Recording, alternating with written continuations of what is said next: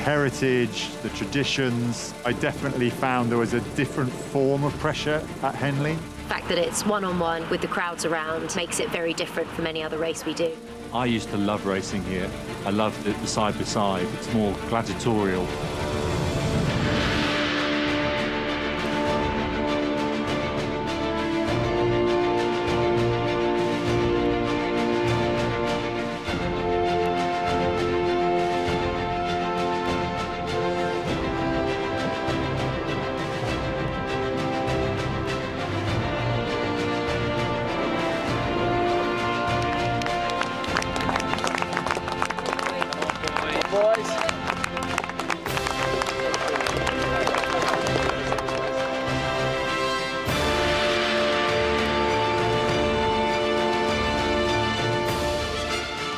Attention! Go!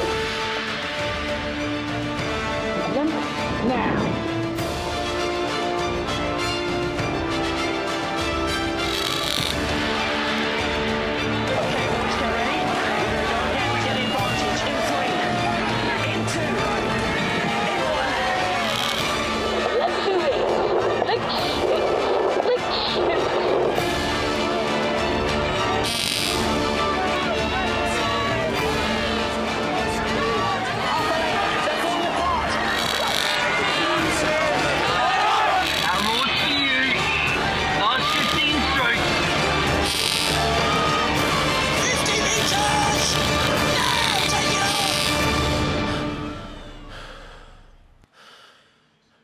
Welcome to Henley Royal Regatta Day 4. Yesterday was all about the record-breaking conditions. Today you can see there's a slight headwind on the course. It's a little bit cooler. I don't think the crews are going to go so fast, but what they're going to be concentrating on is booking their place into the final tomorrow. It's a busy day for the Prince Albert. We'll be seeing them racing this morning and then racing again this afternoon to book their final place.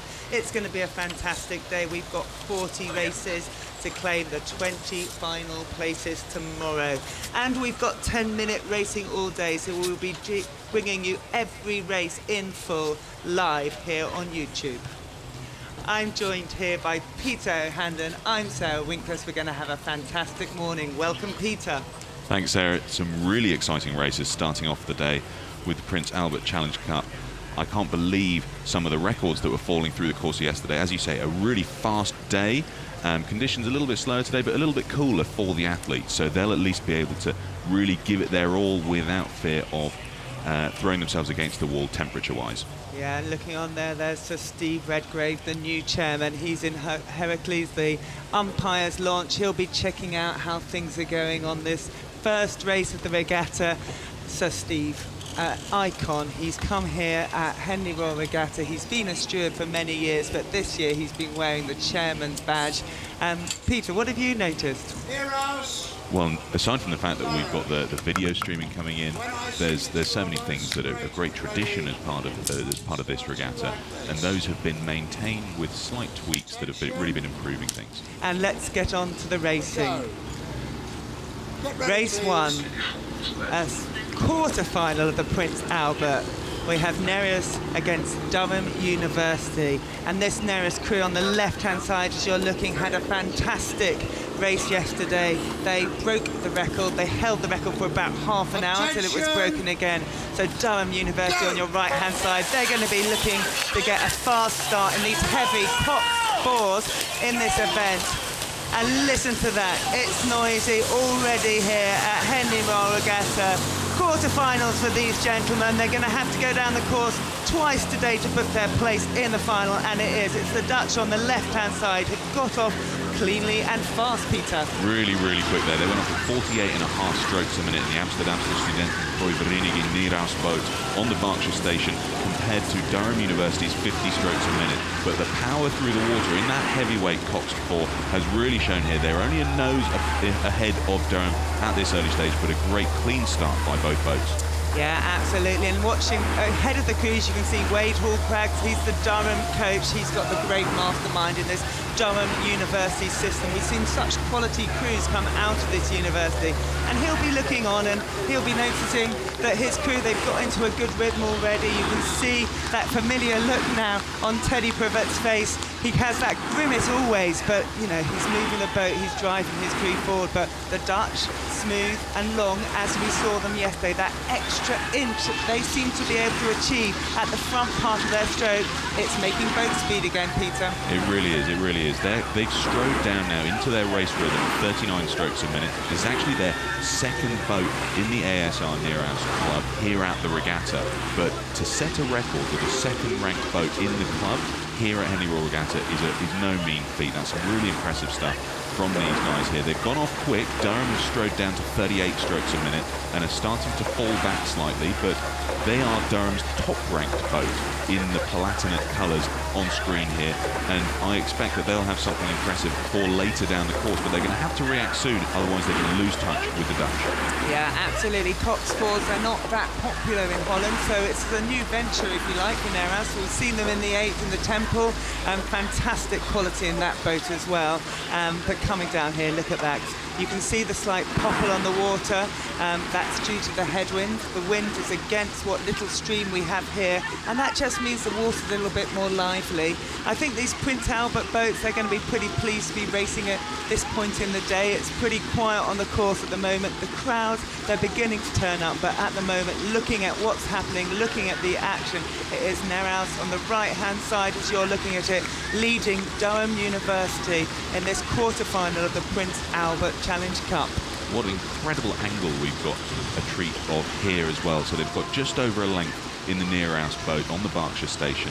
And just looking at their previous performances here at the regatta, they've been setting some blistering times. We mentioned that. They broke the record, didn't hold it for long, but their heat was only a little bit faster, a matter of 4 seconds faster than the Durham boat who raced earlier as well. So even though Durham's top-ranked boat here, they're actually starting to maintain contact with this Nearhouse boat who are out in front. So I mentioned earlier that Nearhouse had strode down to 39 and Durham to 38, and we were worried about Durham losing contact there, but they're maintaining it here, which I think shows a really solid sign for what we're going to see later down the course. And I wouldn't be surprised if we start to see them lift the rating slightly for a power 10.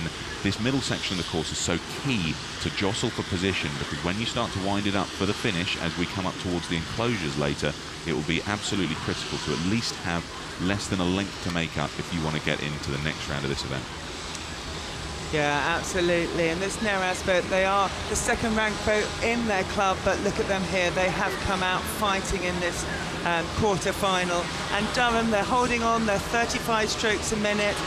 Both crews really pushing it on in this part of the course. What wonderful shots we look at over the top here. There's absolutely nowhere to hide as a rower.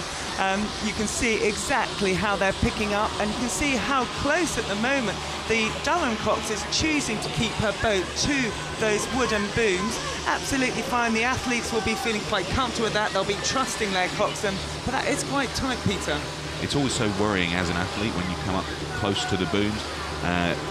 You'll have faith in your cox, and obviously you don't have to worry about it as much when you have a cox in your boat, but just clipping those booms can be absolutely catastrophic for your race. For obvious reasons, not only could you break a blade, it will slow down your boat, but also you could get knocked out of the boat quite badly. So as we come up towards Remenham here, this is some impressive stuff. So Nearhouse up their rating ever so slightly to 35 from 34, and that's starting to build a little bit of a lead ahead of Durham again coming into the closing stages. Yeah, absolutely. The men from Holland, they're there, they're concentrating, they're pushing it on. They will be able to see the Durham crew, and that gives you a real advantage in this side-by-side racing. But if you have a look at the blade work in that Dutch crew, it's not quite as neat as I'd like to see, especially on the right-hand side. And if the water gets a little bit poppy, that could put them in a little bit of danger. What you want to see is those blades on the right-hand side, as you've seen the maroon and white blades, just working a little bit better together there. And you can see that the effort they've put in this first part of the course, the effort they've put in to be able to create that lead, it's really beginning to turn those athletes. And at the moment, Peter, it is Durham who are looking a little bit neater. Can they turn it into boat speed? That's the question. And holding yourself together into the closing stages is what makes a good crew great. So if they can maintain their technique and make sure that they maintain their timing, the strength and power that they're putting into the water will be far more cohesive as a crew, and they'll get far more bang for their buck as they race down here. But even though Durham are looking far sharper and cleaner, making the best of it, the Dutch out front. Yeah, absolutely. Looking now at Ed go down, the stroke man, he's there. You can see the two-man Will Mace, his wearing the sunglasses with the bowman Ben Whitten there as well. They're giving it everything they can. A really proud university tradition there, but it is the Dutch. Looking a little bit more rare from this back shot, but they are moving away. They keep their blades very, very flat when they are in the water. The messiness actually is when they're out of the water, and in the beautiful conditions here at Regatta, it's not affecting the Neraz crew. They're pushing it on. They're going to be counting the final strokes now, Peter. You know, we can see that Durham University, they're upping their rate. They're sprinting into their final, but the Dutch, they're just holding on, really. They're just putting away. They feel like they're in control, and they're going to be driving it right up to that last line. You know, maybe now just conserving a little bit of energy. They think they've done their work. They know they're going to have to race again later on today. That's a tough pull over this long, long course, and it is the Dutch looking long and strong there as they come through the enclosures. The crowd's turned out already, and Durham, they've pushed it up again. They're giving it absolutely everything, but it is the Neraz crew there. They take the bell, and we'll be seeing them in the semi-finals later on. A great performance there by Durham University, but not as good as the Dutch today, Peter. Yeah, so the Dutch really managed to just maintain their race rhythm the whole way down the course. They strode out to 34, 35 strokes a minute and just stuck at that the whole way down. They didn't look phased as they came to the last couple hundred meters. They didn't feel challenged. You could see it on their faces. They weren't too worried. They just wanted to race their race according to their strategy. Durham tried to pick it up towards the end. The last 200 meters, they lifted it up to 36 strokes a minute. And funnily enough, dropped it back down to 34 in the last 100 metres, which I wasn't expecting to see. I don't know whether that was a confidence thing, perhaps a sense of defeat already before coming up towards the line, but they really gave it their all through the early stages. Looking at this here, what a cracking start from Durham. They went off at 50 strokes a minute, which is fast, shows their technical ability, and we were commenting on that as they came down to the closing stages. They managed to maintain that finesse that showed that they were technically really a great crew, but it wasn't quite enough power through the water to overhaul the Dutch.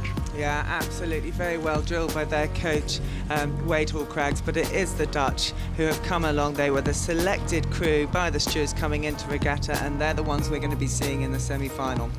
They were also a little bit more pressed than they were by University of Cal Berkeley yesterday, who they beat by 2 3/4 lengths. So Durham managed to maintain much closer contact with them. I don't know the official verdict as they crossed the line there, but it was certainly less than 2 3/4 lengths. So there was more pressure on the Dutch boat there, and they'll have been feeling that despite having broken a record yesterday. So it'll be interesting to see what that does for their confidence or their ability to race later on this afternoon. Yeah, absolutely. I mean, it's going to be an exciting event.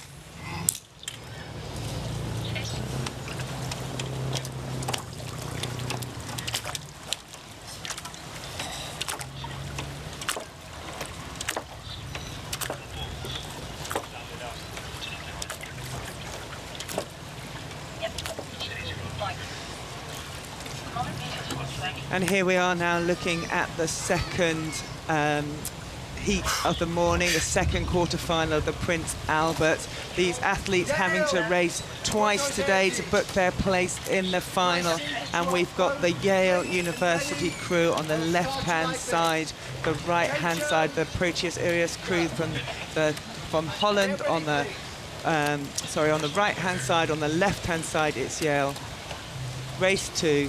A heat of the Prince Albert, Yale University against Proteus Urias from the Netherlands. Attention! As you were. And just here there, the umpire's called as you were. He's not happy about something. I think it may actually be those ducks. But he's decided now he can go. and those tense moments when you have to wait like that. But they've cut off clean, the athletes are concentrated, the Dutch have got out the way, and here we have this quarter-final of the Prince Albert, Yale University against Proteus Eritus, and it is Yale on the left-hand side there with the blade split in half that look like they've had a really, really explosive start, really, really high start. Great racing there. Like a rocket, they went off 45 strokes a minute, and we've seen this from a number of the American crews. 45 strokes a minute and serious power through the water compared to the Delta Studenten and Proevereniging Proteus Eritus boat on the near side of this screen, who went off at 50.5 strokes a minute. So they went off like a rocket, but they shortened up. So that means they had a slightly shorter stroke than the American boat on the far side. And it's a constant battle as to what is quicker off the start, fast and short or slightly slower and longer. But making the best of it now, Yale University nearly up to half a length in this early stages, so they've certainly got their start down to a T, and they're making the best of that now, starting to stride out and get into their race rhythm. Yeah, Yale University just dropped their striding just a small amount there. You can see they're beginning to get a push on their boat. The Proteus Eritus boat on this side, the orange and the blue strip there, they're staying very, very high actually, pressing it on, and they're going to be fighting at this moment to stay up with the American college crew, still at 39 strokes per minute, Peter. It's so interesting, this concept of striding down. For those that aren't familiar with it, getting the boat up to speed when you've got all of that weight sat stationary on a starting block is no mean feat. It takes a huge amount of power and energy to lift the boat up and get it moving. And once it is moving, you need to then reach for length in your stroke, a longer stroke, power through the middle of the stroke, and get into a race rhythm that you can maintain for 2K. So the ways of doing that is really interesting. We're seeing that they're striding out now. The Americans on the far side down to 35, 36 strokes a minute, but the Dutch on the near side still up at 38. So they know that they're dropping back, and it can be quite key in a race strategy to maintain a slightly higher rate of striking to try and draw back on those out in front and keep up that start speed before striding out. Yeah, it's interesting. Yesterday when we spoke to the Dutch after they beat Oxford Brookes, they felt that it was exactly what they'd expected. They'd raced before, they knew what to expect, and I think that's probably given them some comfort there, because it is a club that hasn't had a success at Henley for a long time. In fact, they haven't been here at Henley for the past 15 years, so there's no club memory of this regatta. There's no one talking about the barrier times and Forley and the course. They didn't have access to these wonderful pictures to do their research, and having some familiarity, I think, I know for myself as an athlete, was really, really helpful.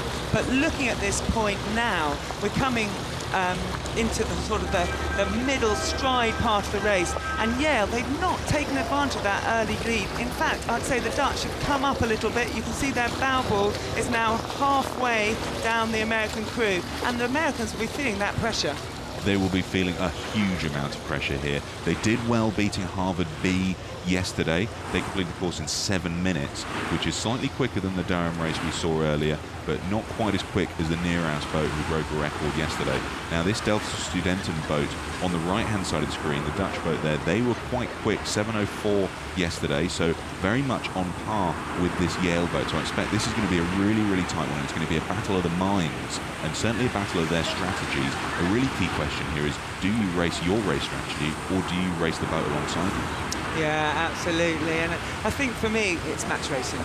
It is match racing, and there's so much psychology in this. You can have the best race plan in the world, but actually, if another boat is beginning to move on you, you need to trust yourself, trust your training, that you have the ability to go with them in the right way, long and strong. And it is interesting, because when we spoke again to the Dutch, they were concerned about racing twice. They felt that would be very, very tough today. And I wonder if they just had that in their minds during this start, but right now they'll be getting a whole lot of feedback from the Yale crew. They're beginning to move on them, and that is that point where you start to race the other crew. You can feel them, you can see them, and the American crew, you know, how are they feeling right now?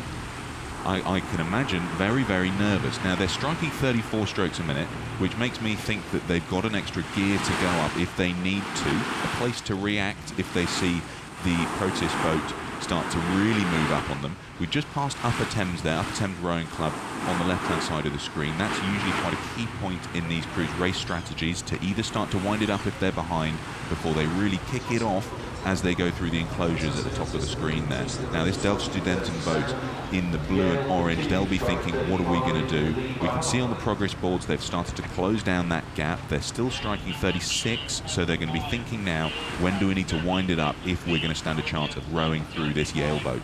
Yeah, absolutely. Look at that Yale crew, the big Ys on their fronts. You see their stroke man there. He is using his legs beautifully, really driving that stroke through, lifting his crew, lifting his boat. But you can see there is a little bit of rocking and rolling in that boat, and that'll be taking off a bit of boat speed, taking out a bit of energy. On the right-hand side looking, or left-hand side now looking at the Dutch, we can see that looks a bit smoother, but now let's see where they are against each other. We have the Yale crew here coming past our shot, looking long and strong. Where are the Dutch against them? Well, Yale just did a gear change there. They lifted it up to 36, and my goodness, has it had an impact. The Dutch boat didn't see it coming, and that has allowed the Yale boat to pull out ahead to a full length coming through the enclosures, making it a real mountain for the Dutch boat to climb if they're going to row through them. And the Americans in that Yale boat don't look phased by it at all. That was a really clean lift in the rating, lift in the rhythm, and they are well into their finishing burn now, starting to really wind it up coming into the last couple of 100 metres. Yeah, absolutely. Yale, they haven't been finalists in this event since 2009. They could be booking their place into the semi-final later on today and the last couple of races right now, because it is. They've made that move. The Dutch crew were trying to counter Yale's fast start. They made a really big push. Perhaps they started to race the other crew, and when the other crew moved again, they couldn't dig deeper and find something else. And it looks like on the right-hand side, as you're watching, we're watching Yale University against Delftstudenten on the left-hand side, and it is Yale it's Yale University that are taking the lead at the moment. They're pressing past the progress board. They'll have another 15 strokes to go. They'll be counting it out. Their cocks will be calling it out. And concentrate, boys. Get it home safe. You have got a semi-final later on today. Yale University there beating Delftstudenten in that quarter-final of the Prince Albert Challenge Cup. And yeah, you can see the toll on the athletes. The bellman bent over, absolutely delighted. But the Dutch there, oh my God, they gave it everything they had. Those men should be proud, but oh, that's tough, eh? Now, I was chatting to a couple of people around the boat park, as you do through the week of Henley Royal Regatta, and when crews have to race twice a day, some coaches install a little theory or strategy that says, after you do your race in the morning, go to bed. And then when you wake up in the afternoon, brush your teeth, have breakfast, and it feels like a whole new day. And that gets you right back into the rhythm for your next race. And looking there, we've got that really fast start by Yale. Absolutely. What they did was they took this side-by-side racing, took the advantage, held and absorbed the pressure from the Delftstudenten Club, and at this point, it could have been anyone's race until Yale made that decisive move and booked their place in the semi-final. There they go. Yale University will be racing later on today against that Nereus crew.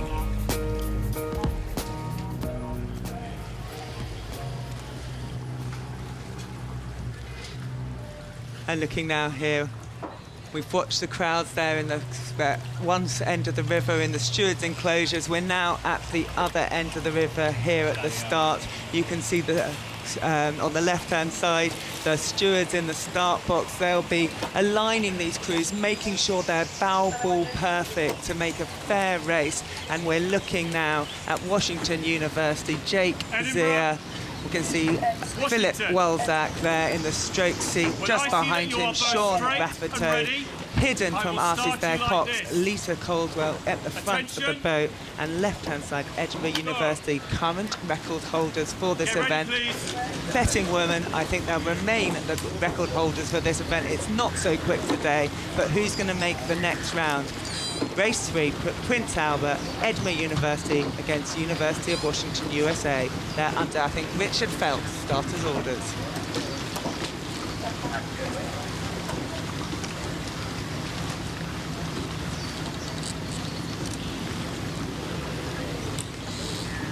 They'll be looking for his red flag to go up. He'll be starting them as the red flag dropping. Go! And off they go. Edinburgh University on the left-hand side had an incredibly tough race against Goldie yesterday. Absolutely explosive and brave.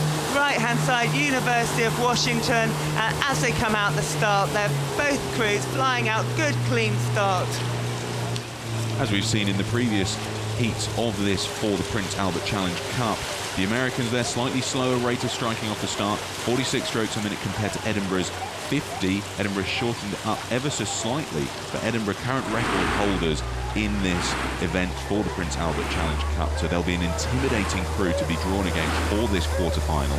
But University of Washington, USA certainly weren't the slowest in the previous round here, but they're not quite keeping their nose out in front in this early stage, which we have seen a lot of the Americans do. They do a slightly slower rate of striking off the start, 45, 46 strokes a minute, and they get their nose out in front with that length.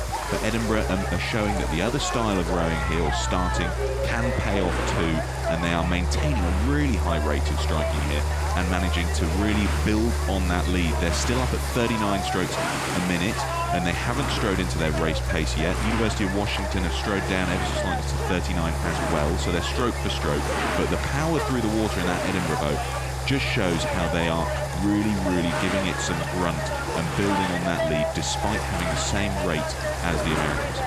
Yeah, and I think they're doing that, Pete, if you watch by that way they're opening their bodies. Watch particularly the two-man. He's wearing the red cap and the blue strip on the far side, and he is doing a beautiful open out with his body, which with these big, heavy Cox boats does really help. And pushing it on now, we've got both crews. You can hear the coxswain in the Washington boat here. He's looking across. He didn't like being behind, and you can hear on the speaker there, she was calling for more. Lisa Caldwell, she really, really noticed that they were starting to drop back, and she reacted quickly. Didn't like that much whatsoever, and that has paid dividends. That little power 10 or power 15 looked as though it started to really get them back on terms with Edinburgh. It's not great falling behind in the early stages, and that was just what they needed to get back on terms. Yeah, University of Washington, they live near that big lake in Seattle. They've got opening day, one of their fantastic events, and they do a lot of side-by-side racing. So this won't be unfamiliar for them. The Henley Strip will be unfamiliar, but they understand about match racing. And right now we're looking at these wonderful pictures. We've got Edinburgh University on the right-hand side. We're looking University of Washington on the left-hand side. This is a quarter-final, the Prince Albert Challenge Cup. Both these crews will be looking to book their place tomorrow, and we know that Edinburgh had a really tight race yesterday. They talked about it being harder than we expected. They want to take it one race at a time, and they know that they are very confident in racing twice a day, but at the moment Edinburgh need to keep moving and keep toughing it out as they did yesterday, because they are being led by the University of Washington. They've made a fantastic move. They've got put into their rhythm. That's fantastic. That's a good section from the American crew. What a burn there from the University of Washington. They've got themselves out in front. They've strode back down into the race rhythm that they want to race, back to 34 strokes a minute. Edinburgh still up at 39. Two very, very different styles of rowing here. One very, very high rate of striking, and the other slow, slightly longer, slightly more powerful. But it needed a burn there in the American boat to get themselves out in front. Edinburgh will need to react soon. We're coming up towards Upper Thames, and if they don't do something soon, the moral impact of not being able to see the crew alongside you could be devastating for them as they come into the closing stages, as they go past the enclosures. Yeah, looking at the progress board there, we see the number 2 going up, indicating it is the lane 2, the Washington crew that's ahead. But I think this Edinburgh crew, they're tough. They absolutely toughed it out yesterday, and they'll be holding on. And looking at these fantastic shots here, we are watching the Bao Pez, Jake Zera and Ed Namin Lux Moore of the Washington crew and they will be pleased with their work through this middle section of the course. They are making that look like a coxless boat. They are moving it so far and so fast per stroke. It's like Lisa Caldwell is not there, although I'm sure she is there, and she made that call at the absolute perfect time to give her crew this advantage. And I'm wondering, Edinburgh University broke the record yesterday. Did they just have to have that fight with Goldie that has given them tired legs today? Well, the funny thing, looking at how the University of Washington beat Newcastle University yesterday, they did it in 3 1/4 lengths. So it makes me now think that they really weren't pressured when they set a time yesterday of 7:14. But now they felt the pressure from Edinburgh's quick start. They didn't like being behind as they went past the barrier. And now coming up towards the closing stages, they've really thought, okay, we need to adapt our race strategy slightly. We need to get out in front from behind. And they're showing some serious strength here. They're striking 34 to Edinburgh's 38. So Edinburgh's still going for a high rate of striking. They're the record holders and are now dropping behind to over a length. Yeah, UW, as their fans will be calling them, they are looking really, really strong now. They're looking like they're really pressing the boat very, very flat and very smoothly, and that is returning great boat speed. Watching the bow ball, the number 474, you can see it surging on each stroke, and as the crowds come, as the cheers come, they are going to get even more energy, because they have done their work in the middle part of the race. They got out, had a clean start, perhaps settled, did not like being behind at the barrier, and that big pull happened, and now we have them pressing up through to the finish. It is the Washington crew that look fantastic, and Edinburgh, what a race yesterday, but you know, giving it everything. But at the moment it is all about the American crew. And they were arguably favourites for this event, so it was surprising to see the time that they did yesterday. But we've got in this boat the previous winner of the Princess Elizabeth Challenge Cup, Ed Nameby Luxmore, who's in the 2-seat of the boat. He won with Eton College in 2009 and 2010, so he's no stranger to this stretch of water, and I can guarantee you that he's been casting an opinion amongst that crew to say this is where we need to be doing things, these are some of the key stages down that course, and sharing his experience to really make that known and allow them to benefit from it, which they're exactly doing that now. Absolutely, that Eton boat, stroked by Constantine Lulodis, who we'll see in the Grand later on, and yeah, absolutely amazing when you have got that experience and you can start talking about this Henley course, because it has worked for this Washington crew. They have made a decisive move, and coming through now, they're taking the applause of the crowd. They'll be very, very pleased. Lisa Caldwell just having a look for that finish line there, and it is University of Washington that have beaten the record holders, Edinburgh University, and booked their place to the semi-final later on today. I'm excited to see how pressed they were and whether that may have indeed been a contender for a new record, but with a headwind unlikely, but nonetheless to be that pressured by the record holders, you can but hope. The result of that heat in the Prince Albert Challenge Cup, University of Washington and the United States of America beat Edinburgh University by a length and a half. And having looked at those overhead pictures, you can see the effect of the water there. But here we go, that Edinburgh, that fast start, they gave themselves every chance in this match racing, but it was the Washington crew that got themselves into the better rhythm, made a decisive move. They relaxed, I think, and flattened down, lifted their boat, and look at them now. That's where they start to go, pressing the finish out, driving it together. And as we watch them later on down the course, you know, they've done their work. A good job, well done. Semi-finals later, boys. And Edinburgh University there, they have absolutely given it everything. And looking at these, and what we're looking at here is one of the Cox's viewpoints in the OUB boat, which is the Oxford University Boat Club boat, I think probably borrowed by Harvard University. You see there, that is Cole Durban, who's been sitting there in the cockpit. That's the probably best look we'll get at Cole, because now we're getting just under starters orders and we're nearly ready for race 4. quarterfinal of the Prince Albert Imperial College London versus Harvard University A. Go! And once again, it's about driving the boats out in this Cox Pour event for students. And I'm expecting to see Imperial College very fast out the blocks. We've got Ollie Holmes, Tristan Valouz, Ben Thomas, Miles Holbrook, Eleanor Smith. She is the woman in the front of the boat for the Imperial College. And as expected, they have gone out hard. But Harvard University on the right-hand side, you can see them there. The determination on the stroke man's face. They are going to be in for a fight today. They went off really quick, which was unusual for the American crews that we're seeing here. They went off at 50 strokes a minute to Imperial's 43.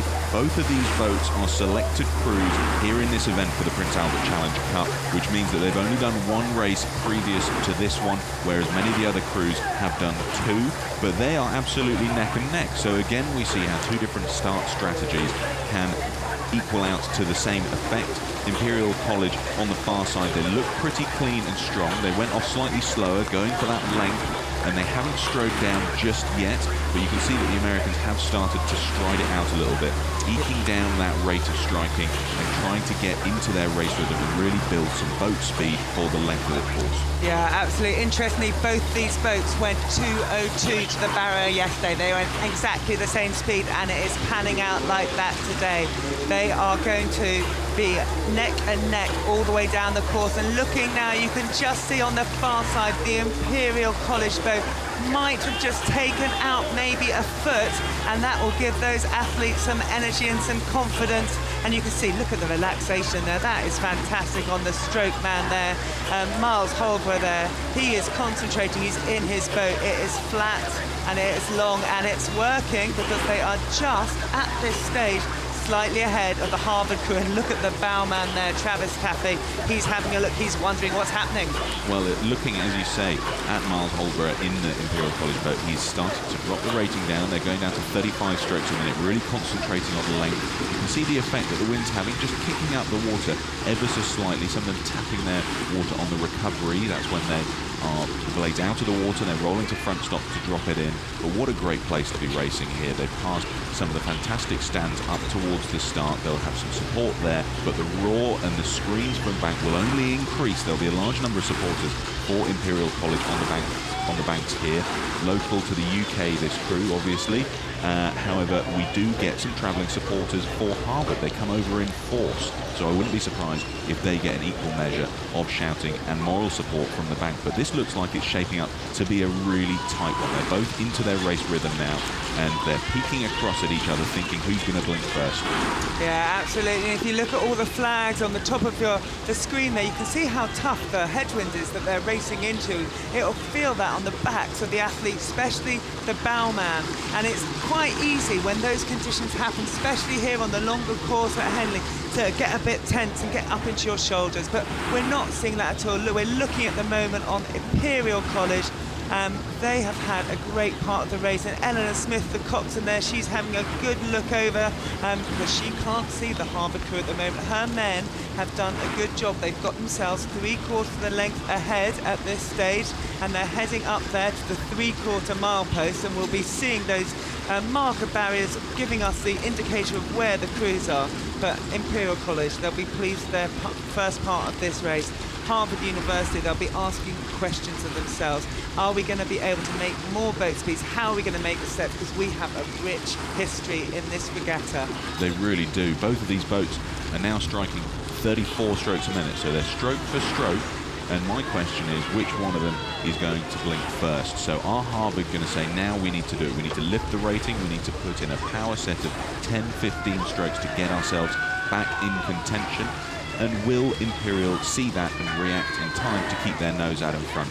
It's just under a length, looks like half a length according to the progress boards there. That Imperial College leading Harvard here. They both look really clean and composed. And they'll be thinking, as they come up to Upper Thames, is this a point in the race that we need to start to really wind in? Yeah, absolutely. The crowds are beginning to come down to the banks here at Henley Royal Regatta on day 4. And looking at this, it is tough conditions for the athletes out there. The water is looking good, it's looking flat. but there is a hard wind that they're having to come into, and that will make the race longer. Yesterday, these guys were racing just under 7 minutes. I expect we'll be racing about 7:10, 7:20 today, and that means that you get extra strokes in, you're under physiological pain and stress for longer, and it's beginning to show now on the Imperial boat there. Looking now at Miles Holbrook, you can see that grimace, that relaxation. You know, it's beginning to hurt for these guys. You can tell he's just feeling his race rhythm there. He knows what he needs to be doing at this stage, waiting for any calls from the coxswain to start reacting or starting to do something against the Harvard crew, who are a largely freshman squad crew here, mix of their second and third varsity crew members.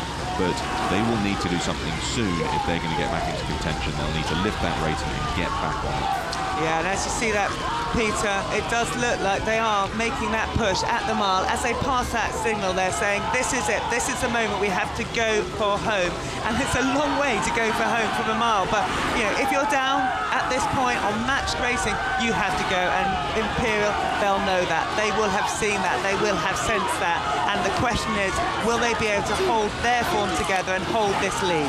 Well, if anything, Imperial have seen that Harvard are trying to do something, because there was some slight change in rhythm in that Harvard boat, but Imperial are extending their lead, so they're starting to really build up for a strong finish here. The rating is ever so slightly creeping north, but they're not quite getting themselves some clear water ahead of this Harvard crew. We're coming up to the enclosures where we're going to hear some more screams from the bank. There's some great support there. There's a lot of people as the crowds really start to fill up in the enclosures, but Imperial College are looking pretty set to take this. Harvard up to 38 strokes a minute.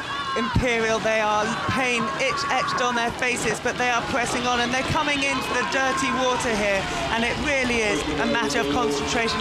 Harvard are throwing everything at it. Look at their rating now. We're up into the 40s, and they are giving it everything they do have.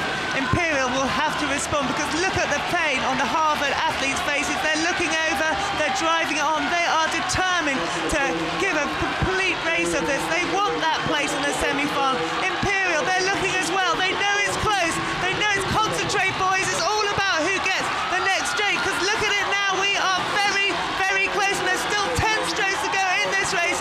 Harvard, they've been down for most of the course, but this is their sprint. They went early, they went high, they went brave, and they are going to pay the dividends. They are going to be the ones to put their place into that semi-final. Harvard University beating Imperial College there. Oh my goodness, what a race. What a finish there, raising up to 40 strokes a minute. A real grimace on the stroke of Ryan Rasmussen in that Harvard boat, but he did it. He got his crew up to another gear, up to another level of racing, and with it the boat speed that it took to overhaul the Imperial College boat in the last 200 metres. An incredible finish from that largely freshman crew. Yeah, Peter, that was extraordinary. That was brave. That was a step change from 36 strokes per minute to over 40 strokes. They went for it and they gained that result, and that is extraordinary. Those Harvard athletes, they have learned a lesson today. You know, what will they be able to do? How will they now recover for the semi-final later today?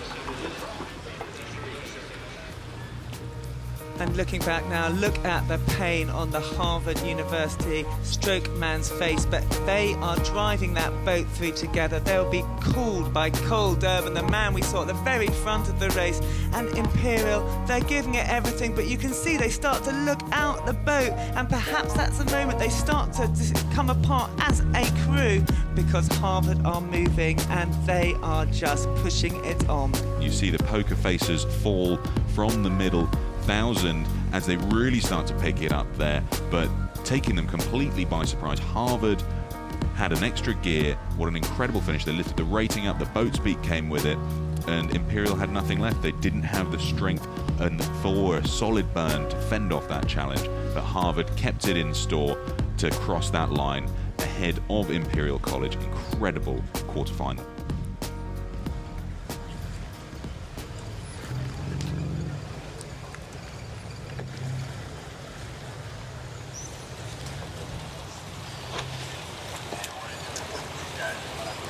And I am joined for the start of this next race, a semi-final of the Y-Folds. We're looking at Molesey Boat Club against Star Club, and I'm joined by Mark Hunter, Olympic gold medalist, Olympic silver medalist, a Henley steward. Mark, welcome to the commentary box. Good morning, sir, and what a fantastic group of races we've had already. And this is what's great about semi-finals day. The crews, this is where they want to really step up and make it to the next round, into that big final. And you can see the crews on the start, nervous tension, just sitting there thinking about the processes they're going to go through as they go off the start.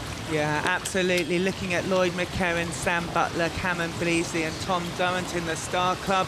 Lloyd McCarran, who had Matt Britton with me yesterday, and he had raced with his father, and another good rowing dynasty there. You have a good rowing dynasty as well. We'll talk about it, I'm sure, later on down the course. But right now we need to look at the start. I can hear Richard Fell's voice. It's race 5, Y-Fold Challenge Club, Star Club against Molesey Boat Club.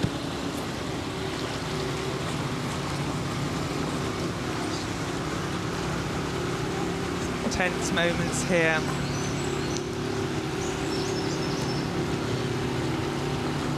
Attention! Go! Cockless boats, these four, so it's up to the men in the boat to steer the boat. They'll be really concentrating these first few strokes to get off clean and get off first. And we've got Molesey Boat Club against Star Club in this semi-final of the Y-Folds. Who is going to book their place through to Sunday? And at the moment, it's Molesey. They need to do a little bit of steering, get their boat back on track. But great start here at Henley Royal Regatta for both these boats. Yeah, and that's the sort of start both crews want to get off nice and clean, no interruptions, into their rhythm and inside the booms. That's always a thing of the blocks. You want to make sure you take care of the boys, and now they're into the booms and the race really begins now. Yeah, absolutely. Looking there at the Molesey boat going from the back to the front, you're looking at, or the man who's leading it first. You've got Liam Tustin, Christopher Ray, Harry Glenister and Alistair Douglas, and they will be pretty pleased with that start. I think they've got into a good rhythm, but as so many of these semi-finals are going to be, Mark, at this stage in the race, in the early stage of the race, it is absolutely level. Yeah, and this is the first time these crews would have met during the regatta after winning their previous couple of days, and there hasn't been much between them, and that's the excitement of semi-finals. It's one-on-one, that gladiatorial racing, and just to see how these crews are going to kind of have that fist fight down the track is going to be really interesting to see how it pans out later on. Yeah, absolutely. And Star, as they did yesterday, they've just settled into that really nice long rhythm there. Star, it's on their blades. Their crew's blades are easily recognisable. The clue is in the name. And, looking at there now, they have got that nice, long, loose. The rating is still high, but it does look just a little bit more relaxed than we are looking on the Molesey Club here. It just looks like they've got a little bit more per stroke, Mark. Yeah, it's just that relaxation, that length, as they put the blade in the water, as they sweep the boat past that point, they just look more relaxed at the moment. And that's what it's all about, especially into a headwind. The race is going to be over a longer period of time. You're going to have a longer base-like pace in the middle where you have to keep that boat speed up as much as possible. And it is about having that really nice rhythm in the middle. Yeah, absolutely. Molesey up at 37 strokes per minute. The lungs will be hurting, the legs will be hurting. Star, they're just rating a little bit lower there at the moment, and you can see that the two boat speeds are very, very evenly matched. And this is what I love about rowing. You can have different styles, but as long as the 4 people, the 8 people, the 2 people in the boat do it together, the boat can move really fast, Mark. And that's the great thing about, as you said, about the sport, is that we've got these amazing shots again from the drone. I just love watching these shots. This is something that I keep saying that it'd be great if we could have this around all the other events we have in the sport. But this is what's special about Henley this year. We've got this drone shot, which is the best iconic view you'll ever get of any rowing race. Yeah, absolutely. You can see the skill of the athletes here. They have to fit their boats into that wooden buoyed course, and they have to got nothing in the middle to keep them apart. So this is completely unique. Used to be racing in 6-lane racing, a safe lane of buoys either side, giving you that indication. Here at Henley Royal Regatta, it just feels a bit different, doesn't it, Mark? Yeah, and it's that's the uniqueness of racing at Henley, and that's why it's so special. As you mentioned, normally in international racing there's 6 boats. In this, it's one-on-one, and there isn't much space. They've just gone through Fawley there, so it'll be interesting to see what the time is. As you can see, there's not a lot in it so far. And in the old days, they used to have 3 boats racing down this course, and as an athlete, always seems very narrow, but when this aerial shot, you can see how much space there actually is on either side of the cruise. Oh, I don't know about that, Mark. I think if I had to steer that middle boat, it would put fear over my heart. But look at this.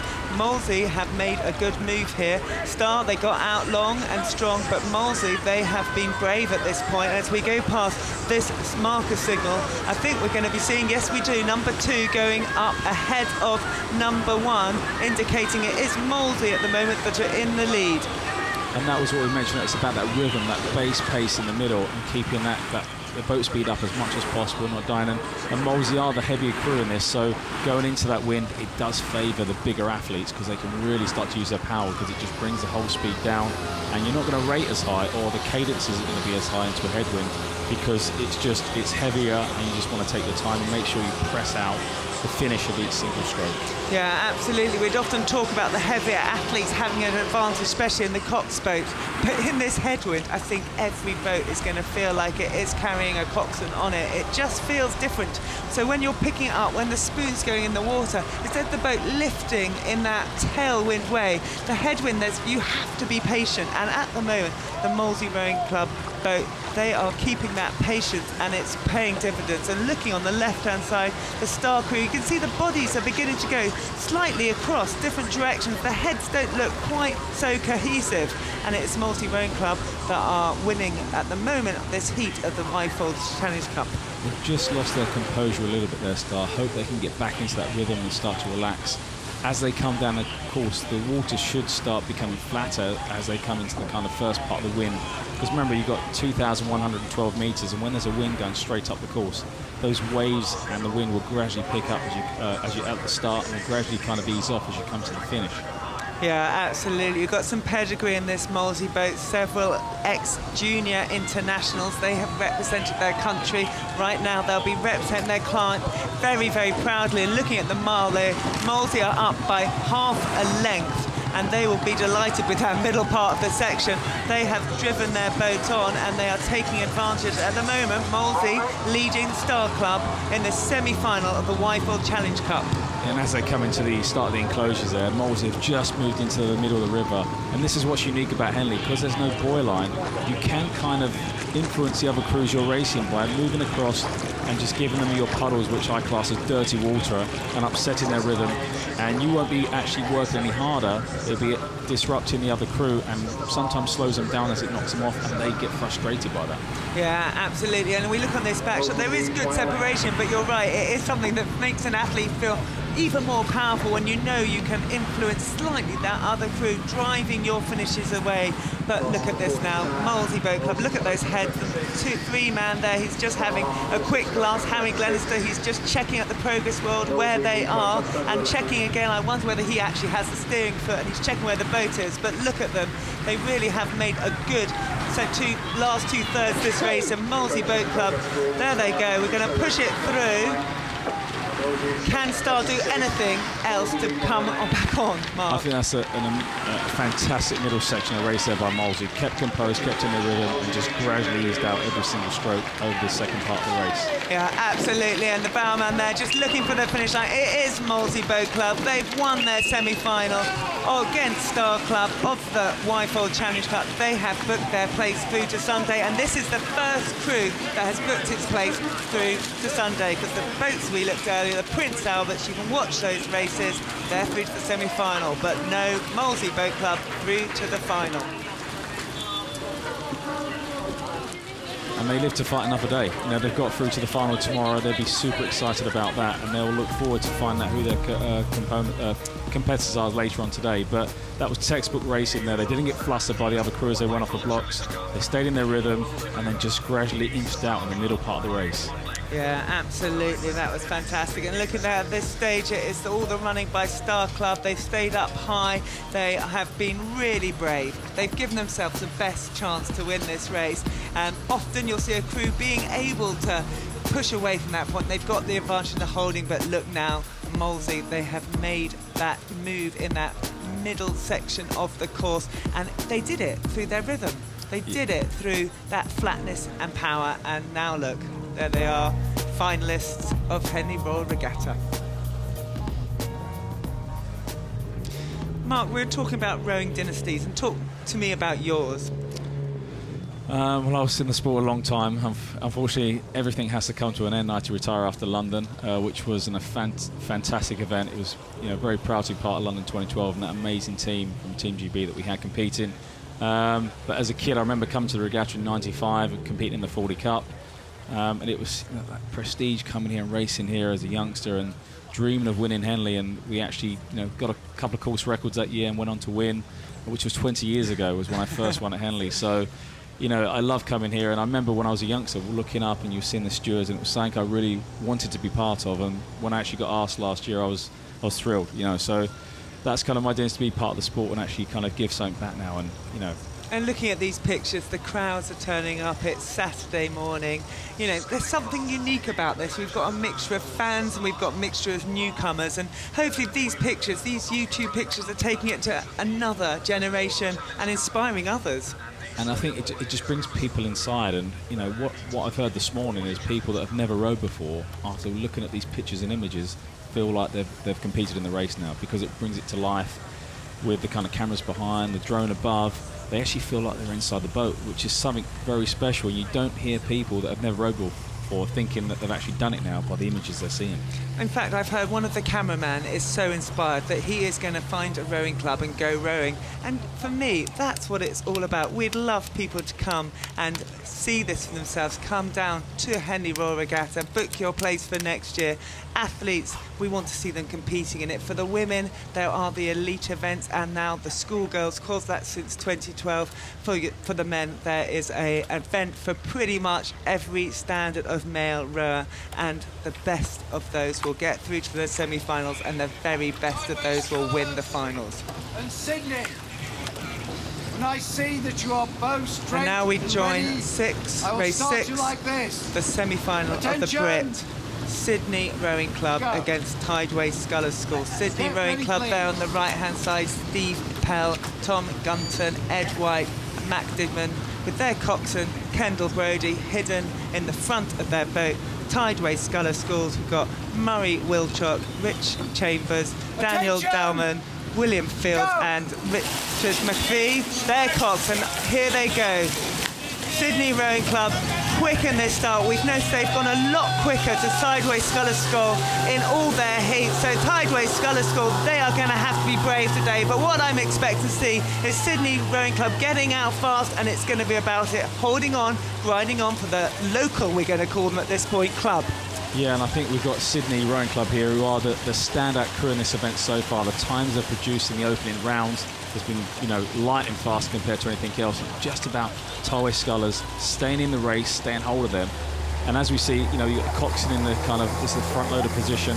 They'll be kind of telling the crews where they are, but it's always difficult. Normally in rowing, you get to look at your opponents behind you, but for a coxswain in this position, they can't see anything. They can't even see in their peripheral vision where the crew is if they're in front. So it's going to be interesting to see how the coxswain and how the crew relay where they are to the cox during down the track. Yeah, absolutely. They don't even have advantage of the progress boards, which the rowers can see as they go away. Those boards that go up on the boxes on the side of the course, we'll point them out later down the course, but right now let's point out the rowing. This is beautiful rowing by Sydney Rowing Club. They've had a lightning start fast every day, and they have taken advantage of it today. In fact, interestingly, they were 6 seconds quicker than Tideway's Scullers yesterday, which would have been 2 lengths lead, and that is nearly what we're looking at, Mark. Yeah, they've opened up a substantial lead very quickly there. Normally you wouldn't see a crew kind of lead out and get that much water that early, or open water. But, I gather after last season when Sydney made it to the semi-final and got knocked out, they'll be looking to go one better today, and they want to kind of leave everything out there and leave it not to chances or that dash for cash at the end of the race. They want to get out front so they can watch the other crew and just relax and try and enjoy as they come through the stewards. Yeah, and this is the second-ranked Tideway Scullers boat.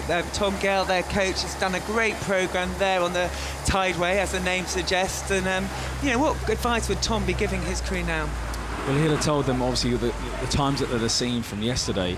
He'd known that the Sydney crew would have gone off extremely quickly and had a lead, and he'd have told his crew to make sure you stay in there. So the process that they should have gone for, they should have tried to hold on to them. Sometimes it's difficult because a crew naturally has more speed than you, and there's nothing you can do about that. You can't impede somebody else. but he would have told them to give everything in that first section to make sure they'd have stayed in contention with the other crew.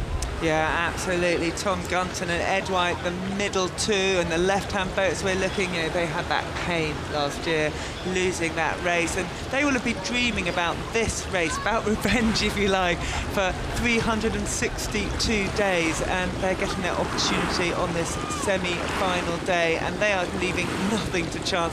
This is a fantastic performance by this crew that has travelled halfway around the world to be here at Henley Royal Regatta. They're here at day 4, and right now, if you were a betting man, Mark, they're going to be here on day 5. Yeah, and they've got a nice, comfortable lead there. They've got Cox steering them, so they don't have to worry about that. Cox is going to take care of that. And just that communication now, just to relax, enjoy it, just keep that flowing rhythm, not tighten up, and just keep inching out every single stroke. And what I love about that shot there is you can just see all the people on the bank now. As the bank starts to fill up on a Saturday, it's going to be heaving down there later. The amount of people that come out on a Saturday to watch is incredible. Yeah, absolutely. I think yesterday, day 3, I don't think I've ever seen it so busy. A beautiful day, a little bit cooler, a little bit more comfortable, you might argue, and this wind that is chilling the competitors but actually creating this headwind. And looking down at that water, you can see the waves upon it, and that is what the headwind does. The flag on the right-hand side, you can see how much it's moving, and those athletes, the bowman, they'll be feeling it on their back. It will make this race feel long, but right now for Sydney Rowing Club, it won't be feeling long at all. They'll be feeling powerful, and they will be loving watching the other crew behind them, because this is the best thing about rowing. When you are ahead, you can see the other crew and you know what you've done. And look at that gap, Mark. Sydney Rowing Club, they are just moving and moving and moving. They're a different class in this particular race, and maybe this category, and this is for club athletes. And the only problem with this particular event with club athletes, once you win it, you can't do it again. So that's what its uniqueness of the club events, that you get a chance to do it once, you win it, and then you move on to the intermediate events. So, I'm sure most athletes will be happy winning Henley once. I know I was when I first won it. So they're really kind of stamping their authority on this. And look at that shot again as you look down the course towards the finish. So the people kind of filling out, they'll be having their picnics on the side of the river. Later on, we'll have people on boats attached to the booms on the side, and it's the only place you can get that close to the action. I have to say, Mark, as an athlete, there's something that happens. What these guys are booking their place into is finals day, and what will happen for them tomorrow is you come down the course in your warm-up, and it is the most extraordinary feeling. I've never experienced it before. You raced in 2012 against the Dorney Roar. Maybe that was close, but even there, you warmed up in the warm-up lake, in the quiet away. Here at Henley Royal Regatta, on finals day, you come down the course, your supporters, your crowds, they're cheering you on, and then you disappear down the booms to that relative quiet at the start, and then it's all about what you can do in the final. But right now we're watching the semi-final of the the Brit Challenge Cup, and all the rowing is done by Sydney Rowing Club. Yeah, and they've got a lovely sweeping river there, clear water now. They get to enjoy as they've done for the Stewards enclosure. People will be shouting at them, kind of egging them on, their friends, their family have travelled over to see them compete. And it's a beautiful place to be. You can just look back, and talking about the wind, imagine if people that go to the gym, if you put your ergo or rowing machine on level 10, that's what it's like racing against the wind, where yesterday they were racing with a tailwind, with a follow wind. That's like putting it on 3 or 4. So that gives you some indication of how the different the heaviness of the boat is in the different conditions. And it is interesting for people who do go to the gym, because I'm sure, like you keep in shape. Like me, I try to keep in shape, and quite often in the gym I think 10 is the default setting, but as an international rower, 3 or 4, 5 is probably what we did most of our training on. But it's the kind of mentality when people go to a gym, they always think you need to put it up to get stronger, get bigger, that sort of thing, or make it harder, where we're looking to be more dynamic. So yeah, between 3 and 5 is the normal kind of level that we would put it on as internationals, and even now I still put it on the same, and I don't class myself as training anymore, it's exercise. I go 2 or 3 now, I have to confess. But what you're looking there, when an athlete does something well, they make it look really, really easy, and they make it look really, really simple. And what you can see is easy, simple rowing for this Sydney Rowing Club. They are absolutely scorcher. The way they can get out the blocks in this Cox 4 is giving them a real advantage, and we'll find out who they're racing later between Lee and Thames, but believe me, they're going to be watching these pictures, and I think they're going to be, knowing that whoever gets through tomorrow, they are going to have Sydney Rowing Club, who are on great form to compete against in the Britannia Challenge Cup final. And here they come, Tideway Scullers School. Fantastic regatta for them. They're going to have to come back next year. Yeah, and that was a tough race for them there. They lost to the bigger crew, the faster crew. But when they debrief their race, it would depend on, did they go out and attack it in the way they want to and go for the processes? And if they did and they weren't fast enough, then you have to put your hands up and just say we weren't good enough today. Yeah, absolutely. And this is the second boat for Tideway Scullers. We've got to see, that they have been the second selected athletes. They've got through to semi-final. Another year's training, where can they be? Looking there, the coxswain, just working out where to go. You can see what it means to the athletes. And everyone there on the deck chairs checking their programmes, realising they've just seen a class crew in that Sydney Rowing Club Brit 4. Just look how clean they went off the blocks there. There was no steering needed. Nice crew moving together, got into their rhythm, nice and long, levered and just relaxing with it, and just pressing the other crew away. Wonderful shots there of the umpire, Boris Rankov. He's watching it. He's got his flag out the way. He's nothing to do in that race. Red flag to say go, and then let the athletes get onto themselves. And Sydney Rowing Club, look at that. You can see they're breathing hard. It was an athletic performance, but there was an untested performance. And what's nice is that they got to enjoy that, and I'm sure they didn't expel too much energy. Well, they did expel a lot of energy, but they didn't have to go right to the line, so they would have be able to conserve some energy for tomorrow's final. So I'd be wary then come tomorrow's racing. Absolutely. And as an athlete, when you had to race over 5 days, at World Championships, you'd have some breaks. And Henley Regatta here, we've seen these crews every day. And now we come and join race 7. It's the heat of the Thames Challenge Cup, the University of Barge Club USA against Thames Rowing Club A. This is the club event for 8s, and Thames Rowing Club, the losing semi-finalists last year, I think, but Barge Rowing Club, they've come here in great form, Mark. Yeah, Thames have had a really tough track in this event. They've made the final and obviously lost in 2012.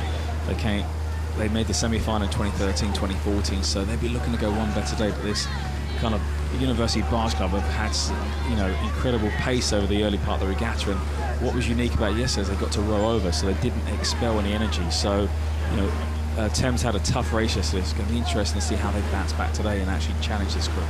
Yeah, absolutely. These Thames Rowing Club, they have been talking about this Thames Cup. It's not named after their club, or I don't know, it could be named after their club, but they would love to have their names on it. Yeah, and Ben Lewis has worked so hard with this group of guys, that this is what they've been thinking about since last year's semi-final loss. They want to go one step better, and they're kind of the bridesmaids of the event at the moment. They just want to make that big step into the finals to give themselves a chance.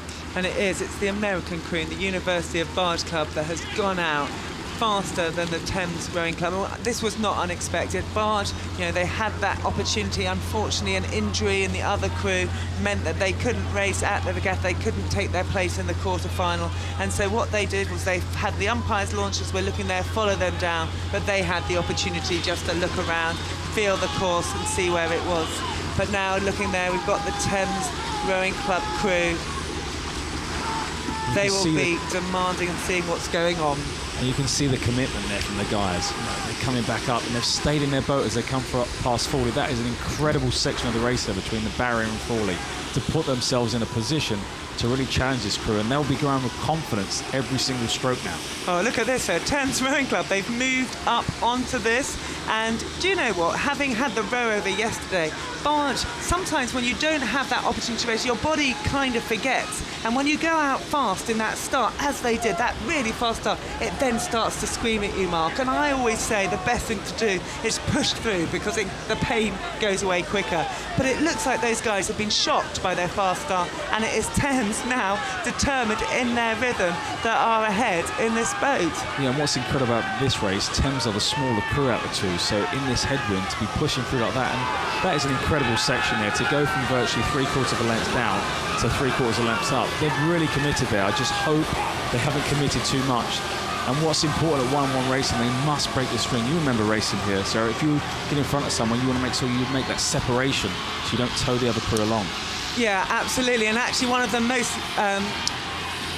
iconic memories I have was when I was in an 8, I was in the Reminent Challenge Cup, and our coxswain actually called us to drop our rate because our rhythm wasn't quite right. We were length down at the time, and we got a better rhythm, and we started to move through them. And it's all about the rhythm in rowing, and what Thames Rowing Club have done here is got into a really good rhythm. Their slightly strange rig there, you notice the tandem in the stern, and it's working for them. It's working for them well. And look at that shot again from the air, you know, it's fantastic. And what the athletes are loving about this footage is they can go back, they can analyse it, and they get a chance to see what steering they go in, the kind of arc sizes and where they are as a crew and how they're moving together. So this is, you know, not just for the viewer, this is really important for the athletes to be able to see how they're moving. Yeah, absolutely. We're looking at Jonathan Bale, Richard Dyer, James Padmore, Christopher Moran, James Palmer, Tom Jeffries, Simon Challen, Anthony Lester in this Thames boat. Constant Pido is going cheering on. You can hear that on the microphone there. You can hear her calling it on. She had a look to see where barge were, and look at this. Thames, they are. Ben Lewis, when he's going to be watching that, he'll be sitting in the launch. He will be delighted. As a coach, when you're sitting there, and that's the thing about coaching, you prepare your crew all year. When it goes out to race day, you have no control over it, and that is the most nerve-wracking thing as a coach. As an athlete, you're in control of your performance at that point, and as a coach, you can do nothing. So he'll be very excited, very nervous. He wants the guys to keep their length, keep pressing out, and making sure they stay in front. Yeah, absolutely. Look at that Simon challenge. He's got the white cap, the T on it. He's cheering his crew on. And stroke Anthony Lester there. But this is great. This is fantastic. The crowds are here. They're here to see Thames. It's Matthew Pinson in the umpire's launch. You can see him watching over. Not a lot to do. The crews have steered beautifully, but Thames Rowing Club, they soaked up that fast start that Barge put in, and here they go. They will be delighted. Semi-finals last year. They're not going to make any mistakes this year. Thames Rowing Club, 10 strokes to go to put their place in the final. Look at the crowds, Mark. This is fantastic. Thames Rowing Club, you're looking at Jonathan Bell, Richard Dyer, the bow pair. They'll be hoping to be the first two over the line. They'll be intending to be the first two, and they are the first two. Thames Rowing Club booked their place in the Thames Challenge Cup final. One better than 2014. That was a one more to go. That was a fantastic performance there. To just stay in their rhythm, stay composed, not get flustered by the other crew moving out early on, stay in the rhythm and then move out was just incredible. And just look at the disappointment in the University of Barge Club there. They've come all this way and to be knocked out by Thames Rowing Club. Look at that, you could just see the pain, the despondency in the barge boat, and look at this, Thames off the start. They had an okay start. It was Barge who were up there at that point, but now look at that, 3/4 length down at that stage. Barge, you'd think all the running was there, but when we join the shots now, Thames, they get a sniff, they start to move, and they keep moving, and look at them, they're calling to each other. They want this. This is a crew effort, this is a team effort, and this is a club that means business at this regatta. Yeah, and I'm sure the cocks were shouting out, do you remember last year? Do you remember last year? We don't want that disappointment again. And that's when all the guys really dug in there. And that's the camaraderie you have in the crew. You don't want to lay each other down. So they gave everything and they came through, and that was a fantastic performance there. And I think that camaraderie and lifelong friendships are something that can absolutely happen. They start at this regatta and they finish at this regatta. And you know, these guys, these girls who are racing together, they will have such shared experiences.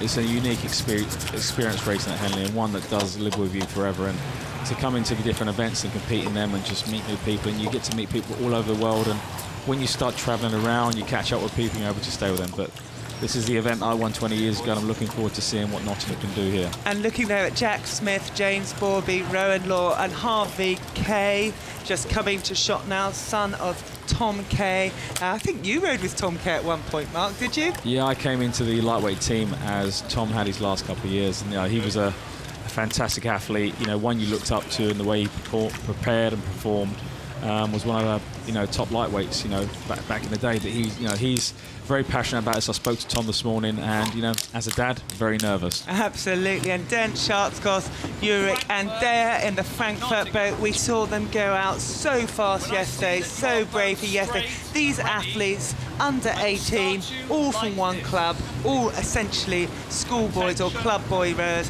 We are joining Race 8, Forley Challenge Cup, Frankfurter against Nottingham Rowing Club. We're on semi-final stage here at Henley Royal Regatta.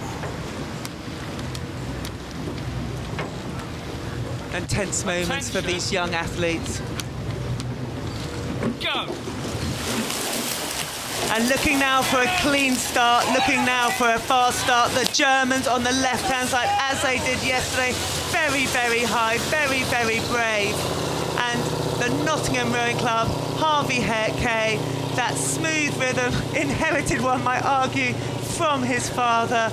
And Nottingham Rowing Club has many crews on that right-hand side, just a little bit of steering to be done off the island, but both crews off. Good start, fast start in the Forley Challenge Cup. Yeah, the German crew leapt out there, but Nottingham are the bigger crew here. This headwind will favour them. They can really sit back into it. And I'm sure as young guys, you look for any positive feedback you can get. And they looked at the programme, yep, we're virtually 2 stone a man heavier. So, as we kind of move down the track into this wind, we should be able to use our strength and power. But as you can see, the German crew has just moved across into the kind of no man's land of water. And I'm sure the umpire will have his flag out at this particular point. Yeah, absolutely extraordinary, this event. We saw records broken yesterday. We've seen 4 seconds only in the splitting the whole of these crews. These crews were just 1 second different yesterday. And while times actually don't matter, they give you a good indication. But what they didn't give me an indication was how Nottingham Rowing Club were going to go out and take this race by the scruff of the neck. And at the moment, the Nottingham crew, perhaps using that body weight that you were talking about, that slightly heavier weight into the headwind, they are moving out and they are looking strong, Mark. Yeah, and they're looking very powerful there. They've got 2 big lads in the middle there. They look huge, but the big juniors, and it's quite a fearful thing when you're a lightweight kind of junior racing against the big heavyweights into this sort of wind. But they're taking confidence in their performance yesterday. It is one-on racing, but and that's the beauty of getting in front in rowing, like compared to any other sport. Is once you get in front, you can see your competitors behind you. Yeah, and out there on the Buckingham station, you're a little bit further away from the crowds. And, did you have a favourite station here? Because I used to love Berkshire. You were so close to the crowds, the footpath. You could almost hear the clink of the champagne glasses, and somehow that gives you so much energy. But then I like Buckinghamshire because you're a little bit away, a little bit more silent, a little bit more able to focus. Yeah, I don't know. I never used to worry about what side I was on. I just wanted to go out and race, and I loved hunting. There's a bit of dangerous steering there from the Nottingham crew, and that's the problem with crews. When they get warned by the umpire, they react so dramatically. When if you're switched on, little adjustments. As long as you're making a change, then the umpire will keep warning you, but you don't have to make a dramatic change. And that's what you see a lot of crews do, who aren't so experienced with steering, is they really kind of whack the rudder on, and you'll see the boat drastically move across, which just slows the boat speed down. Yeah, and these bigger boats in the 4s and the 8s steered by a rudder underneath the boat. In the smaller boats by pressure on the blades, or certainly in the smaller sculling boats. But there will be one of the men, one of the boys, one of the men, look at the athletes here in that Nottingham crew, that has a rudder line attached to his foot, and he will have twitched that as the umpire asked him to do, maybe a little bit too much, but it's done them no problem. They're sitting there at the moment looking fantastic, a length up at the moment, a length and a half up maybe on that Frankfurter boat from Germany. We've got Nottingham Rowing Club versus Frankfurter in this heat, in this semi-final of the Forley Challenge Cup. And that's a beautiful shot. Look at that. That is why I love sculling. It just looks stunning as they go underneath the drone there. The blades are in sync, moving along, just propelling that boat past. using their strength, using their length. You can just see the arcs there, you know, how well drilled they are with the technique they've been using there. Yeah, I love it, Mark.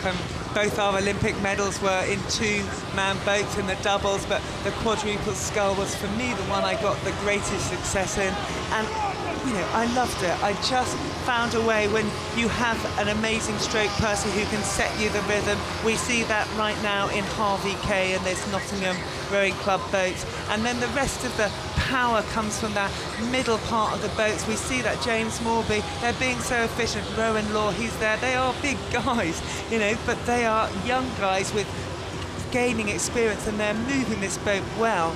And Jack Smith in the stroke there, he is there driving it on. Yeah, and that was a great shot there, seeing how they were moving down there. And, you know, Tom in the umpire's launch, because that's the beauty of the racing. You got the umpire following. You know, each crew can have 2 or 3 kind of members of their club or family in the launch following with their cameras. They'll be videoing this as well. The nervous energy in there, but once you're in the launch, you can't say a word. They can't give any communication. They just sit there and watch. I know, that's almost like torture, isn't it? You're so close to the crews, you're so close to the action, but you can't make a sound. But at the moment, you know, Tom Kay, he'll be watching his crew there, his son's crew there. I suspect his father, Martin Kay, has maybe had some input into the coaching. This is a rowing dynasty that perhaps we're beginning to see the next generation emerge from, which is just fantastic. And the milepost, we see that number 2 up there, indicating that it is Nottingham Rowing Club that are leading this Frankfurter crew on the right-hand side. You know, the times yesterday did not indicate this. What else can this Nottingham crew do? Yeah, and that's the thing, you know, people get too infatuated by looking at times of the previous day. You know, they're kind of a bearing to understand what the crew did and try and work out what race strategy you could have. And the race strategy Nottingham have gone with today has been perfect. You know, they didn't get flustered by the Germans leaping at the blocks. They waited their time, got into their rhythm. And today we keep talking about the headwind. It's all about that base pace in the middle. It's not about going fast at the start. It's about the bulk of the race in the middle and keeping that whole speed up as high as possible. Yeah, absolutely. These will be long races. The headwind will be slowing the crews down. Yesterday we saw record times in this event. We saw 6:39, first of all, done by Sir William Borlase, then 6:38, beaten with Glasgow Academy. Nottingham, who you're watching winning this race, they went through the course at 6:42 yesterday, and the Frankfurters in 6:41, but today, look at that. It is about match racing. No one cares about the times, they care about the performance on the day, and the performance on the day at the moment is coming from this Nottingham Rowing Club boat. Harvey Kay coming towards there, you can see his back, Rowan Law, James Morby and Jack Smith there driving his crew on in the stroke seat. They look relaxed, they look strong, they look determined. Harvey just giving a few words of advice to his crew, but look, they'll love this. They will be enjoying watching the other crew, they'll be enjoying hearing the crowds, and look at that, they look at the finish line. Thank you very much. Finals day tomorrow. Nottingham Rowing Club will be racing in the final of the Forley Challenge Club on Sunday. Frankfurter, great regatta so far, but their regatta is over. Yeah, and that was a fantastic performance there by Nottingham Rowing Club. The guys went out, didn't get flustered by the Germans, got into their rhythm, and we just keep coming back to that. It's been the crews today that are really kind of sticking to that middle base pace, making it nice and hard. And just look at the disappointment of the Germans. They've come over here dreaming of winning Henley, and it's been taken away from them in the semi-final. Yeah, absolutely, and they might feel, you know, we are the lighter crew today. Yesterday in the tailwind, they absolutely were up and running. Today in the headwind, the conditions changed, but we always say it's an outside sport.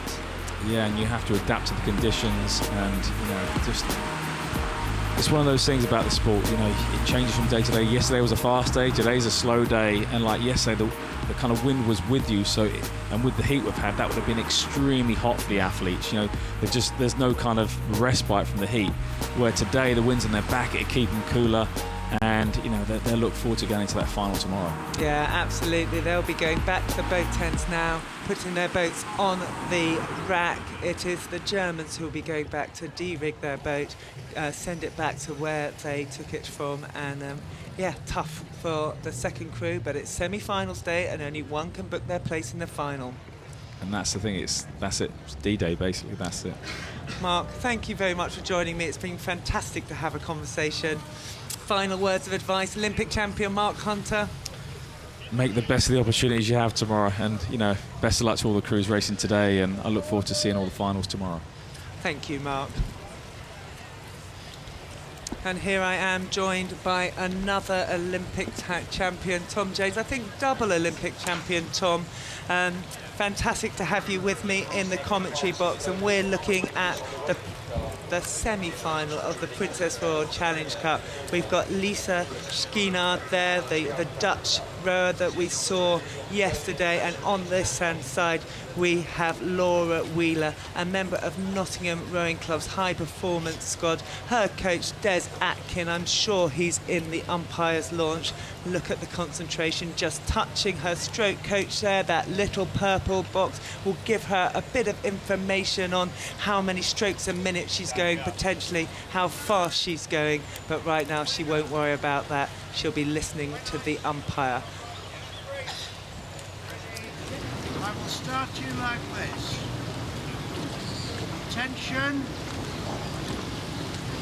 Go. Mike Williams, the senior umpire there, couldn't be in safer hands in this semi-final of the Princess Royal Challenge Cup. Lisa Schienaard against Attention. Laura Wheeler. Go. And they're off these smaller and rocky boats coming out the start. Both crews, both women absolutely using their legs well. The stroke rates are high. You can hear the umpire's launch. It's accelerating. And up to the beginning of the island, you can see that Laura Wheeler, she's gone out high, she's gone out hard, because she'll be wanting to get a steer on this Lisa Schienaard, who came 12th in the World Championships last year. What an opportunity for Laura Wheeler, Tom. I think it is. I think today is very tough conditions. I've literally just come from the finish line. And looking down the course, and you see at the beginning it's very deceptive. You've got the shadow of the island, and the water's quite calm. But as you get towards the end of the course, it's very blustery, big, strong headwind. And what you're seeing with the crews that get it right are the ones who, early in the race, establish a strong, I'd almost say relaxed rhythm. It's quite hard. It's when you're side by side in the semi-finals, it's always difficult. It's always quite stressful. There's a lot of adrenaline. You can be quite tied up in the shoulders, but it's important to establish a strong rhythm early on, so it sets you up for the later race, particularly when the conditions get tough. And yes, this is a massive opportunity for Laura Wheeler. I mean, she's up ahead now. She's got half length. I think the trick is not to get too excited. Just keep her there. Don't get carried away. Just keep that bow ball, in your peripherals, but just relax. Let the boat run. And just enjoy that first half of the race if you can. Let your shoulders come down. Feel tall. Enjoy the fact you're at Henley. And as the race develops, then you'll need to squeeze on and use that extra power, just particularly that relaxation. Yeah, absolutely. Laura Wheeler, no stranger to this course. She raced at Henley Women's Regatta just 2 weeks ago, winning the elite single on that occasion, booking her place here at the regatta. And it's great to see her grab that opportunity, Tom, because this is a fantastic start for the Nottingham Rowing Club's high performance athlete. It is, and when you get opportunities like that, you've got to take them. They don't come along always very often, and like you said, knowing the course, being someone who's raced here previously, side-by-side racing is very different to six-lane racing. It's much more personal. Six-lane racing, you can always just focus on what you're doing and forget the opposition to a certain extent. Here, it's just win or lose, and it doesn't matter whether you're you've got a good start and you can just sort of focus up to 1,000 meters and you can do anything after 1,000. It's all about what you're doing in comparison to the opposition. So that's why it's so important to have your own strategy, particularly when in these difficult conditions. It's just to get composure early on in the race and actually come into a little bit more pressure. Not to get worried, not to get too stressed, just rely on your rhythm and your sort of confidence of sitting up tall, and once you come into the headwind, just sit back a little bit more, get a bit more send. But as she's getting under a little bit of pressure here, she's going to have to keep composed. A little bit of wash comes in. If things get upset, then you've still got to keep that sort of positive, looking forward towards the end of the race attitude.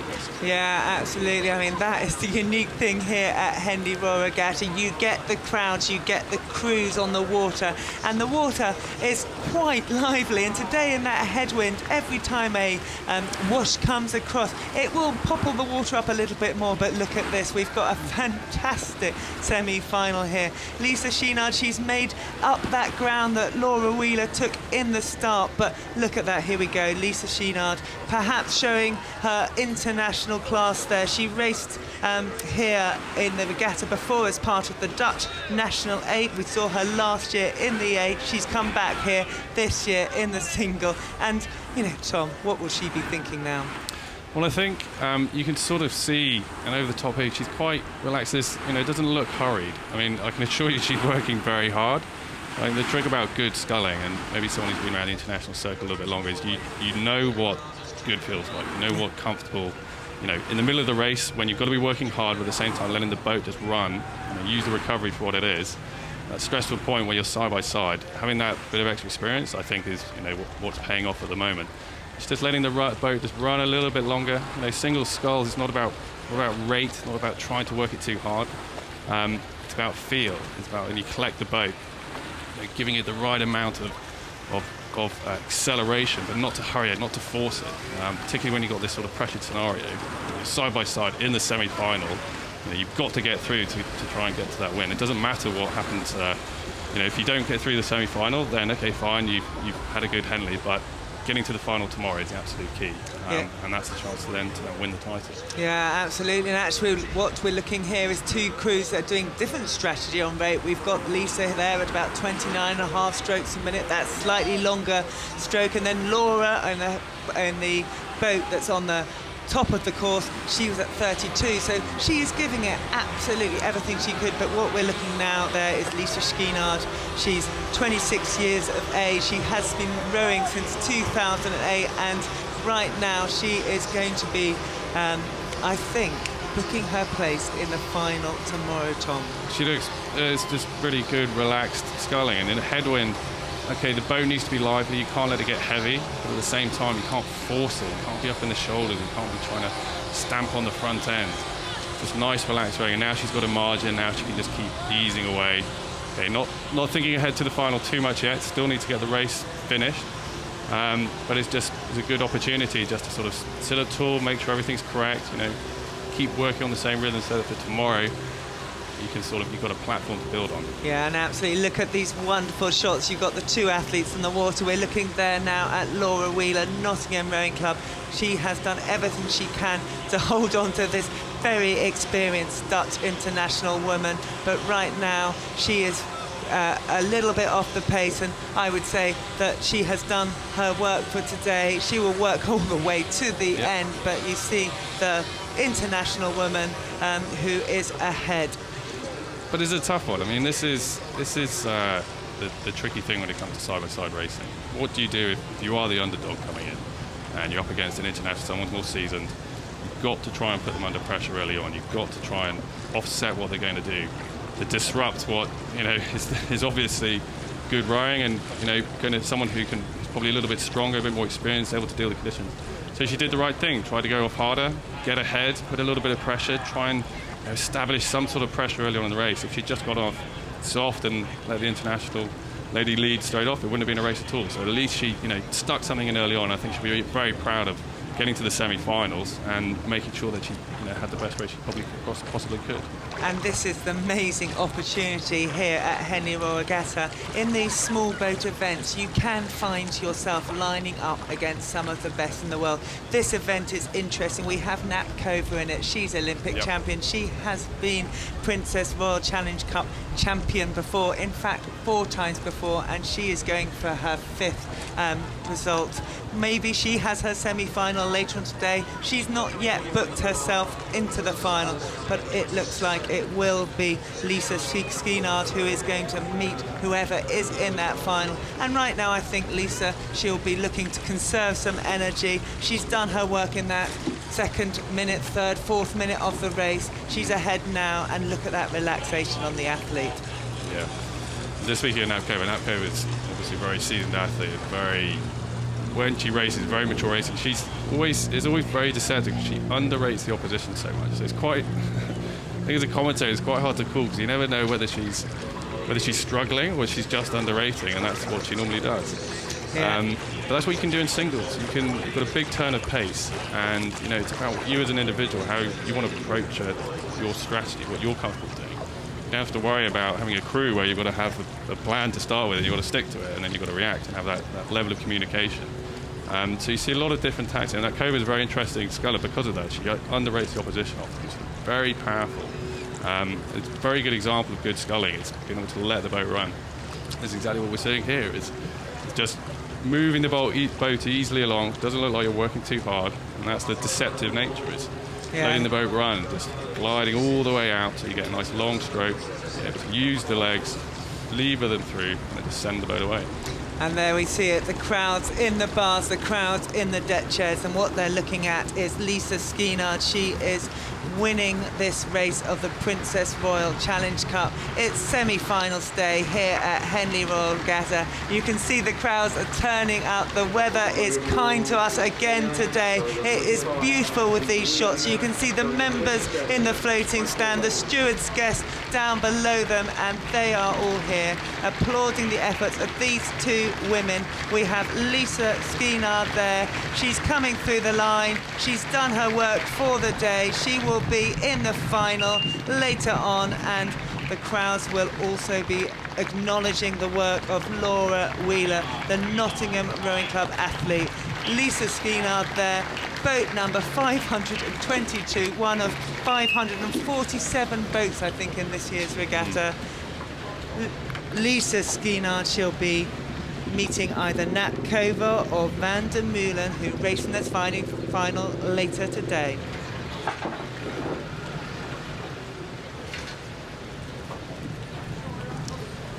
And now we join a heat of the Forley Challenge Cup. We're looking there at Chris Lorry in the stroke seat of the Sir William Borlase Grammar School 8. They are going to meet Glasgow Academy. We're looking at Gavin Horsberg there, the stroke man who will be taking on Chris Lorry. I sometimes felt in a boat that I was taking on the opposite man. Both these crews, Tom, went fantastically quick yesterday. Both of them broke records. What will they do against each other today? Conditions have changed. It was fast and tailwind yesterday. We have a headwind today. Race 10, semi-finals, Forley Challenge Cup. So William Borlase School against Glasgow Academy.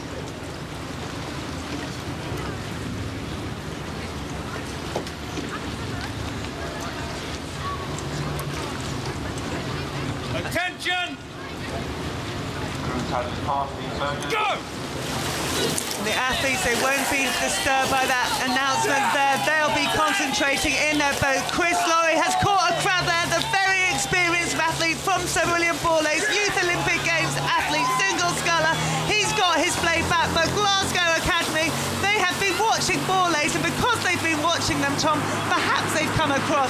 It's all go in this start of this heat of this semi-final of the Forley Challenge Cup. And look at the Sir William Borlase boat. They need to get straight. They are heading for the booms at the moment. So that's one example of the worst possible experience of the start you can have, particularly in a semi-final, particularly against tough opposition. The important thing now is they regain composure, relax. A few calls from the bow, get composure, get into your rhythm. They're still in the race. They didn't completely get their timing wrong. They managed to get it back quickly. Didn't catch a crab. That was the most important thing. But Glasgow should have capitalised. They should push on now. They should have got a little bit more of a lead, so they can then ease it away. But actually, looking at William Borlase, they've recaptured incredibly well. Look at that, composed, shoulders down, working on the rhythm. They've got into a good rhythm there. That's important. That's exactly what you need to do at the start of this race, particularly later on. As it gets more choppy, you need that rhythm here. Oh my God, Tom, that is amazing. And it is nervous moments, as you always have at the start. And then for something like that to happen, the adrenaline, as in your body, surges again. And it'll be interesting. You know, Sir William Borlase, they have done incredibly well to be on terms at the moment. We've got Glasgow Academy leading this semi-final. But, you know, we had that small upset, and, you know, the effort that the Sir William Borlase athletes will have put in, the adrenaline that will be coursing through their body. Let's see what happens later on down the race, because look at this, we're side by side and racing tight. And they've done very well. I mean, they've managed to recapture a good pattern. We're just seeing off the start. We're going to see what happens here. The hand slip. And looking again, Chris Laurie there in that There we stroke go. seat. He has literally just let go of his blade. It's gone over the top of the other blades, and somehow he's grabbed it back, avoided a crab. You can see the look on his face, and he's watching his other crew members so he can get it back. Look at his hand, Tom. It is not on the blade, and look at that. If he'd been in his single scull, he would have fallen That in. would have been it. But look at him now there. He's got his hand back on. He's up and running, and you can see his face. He's furious, but look at it. Joining the crew live again. Glasgow Academy. So William Borlase, you know, they're side by side still. This is amazing. He was very lucky that he just hit his hand on the way forward, hit his hand on his knees, and it just knocked the blade out. Fortunately, he got caught on the top of the gates of the crew of the guy sitting behind, so he didn't catch a crab. So he was able to regain it and get back into his pattern.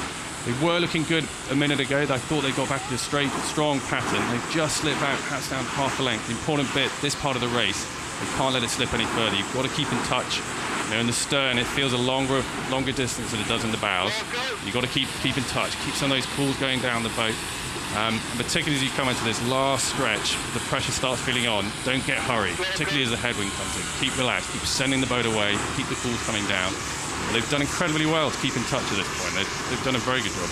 Yeah, absolutely. But at the moment, it is the Glasgow Academy crew. A fantastic rowing programme up there. We've seen them come to this regatta, break records. And Seb Glenn, Callum Urquhart, Josh Armstrong, Kevin Horsberg in that crew. They are going to be able to look at the Sir William Borlase crew of Fraser Ruffle, Rufus Biggs, Ben Wright and Chris Laurie there. And looking now, Glasgow Academy, what will they be thinking? Well, it's certainly an interesting start for them. I'm not sure whether they'd have been aware of what had happened. They probably had their own problems at the start, a bit of steering, they had to readjust. But they were in a good pattern there. And it looked like they were just focused on getting the work down. It's still quite lively. The important thing, as I was saying, in the headwind, you don't let the boat get heavy. Keep driving it on, keep the pulls coming down. This is still going to be tough. Only half a length is not enough to feel that it's easy. The pressure's still going to be there. I can remember all my races back in the past at Henley. You know, it's not over. The last third of the race, you get so many opportunities just because it's a little bit longer than usual 2K, particularly when you've got a headwind. Of course, it's another 30, 40 seconds longer than what you're used to. So effectively, you're rowing another 200 or 300 meters than what you normally do. So we often see some changes in the last third because of that at Henley, and particularly the side-by-side races. So still within half length, this is going to be close. Both crews doing a fantastic job. Absolutely, we knew this race was going to be tight. And look, Glasgow Academy, they really are in the middle of that race. Mark Hunter, when he was here earlier, was discussing being able to get 3 boats on this course. You can see that that is possible at this moment, Tom. But look at that. Glasgow Academy are being suggested again by the umpire to move over. And they need to make sure that they stay away from the Sir William Borlase crew, because at the moment they are leading this semi-final of the 4D Challenge Cup. It has been drama at the start. So William Borlase did incredibly well to get back on terms, but now Glasgow Academy, they're leading, and it's coming into the business end of the race. Starting to look a little bit tired then, the Glasgow crew, and having to make that adjustment on the steering. The other interesting thing is they're right over on William Borlase's side, and when you're that close, it feels very intense, and it almost feels the margin's even closer. And when you move back over, then the margin gets bigger. You almost feel as though you're losing touch. And it's another distraction. They've still got half a length, but they're starting to get a little bit ragged. You see some of the blades, there's a little bit mistimed. William Borlase still look quite relaxed. It's difficult to see how much work they're putting in. A little bit more hurried on the recovery, not quite as composed. There's a bit more on Glasgow. They're getting on the front end, they're keeping the boat lively. They're starting to look a little bit ragged. We're going to the last 250. This is going to be tight. So William Borlase, they're up in the high 30s already. They are giving it everything they can do. We've got Glasgow Academy on the left-hand side as we're watching it. They are looking ahead, and they're also in the 40s. You can begin to see their blade work becoming apart a little bit. They're looking at the other crew. William Borlase are moving. They're moving through. I think they've just raised the rate just a couple of pips. And these young athletes, Tom, you know, there really is a moment where you have to focus in your boat. This is Henley Royal Regatta. It is matchmaking, but it's about each stroke at this point. It's not a time to look out of the boat. It's time to concentrate in the boat. And this is going to be a fantastic final. It's the semi-final at the moment. We've got Glasgow Academy. They've been leading this race all the way. So William Borlase, they had that upset at the start, but they have found the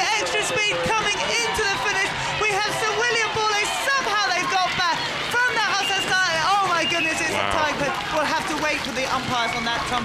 You've just been in the finish judge. What are the umpires saying at the moment? Well, the closer it is, always tricky. You've got a number of stopwatches in your hand to try and pick it and look at the winner at the same time.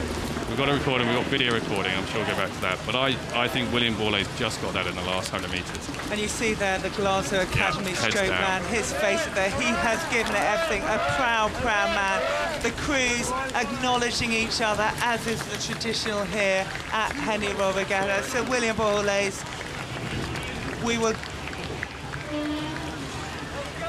Looking at the crowds there, they're talking about it.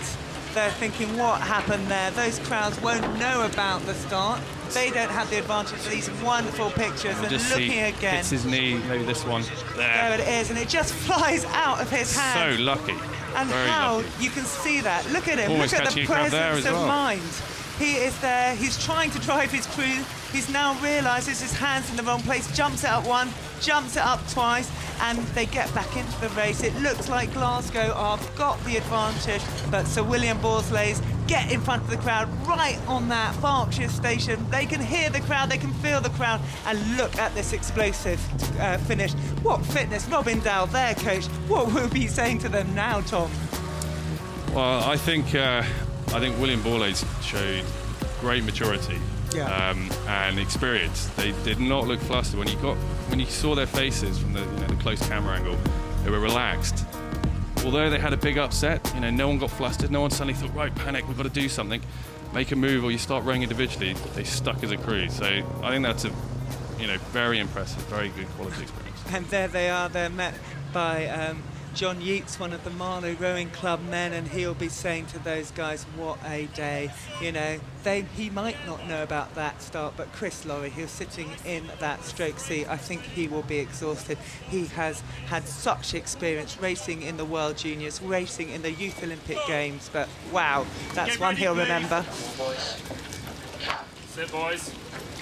And this is race 11. It is the semi-final of the Thames Challenge Cup. The winner of this will be meeting Thames Rowing Club. We saw them race earlier today. We have Bayer Leverkusen against the local Leander Club. Attention! Go! And off they go on the start. This is the club event for men's 8. None of these guys will have won at Henley Royal Regatta unless they've won as schoolboys. And here we go. Leander Rowing Club, Bayer Leverkusen, fast, furious, 8 starts. Amazing sound, but clean, fast. And I'd say Leander slightly higher there. May have a slight advantage, Tom.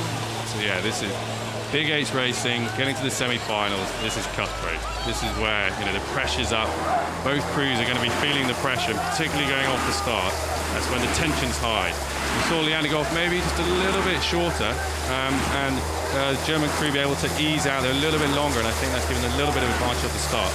The important thing now is they push into rhythm, but 8s particularly, because you've got so many people in the boat, the communication, the strength of rhythm, you've got so many different sort of variables that can have an impact. Getting that rhythm is going to be absolutely vital. That's where you've got to rely on your bows. Everyone thinks it's from the stern. Okay, you usually put your best guys in the stern, but it's the bows that help drive the rhythm, because they're the ones, they look across at the opposition, they've got to give it time, help the stern, push it out, get rate down, doesn't have to be high the whole time. I think you're looking at the Germans now, very composed, getting into that rhythm. Unfortunately, Leander slipping back, almost out of touch. If there's any more than that, they're going to have to start putting a move in early. They can't let it get out to a length in the early part of a race. Yeah, absolutely. Both of these selected crews, they've been held apart till this point in the regatta. And we talk about the Henley Royal Regatta course being a long course, longer than 2,000 metres. Yep. But TJ, the boat race, you have done that several times, 4.25 miles, match racing in this way. And I'm curious, that rhythm part, it must be all about that when you're racing for 19 minutes. It is, and that's the really difficult thing in rowing, because ultimately it's about getting the work down, and you want to be aggressive. You want to be able to push on and attack the opposition. At the same time, you've got to relax. It's all about timing and working together, and you only do that when things are simple, when you can feel what the guys in the boat are doing down the bows, and you feel the rhythm push back to the stern. You only do that when you've got composure. So you've got this sort of battle of trying to be aggressive, trying to take on the opposition, but at the same time, There's something in the back of your head just telling you to relax and keep things simple, keep a very sort of pure mind. I think the Germans, looking now, they've got out to a very strong rhythm. Now they can sort of feel tall, just maybe bring the rate down just one bit, let the boat run out a little bit more. It's a very dominant position for so early on in the race. I think Leander, if they want to get back in, they're going to have to start doing some moves. They're going to have to start putting in a big tent, get back on it, get back into some high boat speed so they can start taking the Germans. Absolutely. They talk about ice in the mind, fire in the belly. You have to have that furnace, that desire, that passion to be a rower. You have to have ice in the mind to be able to keep your technique, keep your togetherness. And we've watched all sorts of boats here at Henley Royal Regatta, but we're watching now in these club eights. These guys will be working as well as training in many occasions, working together and training together. And they'll have come together to the Royal Regatta site in the last couple of weeks, and they'll really have found those times to gel in the crew. Leander Rowing Club will know this stretch of water like no one else, but right now they will be wondering how far ahead the Bayer Leverkusen boat is. We saw Thames Rowing Club coming back in their semi-final earlier today. Can Leander Rowing Club do that? I think with big, this is a competitive event. A lot of crews, a lot of competition trying to get into the event, and like you're saying, it's a big mix. You get people who are still trying to work at the same time, but also a mix of professionals, different ages, and so the breadth of opportunity for people to enter into this one is very big. And that means the racing is always tight, or rather very competitive. So when you do get an advantage, you've got experienced people who've raced here at Henley quite a few times. You get quite a mix of athletes with different ages as well. And it just means if you do get into an advantage, if you do get into a strong position like this, it is hard to try and come back because your boat speeds are so high in an eight, because of the experience of the crews. So it's going to be difficult. In Leander, they're going to have to make some calls still from the bows. Cox is going to be looking ahead. You're going to have to put some big strokes and try and get some momentum, just so you can get a bit more boat speed to take you into this final phase, so they can feel they can get in touch with the Germans again. But I think at this stage, in age racing, it's going to be this will be a very impressive performance of Leander able to turn this around at this stage. And it really is about the performance on the day. These crews are on paper very easily matched. They are very similar in weight. Yesterday when we saw them race, they went very similar in times. In fact, Leander went 1 second slower than the Bayer Leverkusen boat, but 1 second slower against the barrier. But what we see here now is that Bayer Leverkusen has turned up here Saturday morning, semi-finals day, and they have really put their best foot forward. They have taken this race by the scruff of the neck. We saw them go out very hard and actually keep their hands in the fire. They got that rhythm you talked about. They're working beautifully together, and you can see how flat their bow ball is going, how clearly the heads are moving together, and their coxswain will be just giving them little bits to tweak this up together, because they will be delighted about how it is. Sebastian Enders will be giving them just that little bit of advice of keeping it together, keeping it tight, because they have made the running. And Leander Rowing Club, they come into our shot now. You can see the pain on their faces, you can see the determination on their faces, but today the performance has gone to the Bayer Leverkusen boat from Germany. Yeah, and this is a difficult course to adapt to. And we saw yesterday we had a record because it was a straight tail, and it was incredibly quick. And now the conditions are completely turned around, and particularly towards the end when it opens up and the grandstand disappears, this is where it gets very windy. So as crew, you've got to adapt your style. Rowing a headwind to a tailwind is very different. And particularly early on in the race, in the tailwind you can keep it high, keep the boat out of the way, you can keep racing high. Tailwind, headwind, you can't do that. You've got to establish rhythm early on, make sure it's grounded. I think the Germans did a fantastic job of that. They're very strong, easing it through. You can see, the boat just runs in between strokes. Look at the stern, the end of the boat near the cox just stays high through both ends of the stroke. good rank. Absolutely, and we'll be watching the German National 8 in the finals of the Grand tomorrow. We'll also be watching Bayer Leverkusen from Germany in the final of the Thames tomorrow. The athletes are delighted. They punch the air as Leander now finished their race. The stroke man collapsing. He's given everything he can. This crew has given everything they can, but today is not their day. Race 11, Bayer Leverkusen beat Leander Club. We'll see what happens tomorrow. Bayer Leverkusen against Thames in the final of the Thames. Of course, Thames will be wanting to win the Thames. It's the one they always they've missed out on a couple of times over the years, and there'll be a lot of home pressure on them to try and win. Whereas the Germans, when they come over, they tend to always bring their strongest crew, and they're always a bit of an unknown. And I think we're seeing a very classy German boat here. So the final tomorrow is going to be very interesting. Yeah, home crew against very strong international. Absolutely, it's been great this year at Henley Royal Regatta. So many foreign crews coming, absolutely world-class crews coming in, and look at that. Bayer Leverkusen delighted, slaps the back of his teammate. They are through to the final tomorrow.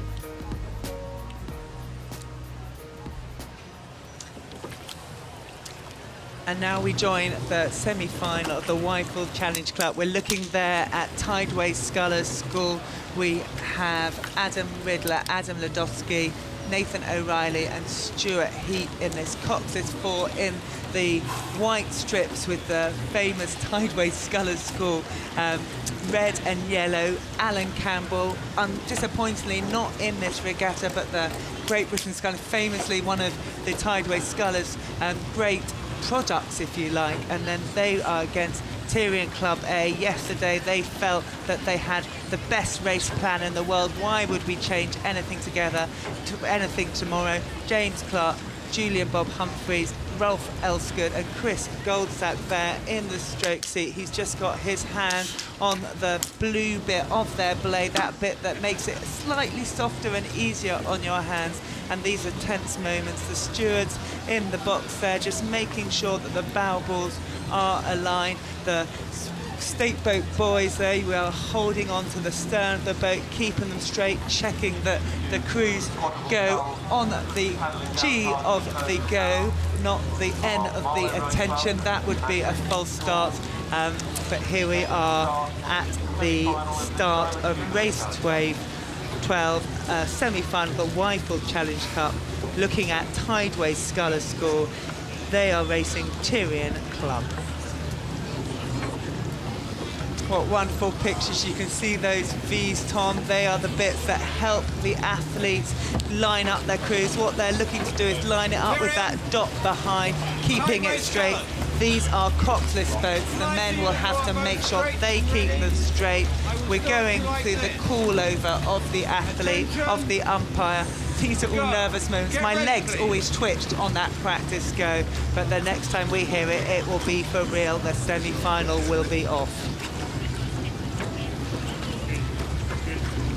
The bowman's hand up in the Tyrian boat, suggesting he's not happy, his crew's not straight. You can see him asking his two-man to tap it on. Go! But all adjustments made, blades are buried, and they are off. Fast strokes, these first few strokes, absolutely key to keep your crew straight, keep your crew together. Tom Gale, the Tideway Scullers coach, he would have told his crew to go off fast. This is the crew. 3 of these men made the final last year. They were beaten by Upper Thames on that occasion. The story of that event was about the steering. No problems about the steering at the moment. Tideway Scullers School, Tyrian have got off cleanly, Tom. What a start to this Wyfield Challenge Cup semi-final. Yeah, and the start, well, certainly for Wyfield, Cox's 4 boats were always my favourite. The steering, the steersman, I've done it a few times. That's what's always in the back of your mind on the start. You don't want to have someone pull it round or have some headwind which push you over. And you've got the booms on your, certainly for Tideway here on your left. It makes you quite anxious. And there's always something you're very grateful when you get away and you get into a good, clean race, which both crews have done here. The Tideway crew certainly have got a good half a length early on the race, which is a great position to be in. And now they want to capitalise on that to just sort of relax. You know, they're in a strong position. And now you've got them in their sights. You can just inch it away. Just move, you know, every stroke just thinking 1 centimetre. It doesn't have to be a big move every time. But as you get away off the start, you know, having that clean steering, setting you up early is very important. Yeah, absolutely, Tom. And listen to the crowds, listen to the cheers. They will be cheered on every stroke of this 2,112-metre course. The home crowds will have come out because they know how much this race means to both these boats, how much this means to these 8 men on the course, and they will want to show their support. It is, and that's the draw of Henley. It is such a big race in everyone's calendar. Everyone is pinned on building up for it, trying to qualify, trying to get the results in the season so you can maybe even get seeded. Because this is what it's about. You know, it's a fantastic regatta, and these events are very high quality. You know, if you win at Henley, then it's something to be very proud of, because you know that the competition's always tough, and it's just so much fun. I mean, being out on this very traditional course, you know, there's not many opportunities you get to race down something so confined when you got those booms on your side. And you know, the crowd which are so close to you, it feels very intimate. It feels like you're in a stadium down the whole way, particularly as you get to the last 250 metres of the grandstand. And it's, you know, in the rowing world, there's nothing like it. It is really, really special. When we look at these wonderful shots, you can see the crowd on the right-hand side. You can see the boat spectators on the left-hand side. They're watching the racing. Let's make sure we watch the racing. Tideway Scullers scored there. They got that early lead. They're making sure that they get themselves into the best place. They want to stay out of trouble this year. Disqualified in the final last year. And looking now, Tyrion, they're holding on. We can see that half distance of their boat. They'll be able to feel the puddles of the Tideway Scullers School. That will give them energy at this stage, because they won't be able to see the boat, but they know it is close. Yeah, and that's always the hard thing with rowing. If you're behind, you can't see the opposition. Your only evidence that they're still there are the puddles. You know, if you're on the stern of the boat, you've always got to be confident of the position you're in, the rhythm you're setting. You've got nothing else to go on. But a good stroke is someone who sets good discipline, strong pattern, and even if you are slipping back, you're still sending those strokes down, not letting you get hurried, not being forced into a rhythm which is panicky or anything. But at this stage, even though Tyrion, they look like they got into a nice rhythm early on, they're just slipping back. And Tideway, if you look at the front end, as the blades go in the water, it's crisp. You know, that keeps the boat lively, and particularly in a headwind, you don't want it to sink down. As the blade goes into the water, you want to pick it up with a bit of crispness. You know, keep sitting tall, let the blade go in, keep it light. The headwind always wants to push you back and make it heavy, and I think that's just what we're starting to see in Tyrion. It's a little bit more sluggish, a little bit harder work. You know, starts to feel like you're rowing through treacle instead of it being sort of light and airy, which you're seeing Tideway do to a very good boat right here. Yeah, and I wonder if these crews have actually met each other before, because they both used the traditional route into Marlow, into Henley Royal Regatta. They've used the Metropolitan Regatta and Marlow Regatta, but at the Met, while Tyrion was in the elite Cox's force, we see that Tideway was in the senior Cox's force, so they wouldn't have raced. They then both went to Marlow Regatta, and we see Tyrion on this occasion winning the senior Cox's force, and Tideway, they decided to try their luck in the elite Cox's force, coming out third on that day. So I wonder if they've actually lined up side by side in the preparation. It can be mixed. I think certainly if you've been around on the circuit and you've raced, you know, a couple of the other regattas, it is a big benefit, because when you go into a race like this side by side, a lot of the opposition are an unknown, and that uncertainty just makes your job that bit more harder. You know, you've got to figure out your opposition on the course, and if you have a bit of advantage of knowing your opposition beforehand, then you can go into the race knowing, well, you know, this is going to be a tough one, I'm going to have to do something special, or let's just get the basics right. Let's make sure we get off the start, focus on what we're doing, we should win this. You know, that bit of information makes a big difference.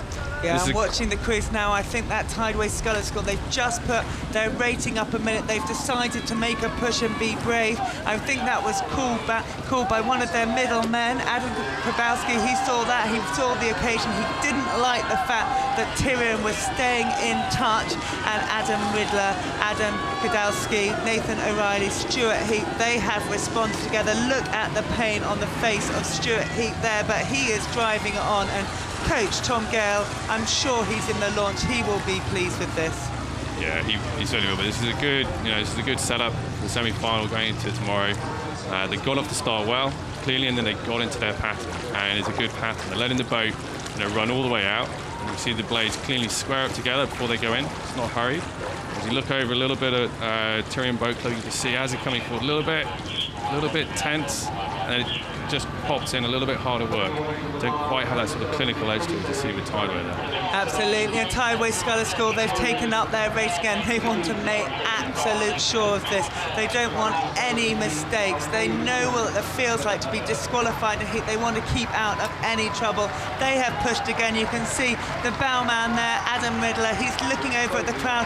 Not, I don't think, because he wants to see his friends. He wants to see where they are on this course. They've got over the 2,000 metres. They're in the Henley Royal Regatta distance. This is unknown land to many international crews, but not to this crew. They raced here last year. They got through to the final last year. They were disqualified in that final last year. Today, this is semi-final days. They're making sure of it. They're going to get through to the final again. We're going to be seeing this Tideway Scullers crew on Sunday. Can they go all the way this year? Tideway Sculler School, a fantastic race. Tyrian Club held on right the way to the end there. Those athletes exhausted, but it is Tideway Scullers who have booked their place in the final of the Whitefall Challenge Cup. We'll be seeing that boat in red and yellow tomorrow. Well done, gentlemen.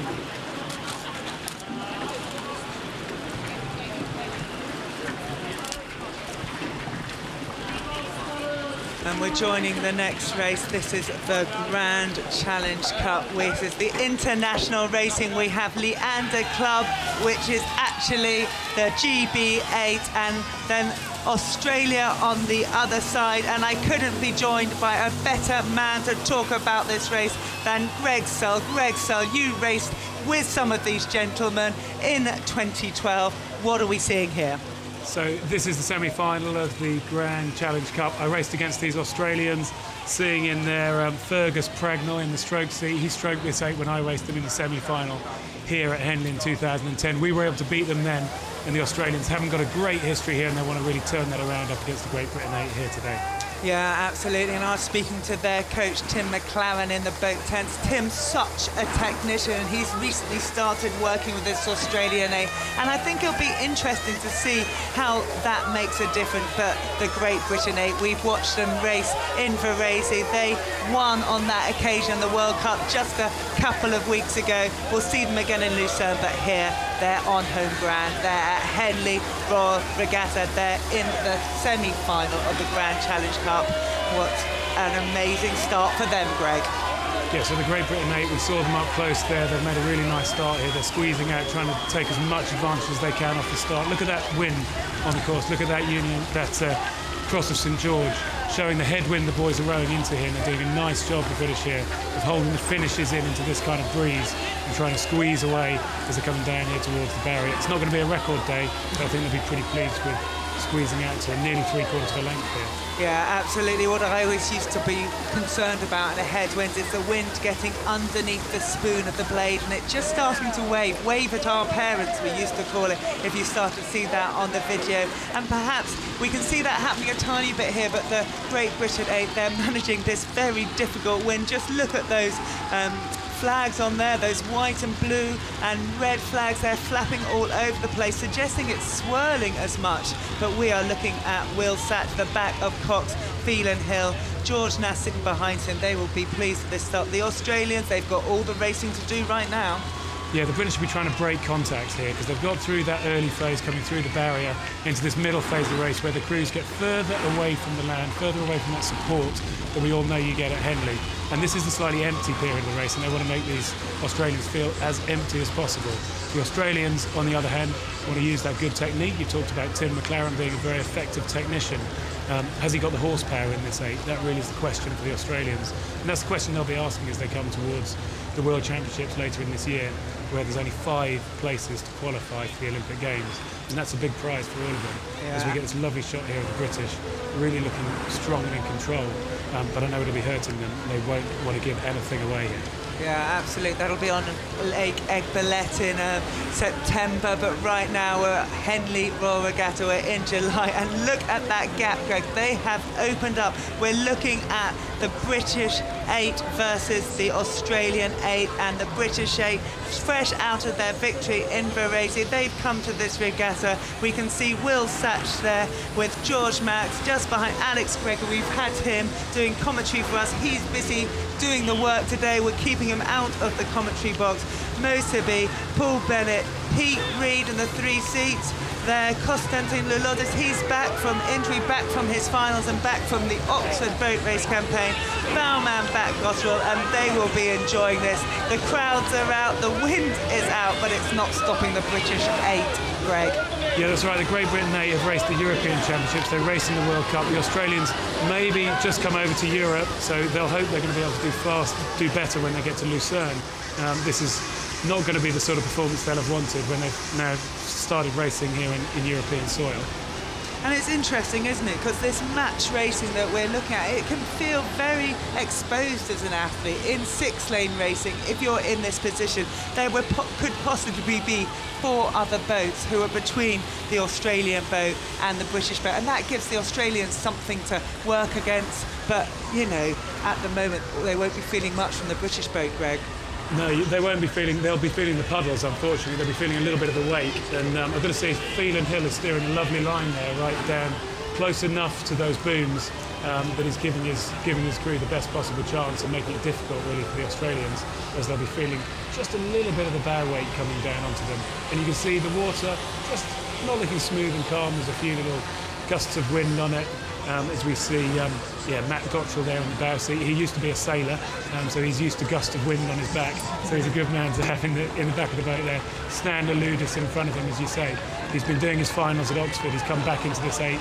That'll strengthen the British 8 yet more, even though they've been beating the Germans recently. And it looks like we're going to see them racing the German 8, who will wait the winners of this one in the final tomorrow. Yeah, no, absolutely. The German 8 is waiting in the final. They got the bye, if you like, through in the selection part of the race. They were pulled out to go in straight into Sunday.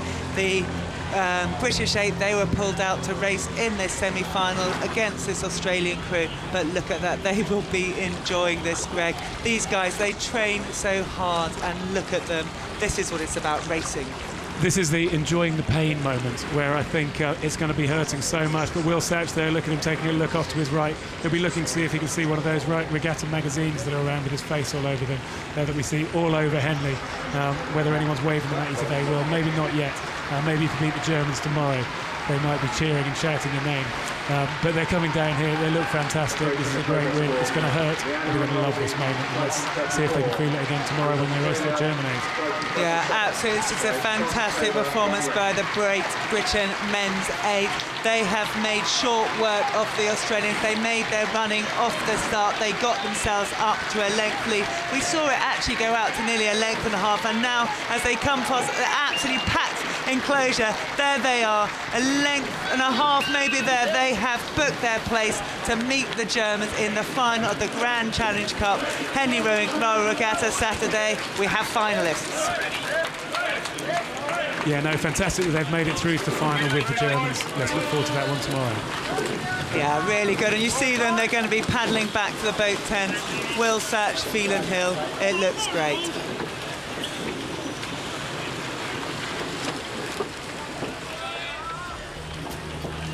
And look at those start pictures. You can absolutely see the power in the athletes. They go off that first stroke. These big guys have to be so technical and move so fast in an 8, Greg. Yeah, that's right. It's all about the efficiency of the 8 that I think not only do you have to get the power down, but now we want to make sure none of it's wasted. And we'll see some 8s who won't look as tidy as these. And you see these are big men. They probably are the biggest men at the regatta within the international 8. But you also want to be the most technical too, and that's what wins Olympic medals. That's what makes them world champions, and all of that Great Britain 8 are world champions already. Absolutely. Great Britain 8 there. They're representing their clubs today. That's why they're wearing those different strips. You can see the Molesey Rowing Club, the Leander Club, the Oxford strip. Constantine's wearing bright colours. One unit. British men's 8 finalists of the Grand.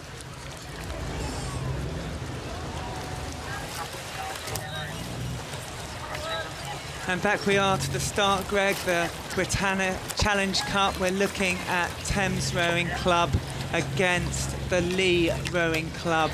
Tense moments for these guys. Yeah, tense moments sitting on the start here. This is a genuine clubs event.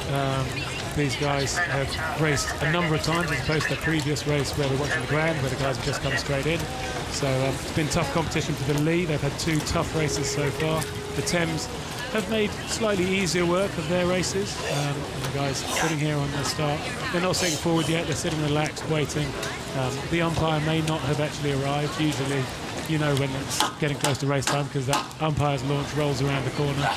And then you know it's time to slide forward and get ready, but they're just sitting relaxed now. The stewards will have them aligned, the barrels aligned by the guys in the tent there that you can see, talking to the stake boat boys lying on their stomachs, holding the boats in place, and this is definitely the calm before the storm. Absolutely. You can see the umpire there now just addressing them. And actually the umpire there just overhearing, he's had to announce there's a short delay because they need to retrieve something from the water. So I don't know what duties you end up doing, Sarah, but one of my duties, I often do the start. It's our job not only to align the boats, but just to make sure there's definitely no geese in the way. That's one of our big worries. You get plastic bottles, you get flip-flops, you get the sort of things you really don't want in the river. So we make sure all of that stuff gets removed. World Rowing is actually teamed up now with the Worldwide Fund for Nature and make sure we look after all the waterways we use all around the world. And we're seeing these beautiful shots of the River Thames. And Henley, I think we all know we're privileged to get to use the river and make sure we look after it and keep it the way it should, as well as being to have great clean races on it. Yeah, absolutely. And Boris Rankov is sitting there in the umpire's launch Argonaut. He's sat down. As we look down the course, I suspect we might see just in the distance a boat who's retrieving whatever is in the way or sorting that out. But this is really tough for these athletes. You know, you're so nervous, you're so keyed up, the adrenaline's high, and then there's someone going, just sit for a few minutes. What's going through their minds, Greg? Yeah, it's an interesting little moment sitting there on the start because you can see they're trying to keep their focus, trying to focus in on the first stroke. Let's just get one good stroke away and then the boat starts to move. But you know you've got a very long way to go. I know I've talked with you previously, Sarah, about the fact you never looked over your shoulder and looked all the way down the course. Because when you sit on the start, you look and you see just what's to come. You realise just how much it's going to hurt. So we'll see these guys keep them focused in their boats, trying to keep themselves ready to race while they wait for whatever this delay is. Yeah, absolutely. It's Richard Hill, the cox, just sitting there in the front of that Thames boat. He's got that stroke coach will be able to tell him what's going on with his crew. He's got a microphone that will have speakers along the boat to enable his athletes to hear him. But looking there, Nicholas Turnbull, Charles Herbert, Henry Poor and Harry Doris King. Sorry, we had Hannah Watkins there in the coxswain seat. I apologise. Tense moments for this crew. Yeah, and it's interesting that we've got because of Temple Island, you get a nice bit of shelter here at the start. So you can see the flags are flapping, and I think we know further down the course they're going to hit quite a strong headwind. But it's nicely set up so that there's shelter here, so they're not having to tap the boat around too much. They can just sit calmly, keep the boat balanced and just try and keep themselves moving. Yeah, absolutely. And this wind is, we've seen our athletes dealing in with really well, but we're being told that it's in fact a picnic blanket that is in the water at the moment. And if a boat was to hit that when you're racing, it would absolutely act like a brake. It could potentially hurt the athletes. It could stop the boat at a course rig. It would ruin the race. It's a good job we've got someone taking care of it. Yeah, that's right. I mean, the most famous one I remember was back in 1989 when the Notts County lightweights raced here and picked up a piece of wood, and we had to actually go and re-row the race because they were impeded by a bit of wood. So make sure there's no impediments on the course, and it looks like now we're getting lined up and ready to go. Absolutely. I think this will be a welcome sound for these athletes. They've sat there for a few minutes now. You know, they're getting a little bit cold, maybe. It's still warm out there, but there is this chilling headwind, and you know they will be delighted to hear Boris Rankov say, "We're ready." Race 14, this semi-final of the Britannia Challenge Cup. We've got Lee Rowing Club against Thames Rowing Club. They will want to be hearing that go, Greg. Go!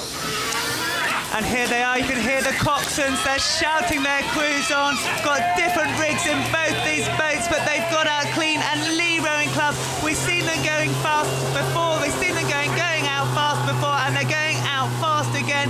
Lee, that is fast and furious. They're going to be determined to get to the end of the island ahead of this Thames Rowing Club boat. Yeah, that's right. They know it's going to be a long race, but they also know this is the sheltered part. This is the time to try and get the advantage while they're in the island. And the Lee crew there, coached by Nigel Weir, who's worked with the Amateur Rowing Association for many years. We know he's a real analyst. Apparently he's been watching a lot of our pictures, a lot of our footage, to try and get a bit of intelligence on the crews he's racing. His crew have got away well against the crew coached by Ben Lewis from Thames, and coming up here towards the quarter mile, both crews pretty much stroke for stroke. Yeah, absolutely. I spotted Nigel Weir, actually. He was in that bright orange blazer off Lee in the umpire's launch. He will be sitting there silent behind the umpire and watching on, because you're not allowed to say anything when you have that privileged position in the umpire's launch. And what he will be seeing is his boys, his crew, have made a fantastic start. Anthony Brewer, Jack Dointy, Gaber Martin, Guy Arnold, pulled on by Richard Hill. They have gone out really fast. Yesterday we saw them going 3 seconds quicker than Thames to the barrier. They are looking like they might be repeating that again today, Greg. Yeah, they look like they've settled into their pace better, that the crews were level when they're coming out of the island, but now that they've settled into their pace, whether they've called it a rhythm, whether they've called it a stride, it's not a huge noticeable difference, but it's finding a pace which we think is sustainable, a pace you think you can keep going at, and it looks like the Lee's boat speed at this point has settled just slightly higher than Thames, although now Thames to me look just a little bit more controlled, not as well, I'm not sure, but the Thames crew from what I saw look quite controlled, and I don't think this is done. I don't think the Lee are going to continue to move away. I think Thames will be able to hold the connection there as we look at Nicholas Turnbull, who I quite like the look of his rowing technique in the bow of that Thames boat, that I think he looks like he's going to be able to keep this going. Yeah, absolutely. We know these races are long races today, and look at this wonderful shot. You can see the crowds on the right-hand side, you can see the boats on the left-hand side, and cutting across the two we have the Henley Royal Regatta course. Over 2,000 metres. We're watching a semi-final of the Britannia Challenge Cup. We have Thames Rowing Club on the left-hand side. Their crewmates, their club mates have booked their place in the Thames final earlier today. We've got Lee Rowing Club on the right-hand side. Their club mates were knocked out in the first round last year. They're determined to take it as far as they can this year. We're looking at the semi-finals. These are wonderful pictures, Greg. Fantastic picture of the crews here from above. What better shot would you want to get of technique, looking for stroke length? And we know that to make the boat go fast, it's a combination of rowing a long stroke, rowing connected stroke, and then pushing the power through the stroke, and then it's just how many strokes a minute you're doing. But you've got to get all of those things right. And so here, the thing you don't often get to see is how long that stroke actually is. We tended to look to row 57 degrees forwards, 36 degrees backwards through the middle 90-degree angle. So it's a long old arc that oar covers. You could get your protractor out if you really want to measure it. These pictures are so good to see the long strokes that the Lee are doing, and be interested to know how many strokes per minute each of the crews is doing. Yeah, looking on, we've got Lee there at 36 strokes a minute, Thames 1 pip higher at 37 strokes a minute, and Greg, I'm really interested because this is where we saw the Thames 8 make a decisive move against Barge earlier on today in the 8th event, and Thames Rowing Club, maybe they've got the same race plan because they're making a move again and they are moving up on this Lee Rowing Club. Ben Lewis, I'm sure he's in the back of the launch. You know, if he could say anything right now, which he's not allowed to do, he would be saying what? Well, this is a fantastic moment in the race to see actually how that pace that the Thames crew settled into has now paid off as they're coming down through the middle of the course. They're in the rhythm that looks perhaps just that slight bit more sustainable, and they've been able to overhaul the Lee through that tough, empty middle section of the race. And Ben Lewis will be sitting there. He'll be wanting to make sure they keep the length, they want to keep the power, and then know that when they come past the Remenham Club, which is just coming up on the course, they'll get what we all call the Remenham roar, and that their crew will be able to respond to that and then be able to step up the pace as they come into the enclosures. Absolutely, and Thames, one of the 4 founder clubs of Remenham, so their supporters will be absolutely there, and that white marquee on the left-hand side. And look, we're looking there, we've got Nicholas Turnbull there in the bow. So you liked his technique earlier, Greg. His technique is absolutely holding and moving his boat on.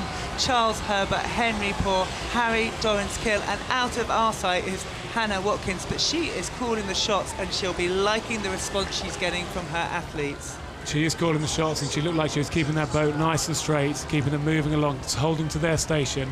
As we take a look now in the lee boat, and they look like their heads are starting to go. They're Guy Arnold in the stroke seat. I really hope he can keep this together, because they don't want to let their heads drop. They've got a chance to come back. I think they could come back. They've had 2 tough races already in the regatta, and they could be feeling that in their legs now, whereas Thames were able to win their heats by a couple of lengths. But for me, it's still not going to be done. If the Lee are able to use that sprint speed they had at the beginning, again at the finish, then they could yet come back into this one. But Thames, to me, looking pretty strong on the left of our screen. Just holding that length, just holding that connection. Those arms look strong, the bodies come through together, and the boat's now surging along. And I think they'll be pretty pleased with the progress they're making. Yeah, absolutely. You can hear there Hannah Watkins. You can hear her calling her crew on. You can hear it reverberating down the Thames boat, but they won't be able to hear much for long because they're coming into the enclosures, and the roar, the remnant roar was good, but the grandstand roar, Greg, it could be even better because Thames Rowing Club, they've put a fantastic race together there. Look how flat that stroke is. Ben will be delighted watching that, won't he? Yeah, they want to hold the form up now that, as you say, they're getting into this last bit of the course. The blade work's slightly moving apart, the oar's not quite entirely parallel, but if we look at the Thames boat, I'm afraid to say it's tidier than the lee boat, where within the lee boat we can see the boat's just starting to pitch around a bit, the blades not moving quite in synchronicity as well as they were earlier in the race, and the coaches sitting in the boat there behind won't be quite so pleased with what they're seeing in the lee boat. Yeah, absolutely. You can see the coaches split by colour. The lee coaches on the right-hand side of the boat in the yellow, in the orange, the same colour as their crew. The Thames, slightly quieter colours. They've just got that red and black piping on their blazers, but it will be the smiles on the left-hand side of the boat because Thames Rowing Club, they are taking the roar of the crowd. They are flat, they are strong, and they are long, and they are loving this headwind. They have driven their boat through nearly 2,000 metres of this course. They've got strokes to spare, Greg, and this is it. Thames Rowing Club, what a programme they have produced this year, 2015, at the regatta. You see the Lee crew giving it everything, really driving their boat forward. But Thames, they hold their form. They're joining their club mates in the final. Here come Lee, but Thames Rowing Club, their supporters will be delighted. 2 finals to watch tomorrow. Yeah, fantastic race there from the Thames boys. They really held their nerve, and great race for us to watch. And we'll see Thames tomorrow in the final. Oh, that was amazing.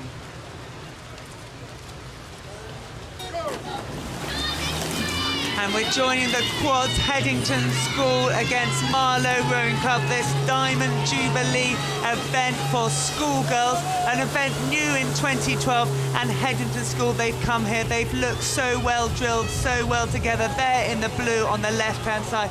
Marlow Rowing Club just watching their steering there as they come off the end of the island.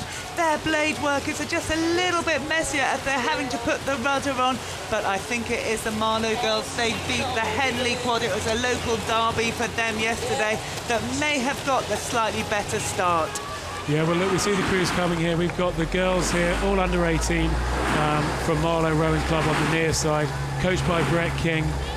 They've got difficult conditions. They're feeling that headwind. We can see the blades just getting blown into the air a little bit, but they're the scullers. They won the silver at the national schools. The Headington crew on the far side, they've come out of an 8. They won the national schools within the 8. So we've got the interesting situation of here is how well do we transfer our skills from rowing with the 1 oar in the 8 to the 2 sculls in the quad. Because there's only one event for under 18 girls here at Henley, so the Headington girls needed to get into the quad, and they'll want to make sure they can hang in here and not let this Marlow Rowing Club crew break that contact and break the overlap, because they want to stay in for their next part of the race. Yeah, and I think, Greg, you know, this is going to really test these young athletes' skills. Look at the water. It is poppy, and it is quite difficult out there. And it is Marlow Rowing Club, the heavier crew that are moving away at this stage from Headington, as you say, who have come out of the 8.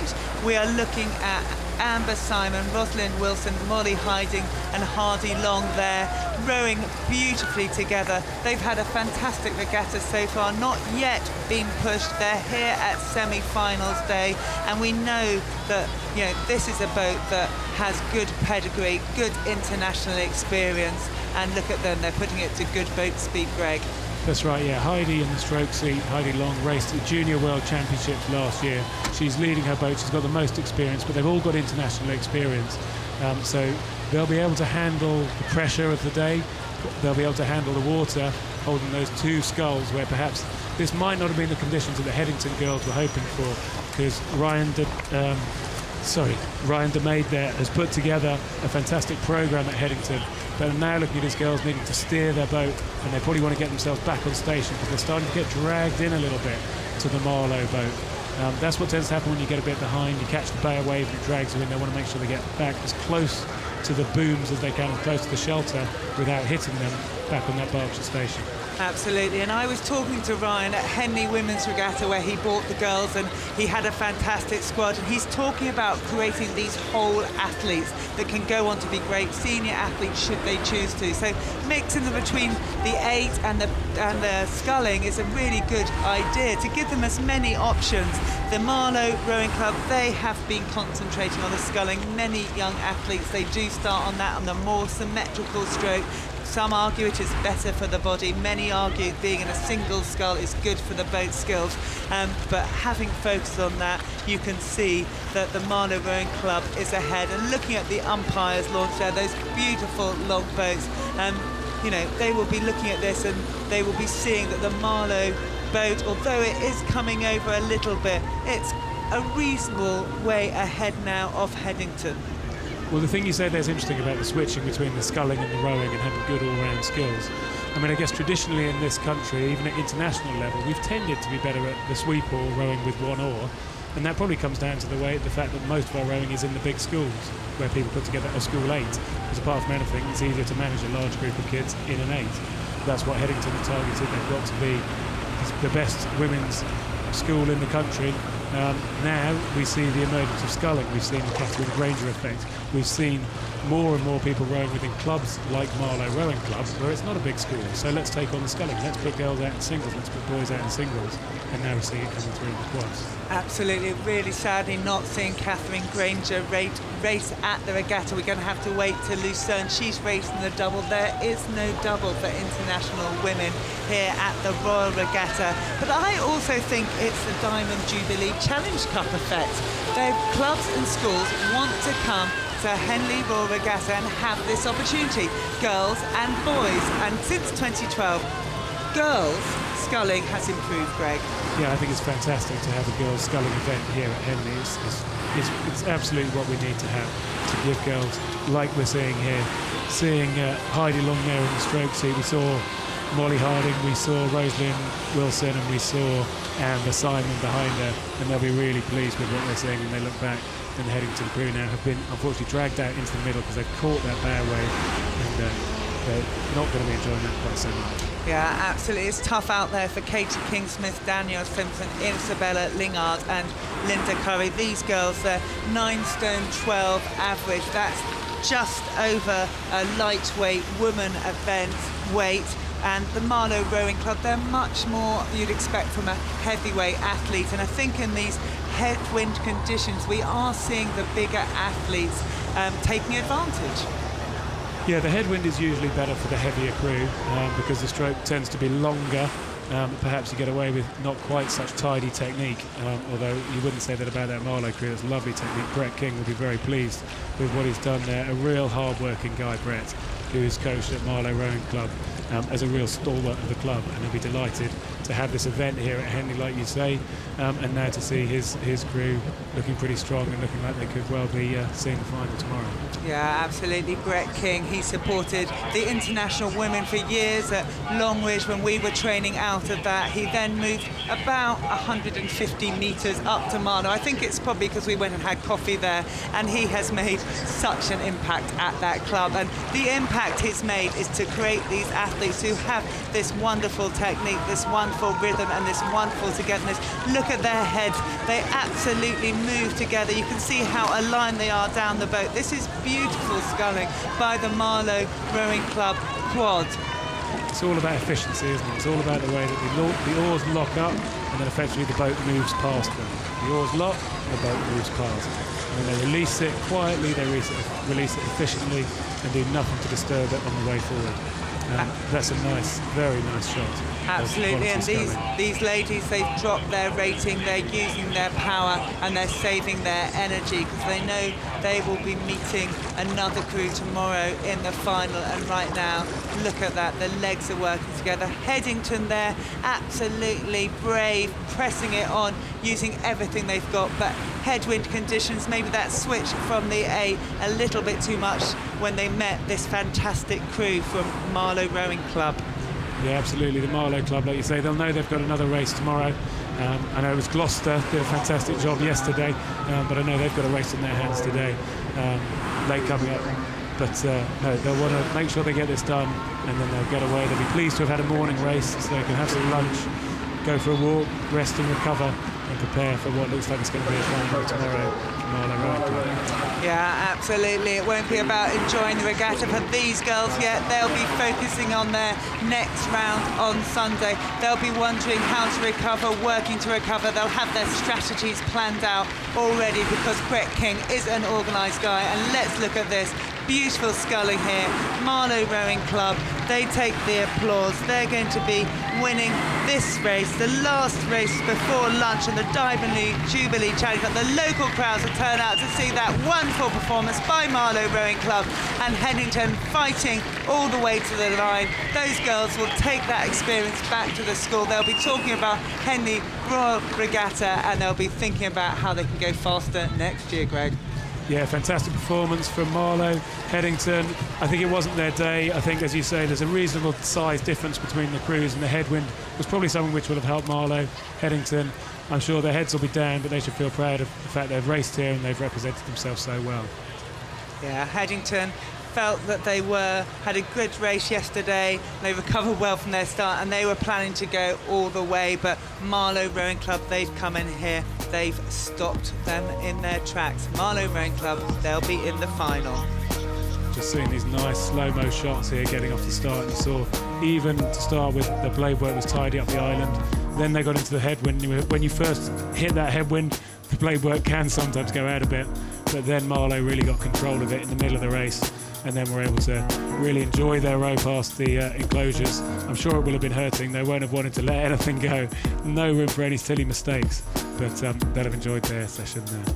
Yeah, absolutely. The crowd take the applause, the athletes give the applause, the athletes take the applause, and they will be meeting the winner of the Gloucester Rowing Club against Y Quad City's semi-final later on today. They'll be seeing them on Sunday. And that's it for the moment, Greg. What a wonderful morning session. We'll be back live on YouTube. It'll be different commentators, but the same quality. Fantastic morning here. Semi-final stay at Henley Royal Regatta. Yeah, what a fantastic morning, and I hope we're in for a great afternoon. I hope you'll be able to join more of this fantastic coverage. Join us again at 2 p.m.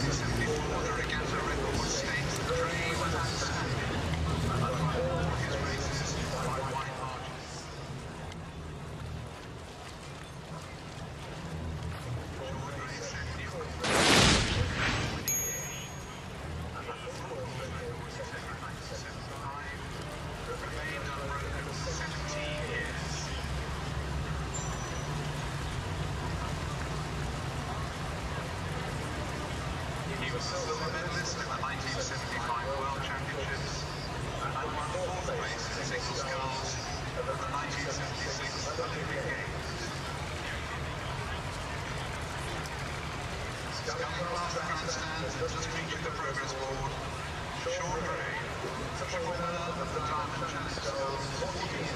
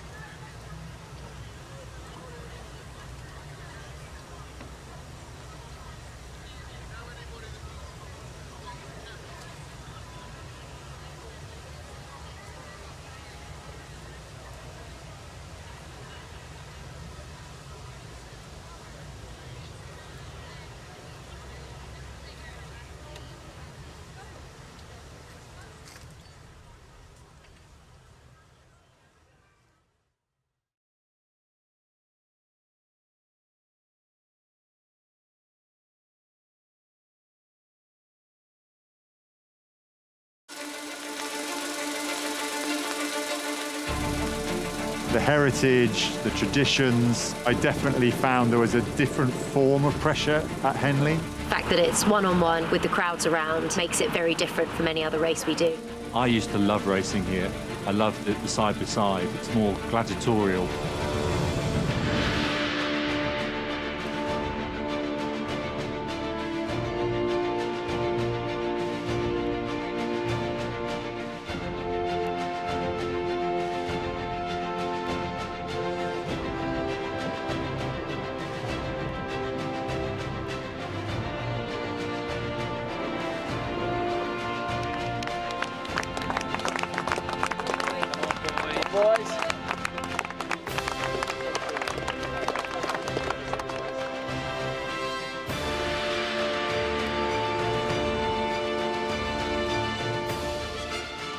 Attention! Go! Now.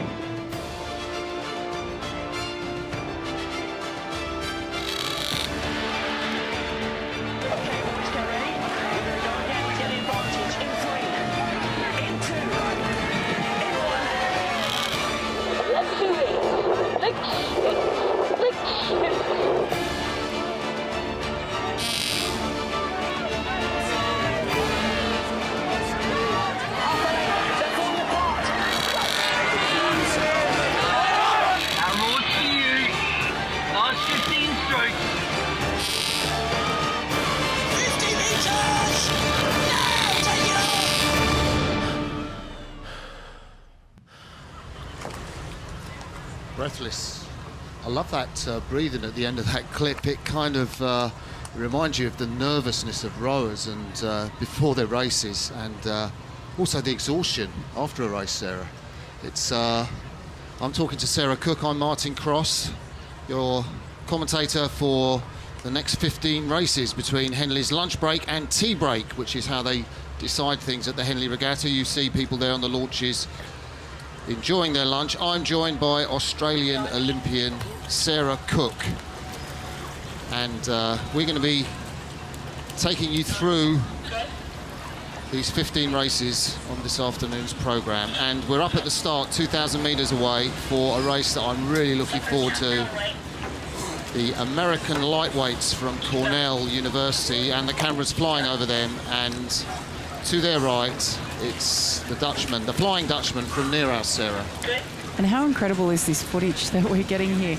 The angles and the shots that we've been seeing, it really does, you could hear the breathing, as you said, Martin, it really does take you into the boat and give you some kind of an idea of what it is like.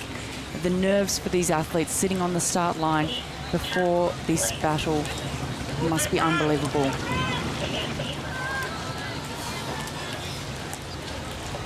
So here we go, the start order for the Temple Challenge Cup, the University Eights. On the left of your picture, it's the Neerhouse Rowing Club from Amsterdam, Netherlands.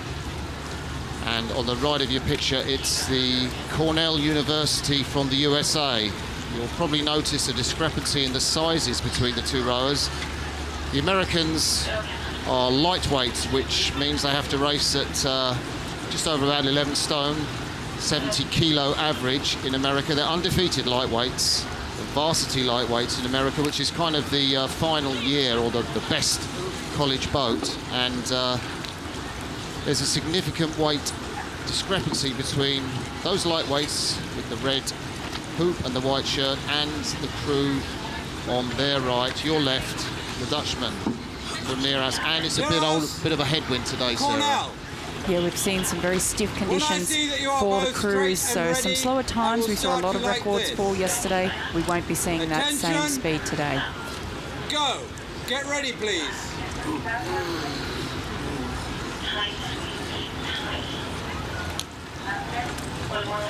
So there's Paul Klaus with his hand up in the bow of the Cornell University 8, just telling the umpire that his crew needs to be straight. Go! Very quick start there from Cornell, from the lightweights, blasting off the line. A little bit slower moving over in the Dutch boat. as they wind up into speed now, and they're heading straight into their first gust of breeze. So very gusty conditions you can see on the water there. It's going to make this a long heavyweight race, particularly for these lightweights. I think they'll start to suffer in this longer, harder racing condition. Well, you know, it's a real tough ask for men, these 8 men with much lighter average weights in the white boats, the Americans, compared to the yellow boat, the Dutchman, that's at the top of your picture. And, you know, well, I just saw there's a lovely shot of the Dutch Cox Duke of Feta just checking over her shoulder to see where she is on the course. But and it does look like the Cornell boat, coxed by Catherine Feld, has just had to move a little bit away. I don't know if the umpires warned them, but the Neeraus are making their strength and pace show at this early stage of the race, Sarah. Yeah, we saw Cornell blast off the line there. The Dutch, a bit like a steam train, building their boat up to speed, but then they've hit peak speed and they're really settling into a nice rhythm there, taking seats per stroke, and we would start to expect to see that happen from this bigger, heavier crew over the lightweights. A very difficult ask for them in this event, but also in these conditions. A very stiff headwind out there on the course as they're coming further down the track. But yesterday, the Dutch, they beat Oxford Brookes University A to make it through. Cornell, they beat Trinity College from Ireland to make it through to the semi-finals today. I'll tell you what, I'd be freaked out if I was a lightweight rowing against a heavyweight crew in this wind. And the crew you're looking at now in shot from Neeraus, they set a sensational pace in the tailwind conditions. Tailwind is a wind blowing the crews down the course. Headwind obviously slows them. They broke the record in this event, the Temple Challenge Cup, by 9 seconds, which is kind of equivalent to some of the amazing record-breaking performances. It reminds me of that 68 long jump of Bob Beamon in the Olympics in Mexico. It was just, you don't see records broken by 9 seconds at Henley, and these Dutchmen have done just that. And it must be so daunting to face a crew like that if you are lightweights, as the Cornell crew on the left are. And I wouldn't know how to get my head around that, Sarah.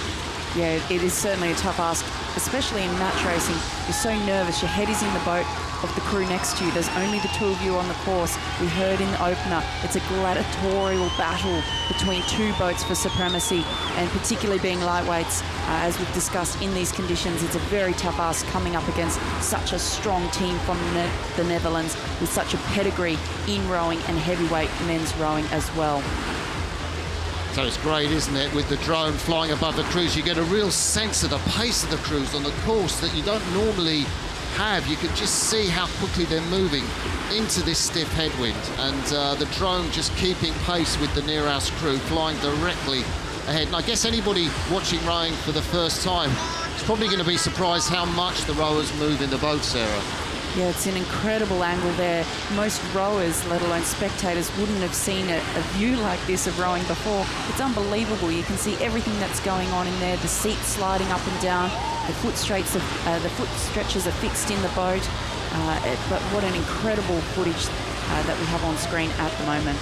So the man on the extreme right in that Dutch crew, go one man in for him with the white cap, and you've got Rick Rinks, and his dad is one of the most famous ever Dutch rowers, Nico Rinks, Olympic champion in the double sculls in Seoul in 1988 and Olympic champion in the Dutch A in 1996. And conversely, Nico Rinks stroked that boat. Rowing up in the bows was Diederik Simon, who is the coach today of this Neeraus crew.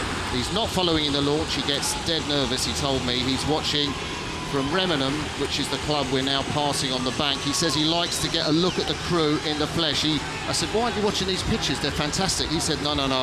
I like to watch them actually doing it so I can give feedback. And I kind of understood what he meant, but he's really missing something as the drone lets the crews fly away.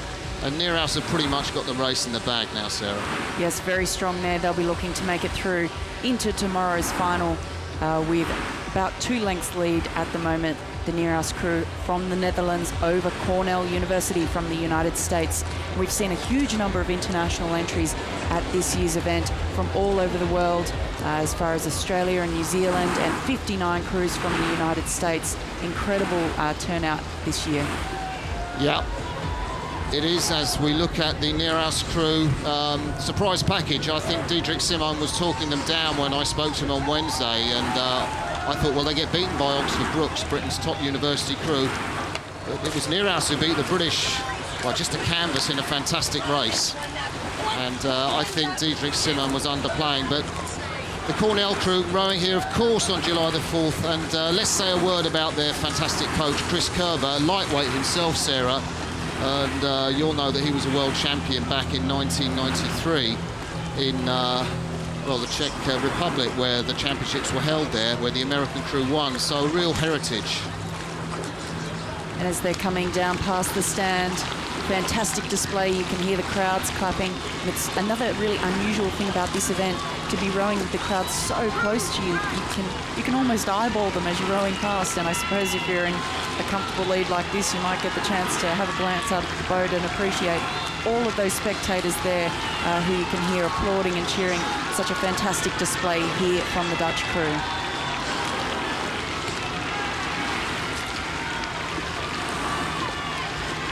So it's Nearhouse from Amsterdam, the Netherlands, comfortably in control of this semi-final of the University Eights, the Temple Challenge Cup. They're coming up towards the finish now. You can see the bows of Cornell University, the lightweights who have rowed a fantastic race, very aggressive style, high rating. They haven't let up the whole way, but the Flying Dutchmen take that semi-final. They go to tomorrow's final. Cornell crossed the line just over a length behind them, and no disgrace in that verdict at all, as the Dutch give them 3 cheers. And if you like what you're seeing, don't forget to get in touch with us via Twitter at Henley Regatta, at Mark Crossy, and at Sarah Cook AUS. We love to hear from you and hear your thoughts on the broadcast and on the fantastic racing that we've been seeing over the 4 days so far. Just going to see some highlights of that race. There you see the lad sort of furthest away from you but one, Nico Rinks' son. It's probably annoying to be son of a famous father, I think, and be known by that, but I'm sure that Rick Rinks will make his own name in the sport, particularly if this crew goes on to win this event, as I think they might do tomorrow. We'll yet to see who they will face in the final. Could be the French. Race later on in this slot this afternoon. But there's Chris Kerber's Cornell lightweights battling hard. Not enough pace to keep up with this classy Nearhouse crew.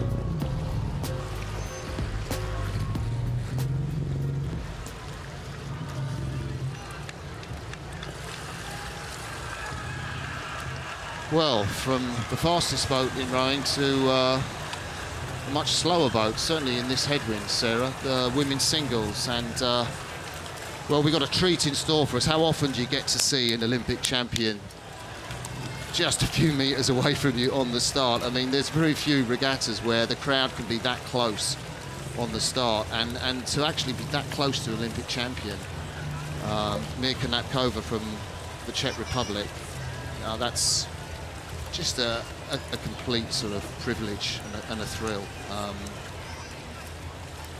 We'll talk about her a little bit more during the race.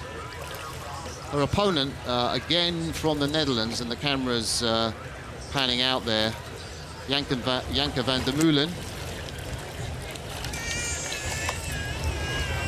They're both rowing in matched boats, yellow Empackers from a German manufacturer, except Janke van Meulen has the riggers, the black carbon wing that you can see over her feet. She has them a front-facing wing, and Natkova has a rear-facing wing rigger.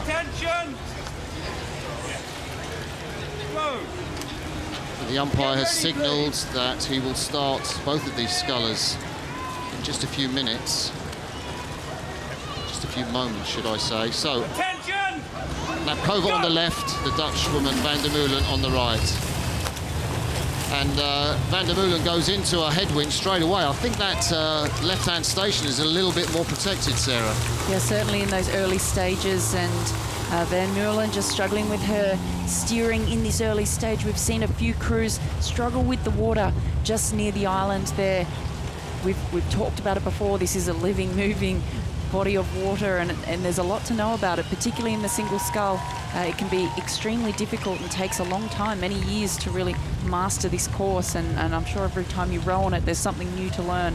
But the single scull, a particularly difficult boat to row here, but definitely copping a little bit of a headwind early on. There is the Dutch sculler closest to us, Van der Meulen. So you can see the applause from the crowds. They're just packed all the way down the course. I mean, I don't know about you, but I had to fight my way through to where we're doing the commentary just by Henley Bridge. They really are rammed in this afternoon, and you can see it's a fantastic day out on the river as the Olympic champion Mirka Natkova from the Czech Republic takes a significant amount of water off of Janke van der Meulen, the Dutch sculler. And look at the finish on Natkova. She's a 3-time Olympian. She's the Olympic champion. She's been just off the podium for the last couple of years, but we're seeing her return to the top form that she was in at the London Olympic Games as she's in her build-up towards Rio 2016 Olympics.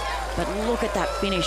So much power, so much momentum with the body into the finish of the stroke, and she's just sitting back away into this head breeze over the Dutch sculler now, opening up a clear water lead.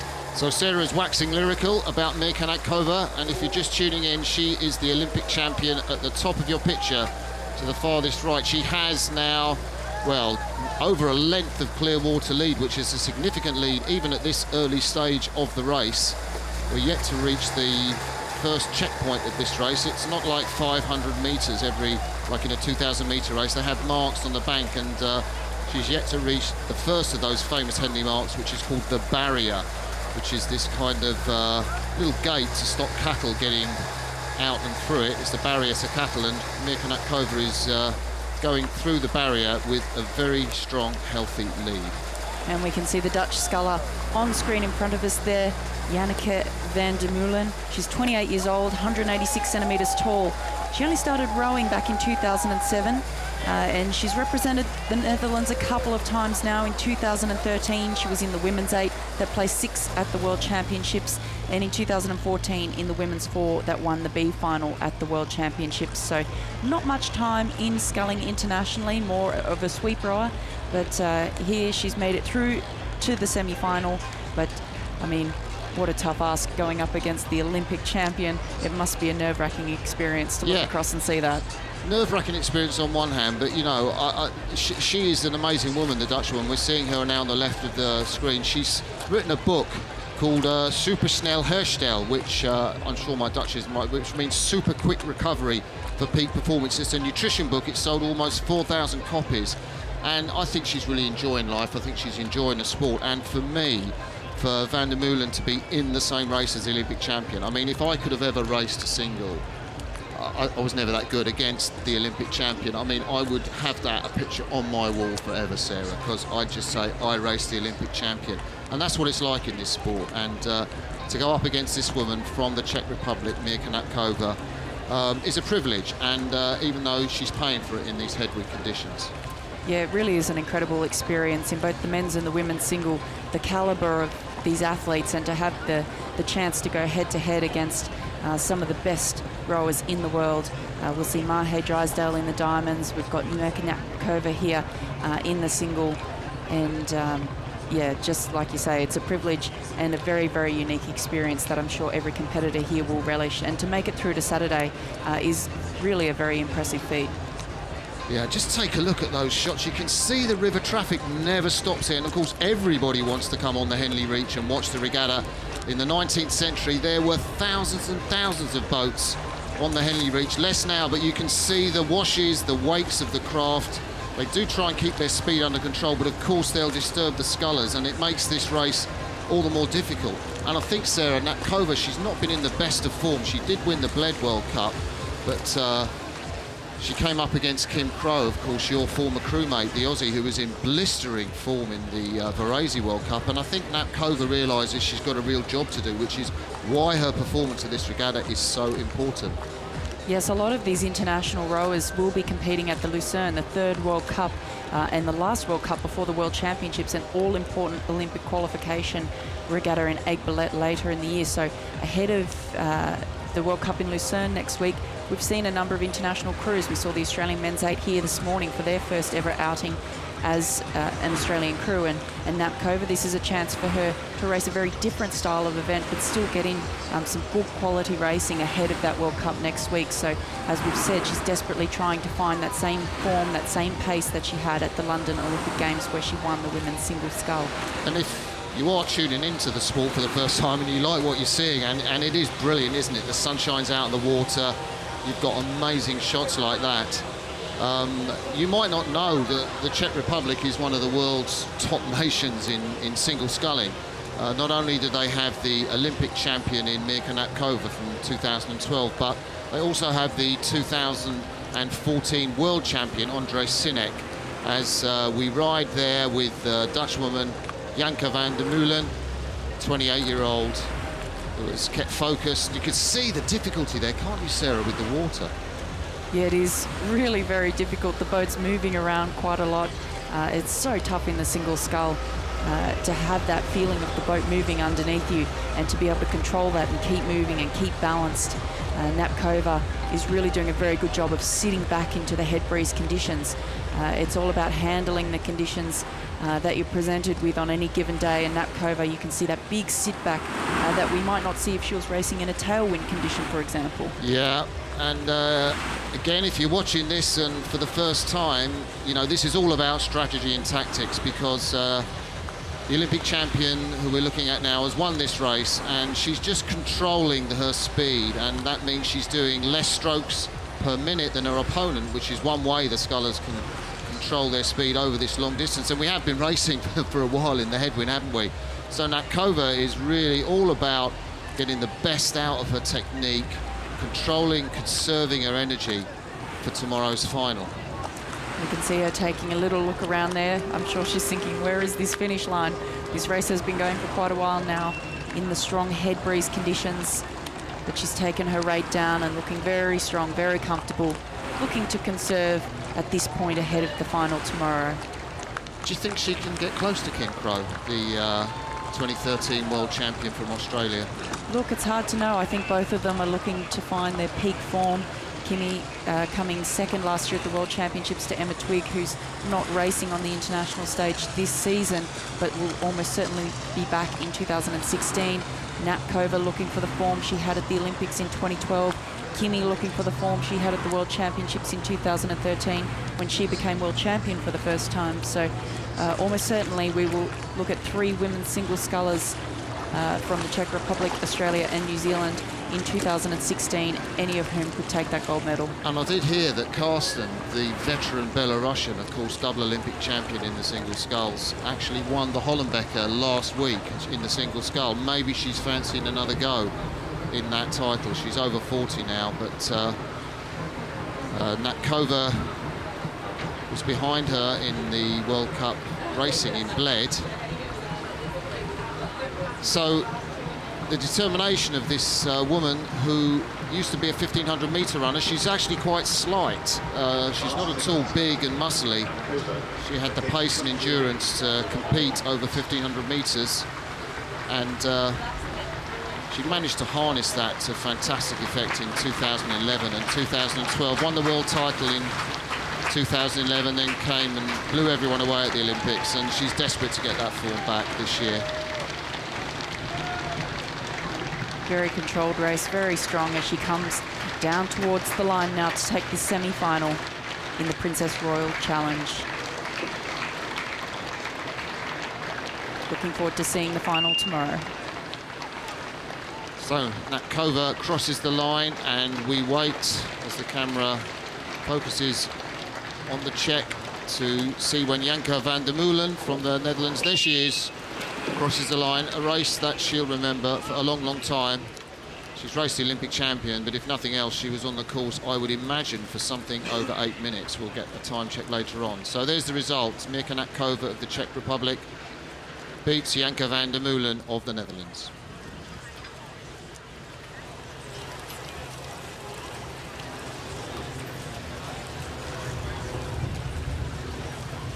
Well, we're looking at the umpire's launch. The camera at the start on that boom will it's just a great look at the umpire's launch. I think that's Boris Brankov, the famous boat race oarsman, resplendent in his Oxford blazer. I'm not sure, but I think that's him. And the camera pans round, and well, that's almost an umpire's eye view of the start of the Diamond Jubilee Quadruple Sculls race. For junior girls, the fantastic Gloucester Rowing Club quad on the left, on the Berkshire bank, and on the right, the amazing crew from Y Quad Cities Rowing Association in the Midwest of the USA, who have thrilled us all at this regatta. Go! Both crews away together from the start. What a battle this is going to be, and we've spoken about the strength in this particular category as well. What a wonderful inclusion this event has been to the Henley roster, and how much support it's gotten not only from the UK but internationally as well. We've seen some very strong USA crews enter this event this year. But fantastic for junior women's rowing, and the calibre of these athletes is just astounding considering their age. It is unbelievable what has happened to women's rowing, I think, generally, not just here, but in the US. You've got Title IX means that there's so much more money going into women's rowing in the universities now, and it's had its effect, and you can see what it's done in the Midwest. So we're looking at Y Quad Cities Rowing Association. They're the crew with the red tops and the white boat closest to you. And then it's, for my money, probably the fastest women's quadruple, junior quadruple scull in the country. The women from Gloucester at the top of your screen, and they have established a very handy lead, and they must be so strong to do that in this headwind, because that Y Quad Cities have done a demolition job on any crew that they've come up against, Sarah. Yeah, that Y Quad Cities crew are so strong, and as you say, they've done a real number on all of their competitions so far. They're moving back on the fast starting Gloucester though in this early stage. We've seen a very strong Marlow crew as well. It's going to be a very difficult race to call for tomorrow, as to not only who's going to progress through from this race, but also who will take out the event. So many strong crews entered in this event this year.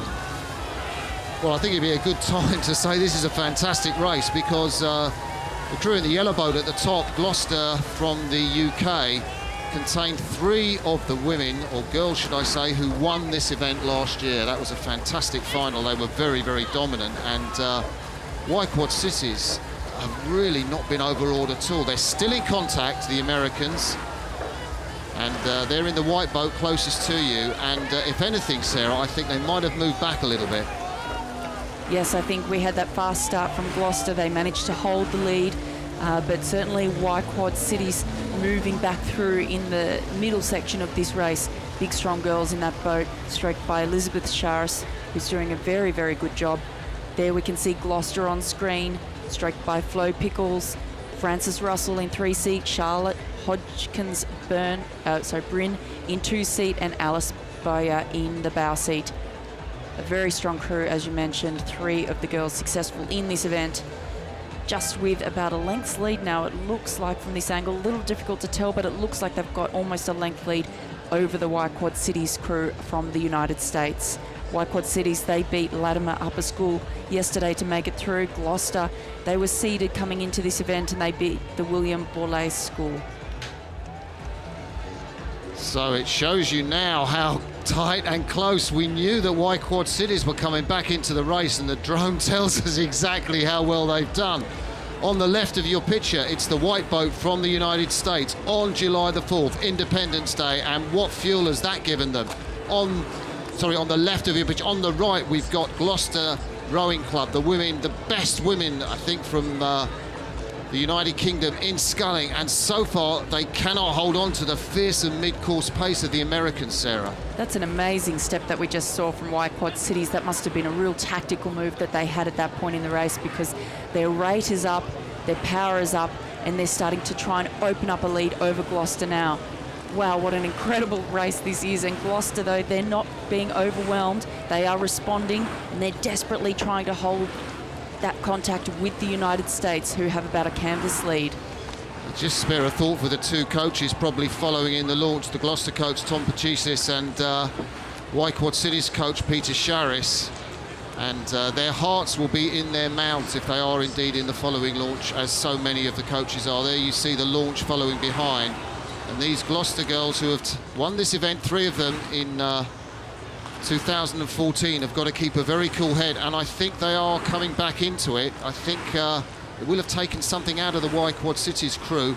2 of these women in the Y Quad Cities crew will be going to the American team at the Junior World Championships, and that just shows you the standard. And likewise in the Gloucester quad, particularly Flo Pickles in the stroke seat. She's nearest to us in the crew on the left of the screen. You can just see her little dot there. She was the fastest female junior sculler at the National Schools Regatta, 1 championship single sculls, tremendous performer, 18 years and 8 months, and well, at the moment she's trying everything that she can throw at the Y Quad Cities crew as they go with about 600 or 700 meters left. That's about 2.5 minutes of rowing. This is an unbelievable race. If you're the coaches sitting in that launch, your heart would be in your throat. It just, neither crew has really managed to break away from the other. It's been changing all the way down the course, but Y Quad Cities now, they're working so hard there. Elizabeth Sharris, you can see her in the stroke seat. She's sucking in the air, trying to keep the rate up, trying to keep this move.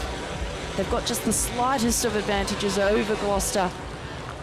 But I don't know what's going to happen in this last bit. Well, no, I tell you what, and the Y Quad Cities crew on the left of your picture now, the Americans have the youngest competitor in the race. I think she's the sister of the stroke woman, Elizabeth Sharris. Caroline Sharris, just 15 years and 3 months, and what an amazing feat for a 15-year-old to compete at this level. Is that Gloucester having a push and coming back into it, Sarah? That's a huge push from Gloucester to try and respond here. We saw a big push from the Y Quad Cities crew. They took the advantage from Gloucester, who had the early lead, but that is so expensive to do that in the middle part of the race. They would have been hoping that they could have broken away to shut them down. But Gloucester, another push from them as they come past the stands now, and it looks like the lead has gone back to Gloucester over Y Quad Cities. They're desperate to try and stay in touch as they come down towards the enclosures. So just 300 metres left in this race. There was a look across. You saw it, didn't you, from the stroke woman, Elizabeth Sharris. Can she summon up enough from her crew to get through the Gloucester Rowing Club, who lead this race? They're in black on your right. It's the Americans on Independence Day on your left. And no doubt that Laurel Korholtz, who coaches the American Senior Women's Quad, will be looking at this. Just a little bit of steering problems there from the Americans, Sarah. There you can see the big adjustment they've had to make. There was no clash of blades, thankfully, and the umpire didn't need to signal, the girls knew, but this is costly. This is so costly to have to address your steering in this severe way when the other crew is making a push. It's cost them the race. They are not going to get back from that. That was so heart-wrenching to see. I think they just lost concentration, lost the steering, and the bow woman from the American quad, Gabby Scheimer, Gabby Scheimer, she just had to drag her boat round away from the Gloucester Rowing Club boat, and they must have lost 2 or 3 seconds in that manoeuvre. So Gloucester head to the finish as if really it was easy all the way along, but we know different because we've seen what an amazing race it was. Incredible race there. Switching lead all the way down the track, but Gloucester looking very composed as they come across the line. I think they just looked better and better as they went through the race. Y Quad Cities, what a brave race. They really put themselves out there with that push in the middle to try and take that lead, but couldn't hold on, and the win went to Gloucester Rowing Club in the Jubilee.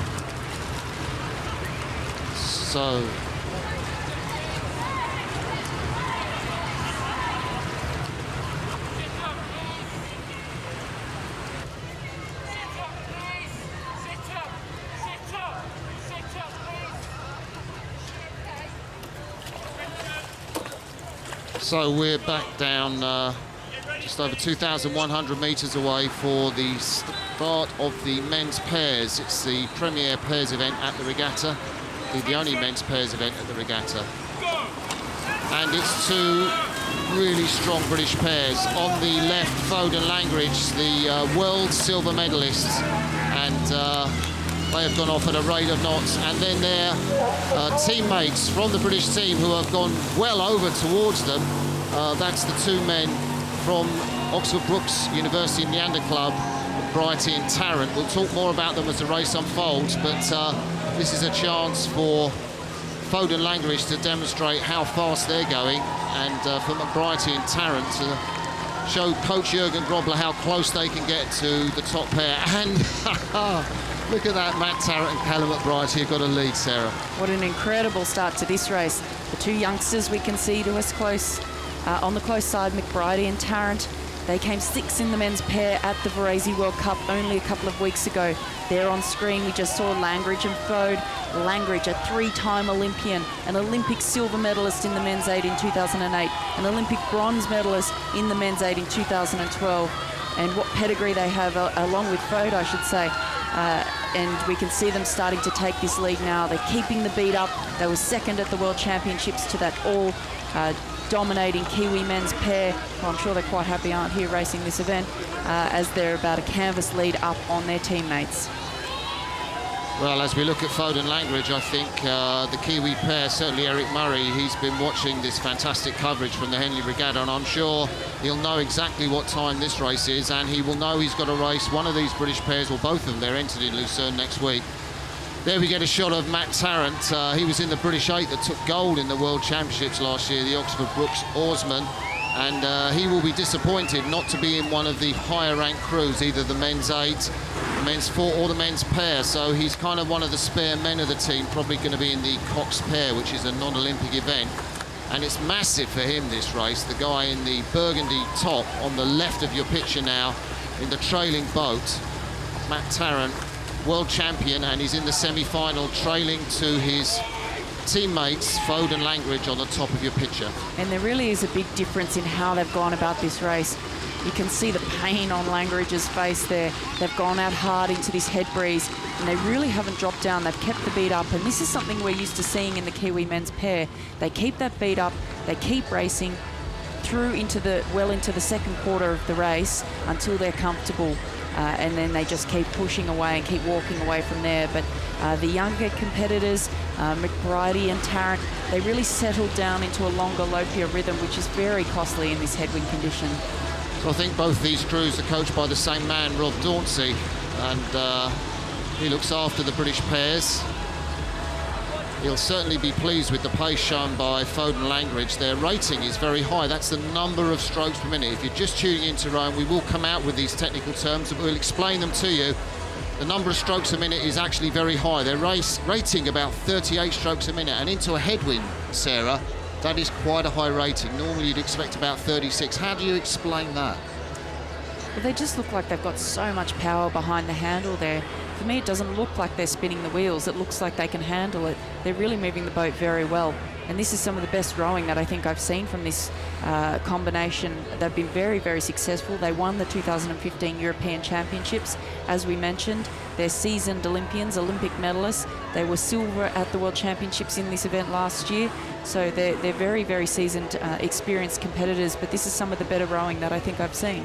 Yeah, and what I love about the shots we're getting now is you see how close James Fode's blade is to the wooden booms. I mean, they've gone straight as a die down those booms. You can see from the overhead shots, you can see from the drone shots. It takes bottle to steer that close, and they're only steering this boat, if you're watching, just with a movable training shoe that really sort of swivels left and right as we look at, well, Callum McBrighty just had a check round there, but the shoe is attached to these wires that lead to the rudder, so it's a real skill.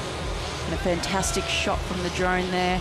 And when we had the close-up before of McBrighty and Tarrant, you could actually see that they had what looked like little straws sticking off the gunnels of their boat. And I remember that Kimmy and I did the same thing. And they actually stick them on there as markers for length, basically as a marker for your outside hand. You can see on the end of the handle there. Gives you a marker as to how far you need to come out to row a full long stroke. So it's a bit of a reminder to keep staying long, which they are certainly doing, but it looks like their rate is just a bit low in the less experienced boat on screen to the left, McBrighty and Tarrant. They're just making it a little bit long and lopey and heavy, whereas the boat to the right, the boat in the lead, we can see Foden Langridge, their beat is up, they look powerful, they look strong, and they certainly don't want this to be a close margin to their teammates. Pride is on the line here, as well as the all-important victory and ticket through to tomorrow's final.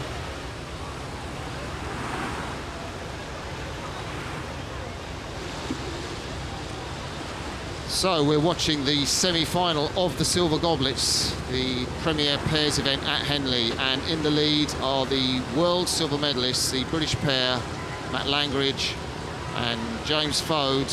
They're going away the last 400 metres, and then their teammates from Oxford Brookes University and the Ander Club, Matt Tarrant and Callum McBrighty. And,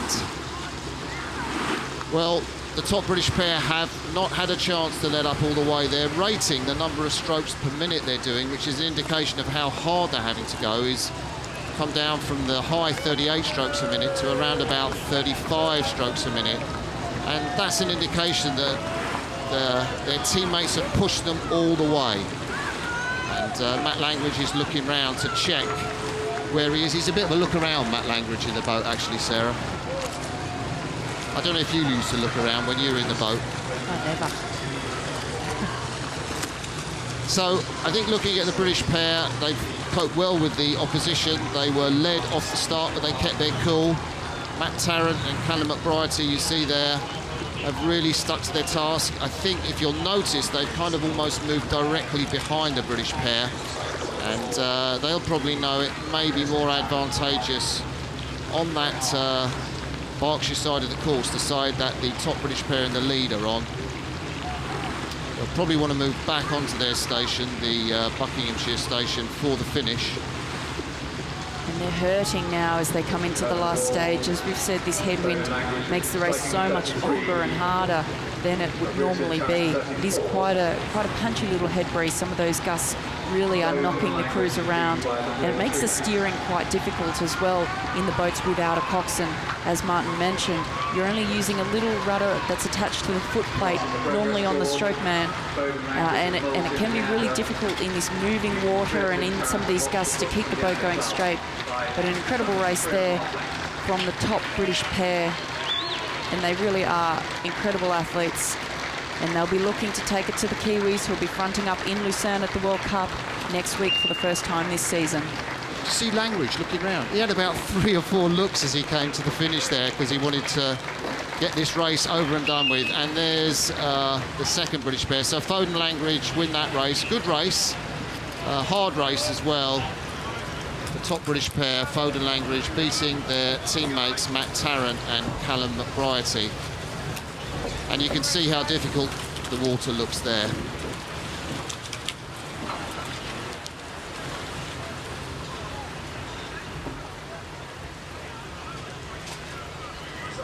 So I'm joined in the commentary box now by former teammate, former pupil indeed, and current clubmate Matthew Britton, who is no stranger to Henley. He's been made a steward of the regatta this year. Many congratulations for that, Matt. And I know this is a race dear to your heart, the Schoolboy 8 semi-final, the Princess Elizabeth Challenge Cup. Yes, hello Martin, hello everybody watching online live and watching later. It is the best event for a junior in my opinion. I've raced in this race for 3 years, age 15, not so good, only got through a couple of rounds, then 16 and 17 winning both times. And it is such a tremendous opportunity for these young athletes to row on the same water as the people you saw in the last race, the Olympic team, the Olympic champion scullers in both men's and women. So, and these guys will be really nervous because the Saturday, the semi-final, you've got to get the ticket to the final.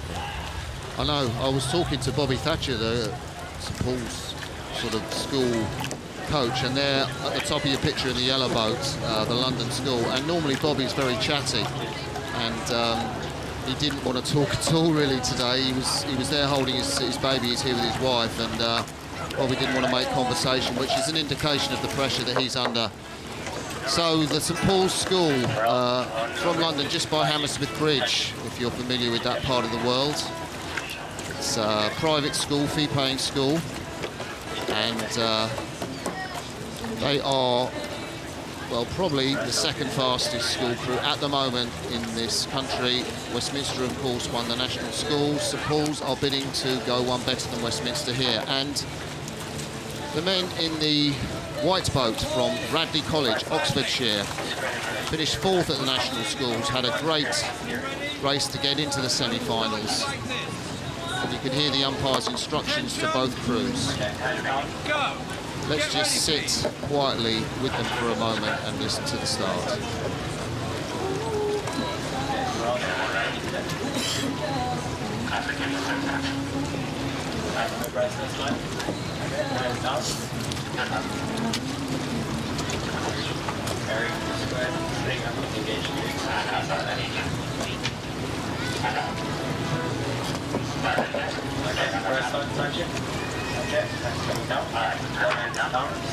Attention! Go! Listen to the power and noise of those eights as they go off the start mat. This is the most nerve-wracking time for Martin, and away they go. They're a bit sheltered by the island. They've just been down on the water, and there's suddenly, you can see on the water here, a gust of wind that's going to come in as they exit. You can see it right there, and it looks like a very clean start for both boats. And you can listen to the coxes, that last-minute instructions just to get their boats absolutely straight. Radley have moved over, haven't they? The crew in the red and white blades, they've moved over towards their opponents and are now having to steer back out again towards their station. Yeah, I've seen that with a number of crews. They hit that gust of wind. They're rowing pretty much stroke for stroke at the moment. There's some experience in this Radley crew. In the middle of the boat there, you've got the five-man Charlie Ells, who rowed in this event previously and is looking to be in the top boat in the junior team. Some real experience there, but also complemented at 6 by James Murrell, who only began sweep oar rowing. That's rowing with one oar in the last year. So quite a big switch for him. But these are some of the top athletes in the country, and it looks like we've got an early advantage on the far side there with St Paul's. Both of them yesterday got timed within a few seconds of each other, similar kind of push, about a length and a half. Radley won yesterday with Boston College, and Edwards were beaten by St Paul's by 2 lengths, so hard to judge the form, but at this point they really are taking a little bit every stroke on the far side. So, you heard how close it is, and at the moment it's the St Paul's, the London school, who have had a fantastic start. We're about a minute and a half into this race, ladies and gentlemen. If you're tuning in and watching for the first time, this is the schoolboy 8 at Henley, the Princess Elizabeth Challenge Cup, and St Paul's are really rowing beautifully well. They are leading Radley by almost the length, the Oxfordshire school in the white boat closest to us. And that's a pretty telling move at this early stage in the race, Matt. Yeah, I mean, this is the critical point, getting from the sprint phase into the middle of the race and finding rhythm. It looks to me like St Paul's have established a very strong rhythm and a nice lead over Radley. Radley will now, most of the people in the boat won't be able to see the St Paul's crew. They may feel they're even further ahead. And so it's a difficult time for Radley. They have to dig extremely deep and ask themselves the questions: how much do they want this? How hard are they prepared to row? How well can they prepare to row at this stage of the race? So questions being asked of Radley College, the crew in the red and white blades. I can't tell you what this means to those boys, to their coach, John Gearing, and to the school to be in the semi-finals, have a chance of making the final of the Princess Elizabeth Challenge Cup. And of course there, by implication, what it means to the St Paul's crew in black and white. And they are leading this race, coming down to the halfway point. I mean, this is a very commanding position for St Paul's at this stage in the race. And, you know, they've had the chance to knock out a number of the other top British rowing schools through the regatta in the first round. Abingdon went out, and then Latimer went out, and then St Edwards went out to these St Paul's guys. And on the other side of the draw, racing soon after this, would be Westminster, the strongest, I think, of the school crews this year. And so they'll be hoping to be able to replicate this kind of form against them in the final, if they can get through, but there's all to play for. And Matt, I think St Paul's are at the top of their game now. I think Bobby Thatcher has really brought them on since they finished second in the school's head behind Westminster. And at the front end of the stroke, where they put their blades in the water, they're actually getting a lot of grit and traction. It doesn't look aggressive. It looks kind of, you know, contained. They're letting their blades breathe on the front end, which means they're quite long in the water, and that's a lovely style that Bobby Thatcher's got them rowing. Yeah, I mean, I know a lot of friends and family of crews are watching these videos on YouTube. Amazing footage, and if you don't know rowing very well, you've got to see that it's not a continuous flow and single speed of the boat. Every time the oar comes out of the water, the boat's at maximum speed, and the boys swing forward in the boat there, and it slows down. And you think about all of them moving towards the back of the boat. The boat's dipping and digging in the water every stroke. So the art is to apply the power smoothly, swing forward together and smoothly, and minimise that digging of the boat. And if you look from this shot, Martin, you can really see the St Paul's boat is not really moving up and down too much at all, which is pretty good for a junior crew to be able to do that so smoothly.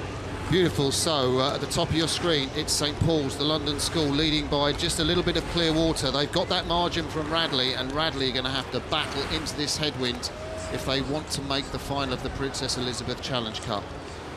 And these are two private schools, but if you think rowing is all about posh people and posh schools, you'd be wrong, because the coach of this school, Bobby Thatcher, is about as workmanlike as they come. He really had to struggle to get into the sport with Quinton, and his dad, Ross Thatcher, who's here as a boatman, really did have to help him. And I know Bobby Thatcher's really concerned about just how expensive it is to row at the top level for juniors like him who didn't have enough money, and it's fantastic to see characters like Bobby Thatcher in the sport, coaching young men like this to the heights of excellence you can see. Yeah, if you're watching the regatta and you can see the colour around and lots of people there fancily dressed, one of the great things about Henley is the Stewards have a charitable trust that puts a lot of money back into the sport, into development of junior girls and boys. And one of the big differences is, in rowing, since you and I were both competing at the top level, Martin, is the breadth of athletes coming into the sport from all kinds of different backgrounds, which I think is wonderful. But also the chance for those kind of kids to row at an event like this, the Princess Elizabeth Challenge Cup, first awarded in 1946 when the Princess Elizabeth, as then was, visited the regatta, the Royal Regatta, for the first time. So we're part of that history, and you can look down the winning cruise to see the heritage behind it.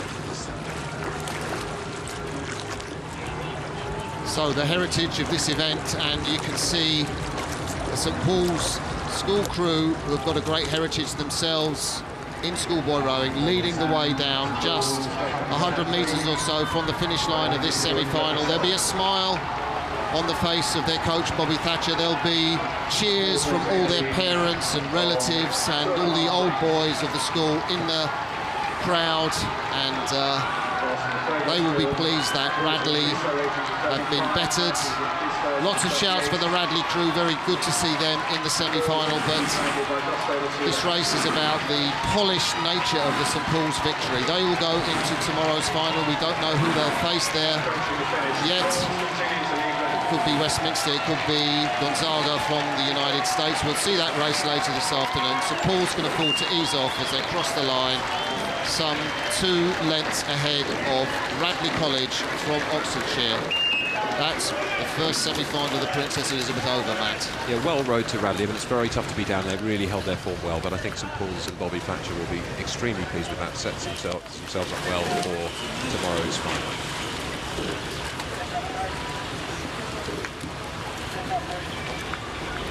So we see Radley College there, and you can see the exhaustion on the faces of the rowers there. That's James Morrell in the 6th seat with his head in his hands. It really is very, very difficult to row in these kind of conditions. Yeah, James and Charlie from the middle of that Radley boat going off to junior trials now, so we wish them well for that. And great race we just saw. Yeah, it's great, isn't it? We get a chance to look at it again. Oh, fantastic start. I think the shot of those 2 8s side by side is iconic, one of the iconic shots, and I didn't think that could be bettered until we came to this regatta and saw those. Well, for me, it captures, Martin, that feeling of nerves you get in the start. The overhead shot really shows you it's like a cauldron there, with the high trees on the island on one side and the spectators on the other. Yeah, and this is like a cauldron like no other. There isn't another rowing event like this with so many people watching. It's been like this for over 175 years. It is special, unique, it is sensational. And the best thing is that we are now able to bring these pictures to the world and put it in the place where it deserves. There is the South African pair going up to the start of their Silver Goblet semi-final. We saw Foden Langridge win theirs just earlier. So conditions getting a bit better, Martin. I think I was out on the water first thing this morning. Very, very blustery, strong headwind. Still a strong headwind and a cross headwind at the island, making that steering a bit difficult. But I think it's got a little bit calmer, and it doesn't seem to be affecting the crews too much, apart from that early difficulty with steering as they emerge from the island. So let's see what happens in this Coxless Falls race. Now, the distinctive multicoloured blades of the South African crew, and in the stroke seat, the man nearest to us, Lawrence Sizwe Ndulu, one of the iconic figures in the world of rowing. He is an Olympic champion. He won gold with the South African lightweight four in 2012. This time he is trying to make his mark in heavyweight. He's put on a few kilos. His opposition to his right, the British four who took the European title just a few weeks ago in Poznan, Poland. They are rowing here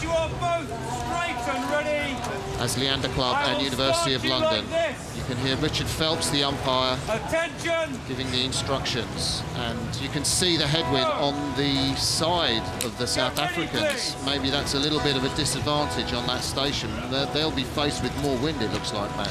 Yeah, that really, you can really feel that shelter. You can see the calm water on the left of your picture and the wind coming in from the right. This is the most nervous moment.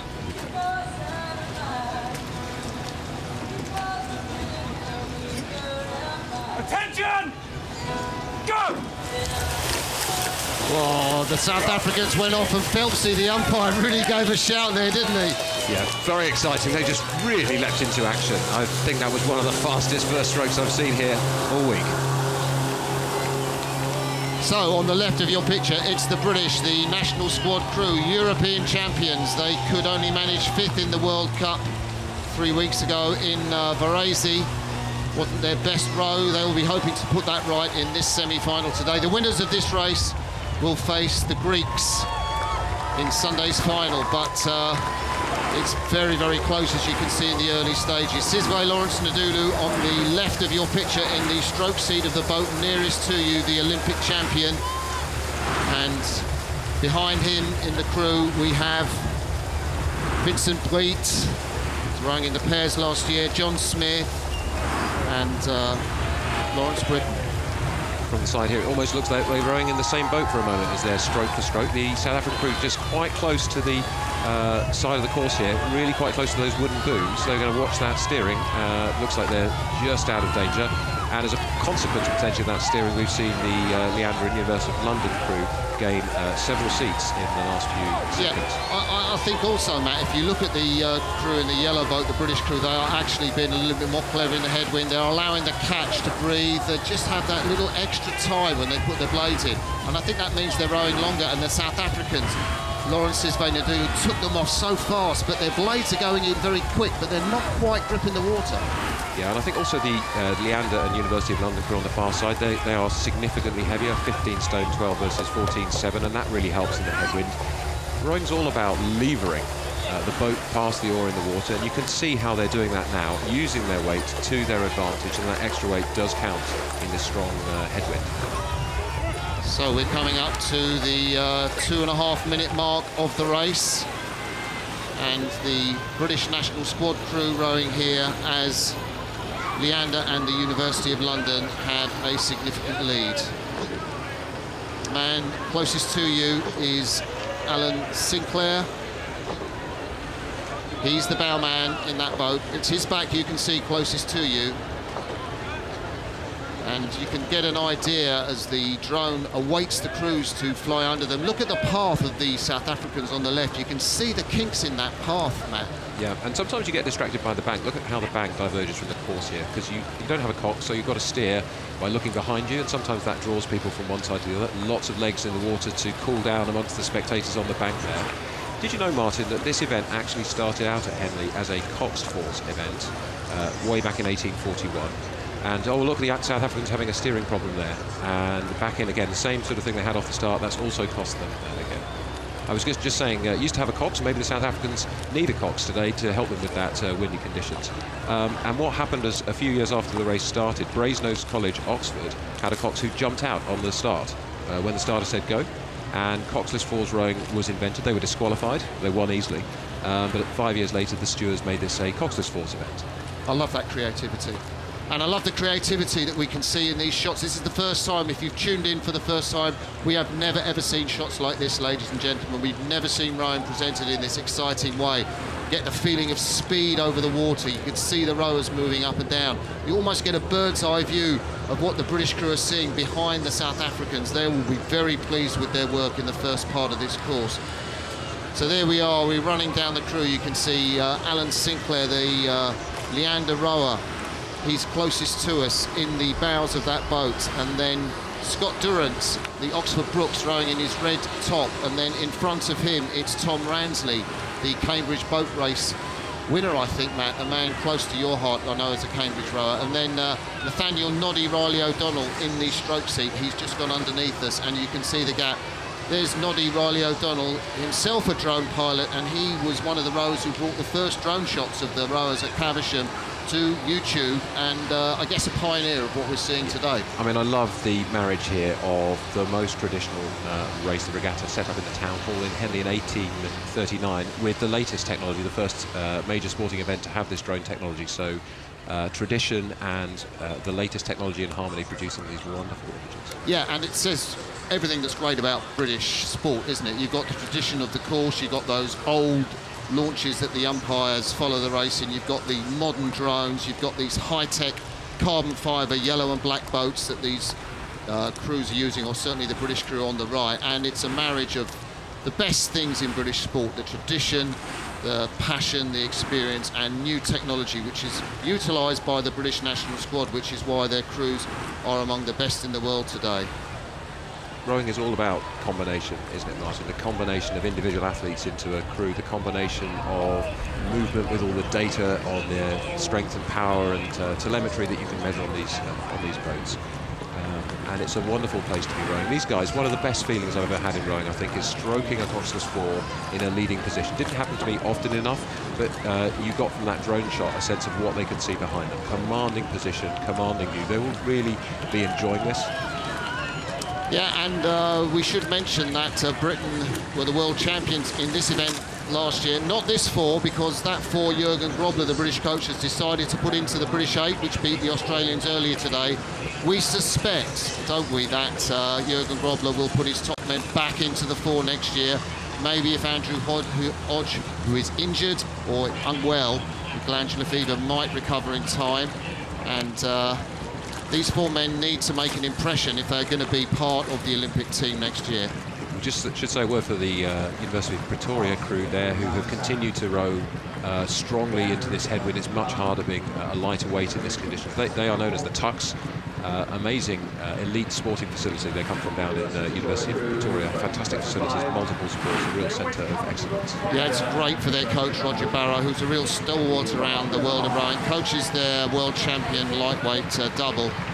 And as we've said, South Africa is such an important presence in world rowing. But this is the British national squad soaking up the applause.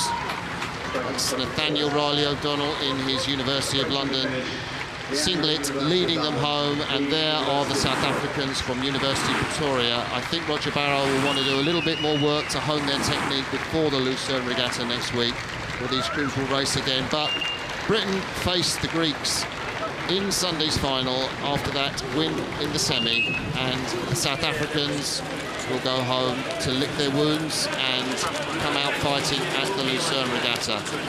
So there's confirmation of that result. Leander Club and University of London beat the University of Pretoria. Leander and London crew paddling off now, quite calm and collected, will have conserved a bit of energy through the second half of that race for the event tomorrow. Wonderful for them to row in front of this home crowd. You don't get to row so close to a crowd in World Championship and Olympic courses with 6 lanes. And here we see the start again. South Africans gave it all they possibly could, getting out of the blocks to try to hang on to the heavier British crew in this strong headwind.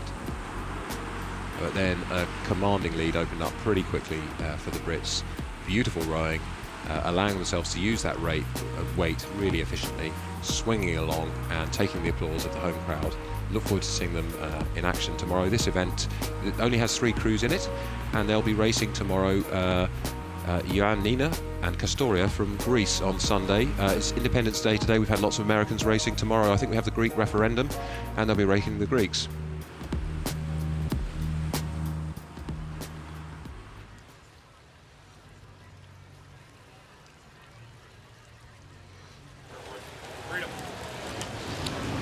There's a lot of tension down the course. The home favourites, Leander, on the left of your screen with the pink blades.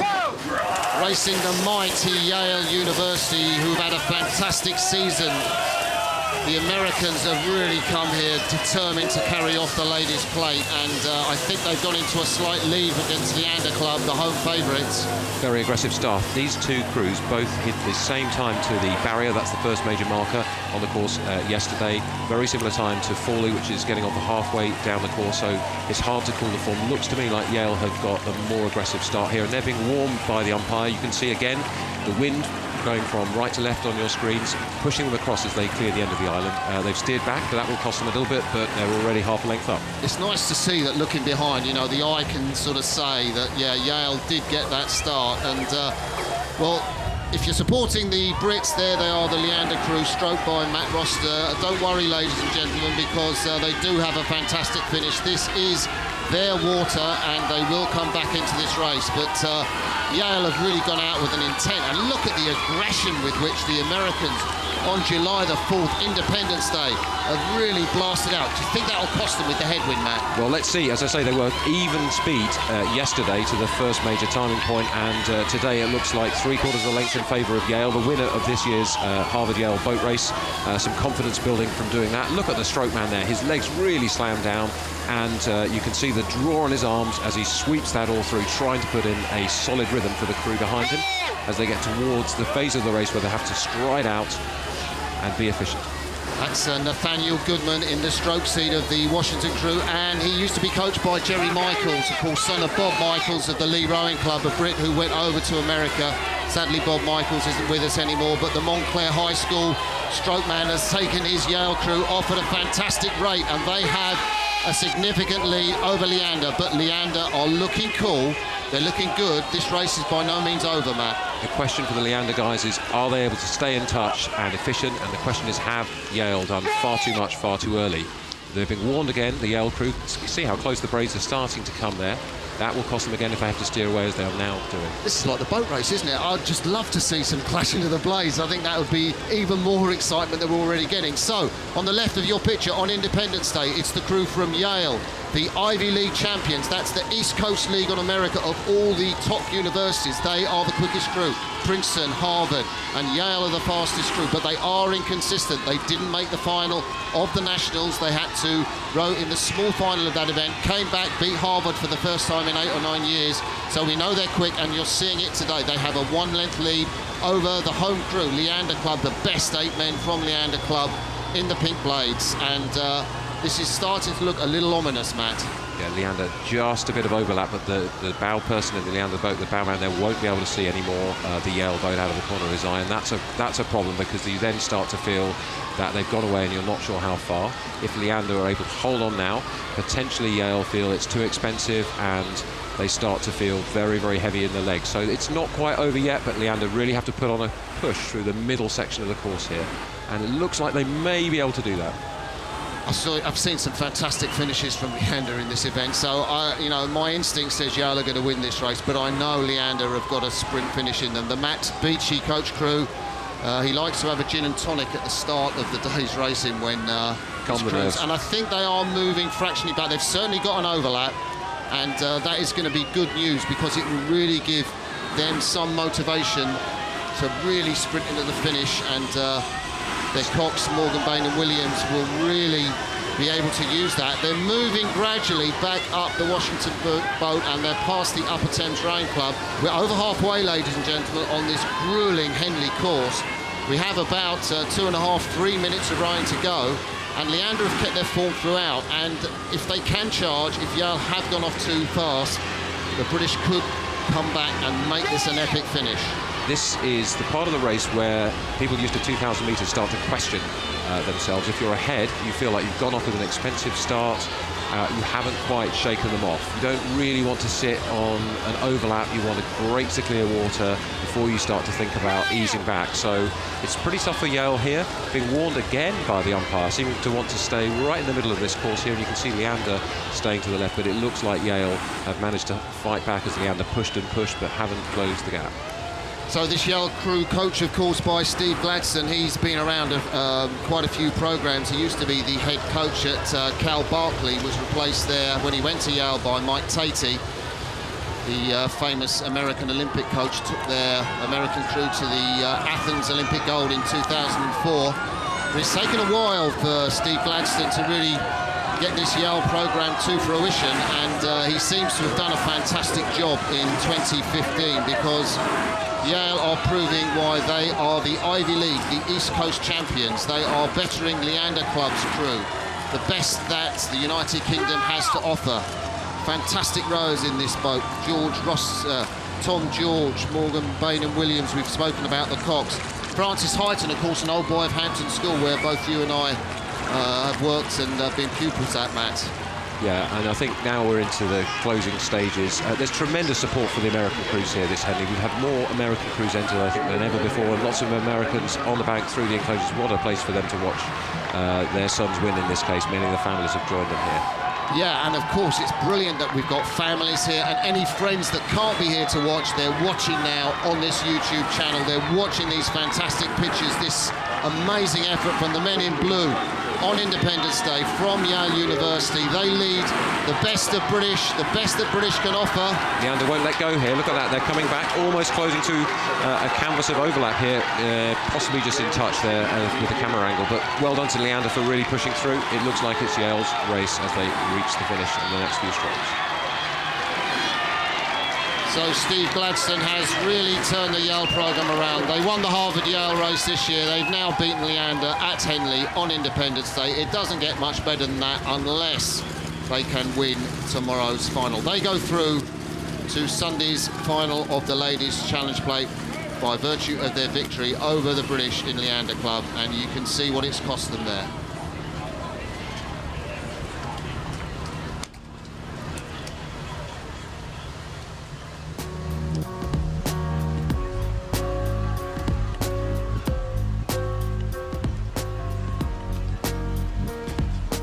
There we see the start again, and the very, very aggressive start. You know, they took 2 or 3 men within a few seconds at the start there, Yale, and really opened that up very early. And then Leander, valiant effort from the local crew. This is their local stretch of water here, holding on all the way through. They'll be disappointed they didn't manage to get back through in the middle of the course there as we watch these pictures of that section of the race.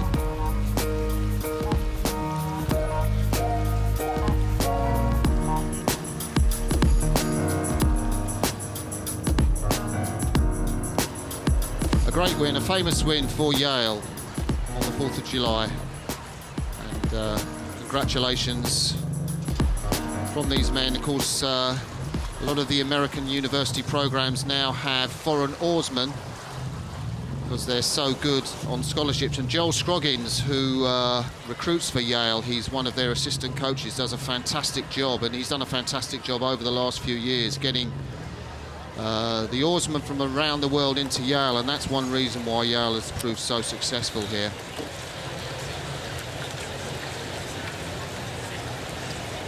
So from the men to the women, this is the premier event for women's quadruple sculls, and we have 2 great quads for this race, this semi-final. We're looking at the quad from the United States of America. How often are we saying that today in these races? Brown University, one of the Ivy League schools, not one of the top Ivy League schools. That would be Harvard, Yale or Princeton, but Brown is up there on the East Coast,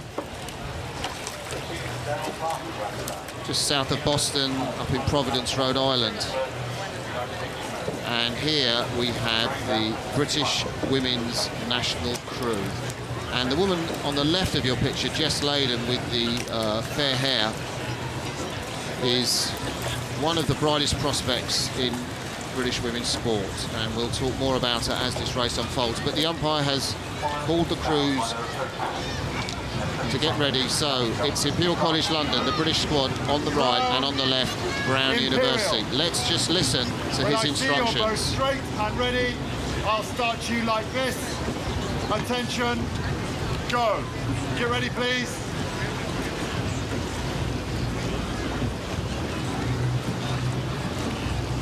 Down past the grandstand. Attention, go.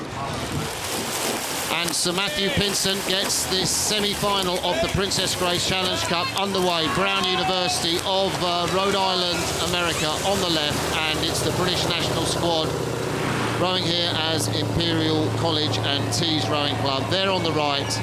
Little wobble on the steering, Matt, but a safe start.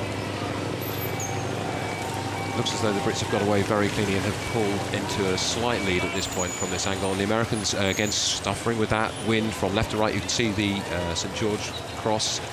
The wind's got a little bit lighter, and they have still had to steer back. And look at this lead. You can't even see You can't even see Brown in the picture, so a really, really strong start. What an exciting start, and what an exciting talent in this British women's quad.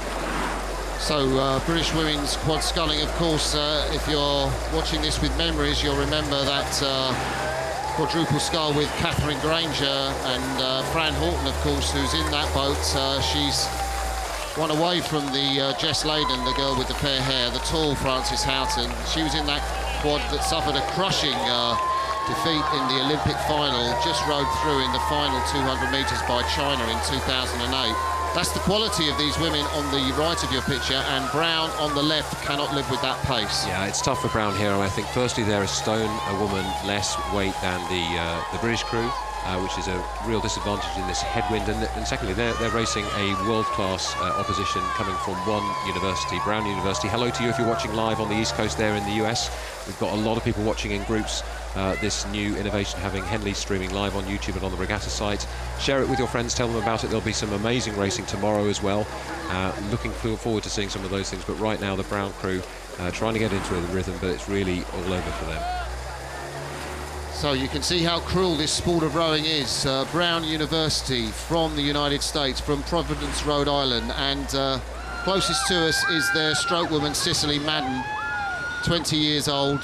Behind her, the tallest woman in the boat, Corinne Coco Scholar. Jamie Coven, who's a Brown alumnus here as a Henley Steward, a colleague of yours, Matt. He told me that she will be going to Princeton for US trials for the national team. So it's really important for her that she puts in a good performance in this race. But the British women's quad, they seem to have found their mojo. Last year they weren't in the final of the World Championships, Matt, of course, as you know, and fourth place in the Europeans. Perhaps not such a strong performance in World Cup 2, but they've certainly shown that they can live with the world's top quads. Of course, the Germans are the world champions, and this British women's quad aren't quite up to that speed. But you can see how well they're sculling, and it does look great, doesn't it? It does. I mean, they went off like a rocket off that start, really put a marker down straight away. You don't often see that much lead open up so fast, and this is the crew from Brown are no slow coaches here. Really strong rowing school, Brown, and they've had a lot of investment in their programme over the years. There's a huge contingent here in Henley today watching as well and supporting them. Do you know, I can't wait for the drone shot, because I think with a quadruple scull, to see those blades so close together and the synchronicity, if we're going to get a drone shot, that will be fantastic. Because, and there we go, look at that, ladies and gentlemen.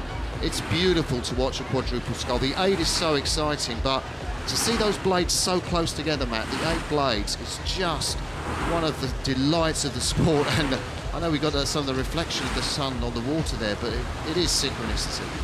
Well, they look like an insect, don't they? They look like a water boatman. I mean, in a good way. They look like a water boatman skating along there beautifully. It's poetic when you see rowing like this. In fact, both crews sculling pretty well. A gorgeous day here. The Princess Grace Cup, named after Princess Grace of Monaco. And did you know, Martin, I know you're interested in history, that her brother, Jack Kelly, won the Diamonds. The Diamonds Gold, the top event for men in the 40s, twice here at Henley. And that led to the connection and the Princess Grace Cup, which was awarded in 2001 for the first time. She herself gave prizes here at Henley in 1981. That's a great shout, Matt, because I got a prize from her when I won the Stewards Cup in 1981. And thank you for that cue. But there we're looking at the bow woman of the British quad, Mel Wilson from Sport Imperial, going down the boat to Chrissy Stiller, then Fran Horton, the tall woman, the veteran in the 3-seat, with the distinctive colours of the Tirry and the University of London Alumni Club, and then Jess Leyden. Well, she's rowing here for Leander Club, that have done so much to support her. Of course, when she started, she came from the northwest, from Hollingworth Lake Rowing Club up there near Rochdale. She rowed on the lake there, and that club, which has brought so many of Britain's top internationals to fruition, seen Jess Leyden become the first British woman to win the single sculls title as a junior. So if you're watching from Hollingworth Lake, thank you for all the work you do for British rowing. Thank you for passing Jess Leyden on to Leander Club and their fantastic facilities, and thank you for the support you are giving by watching this broadcast.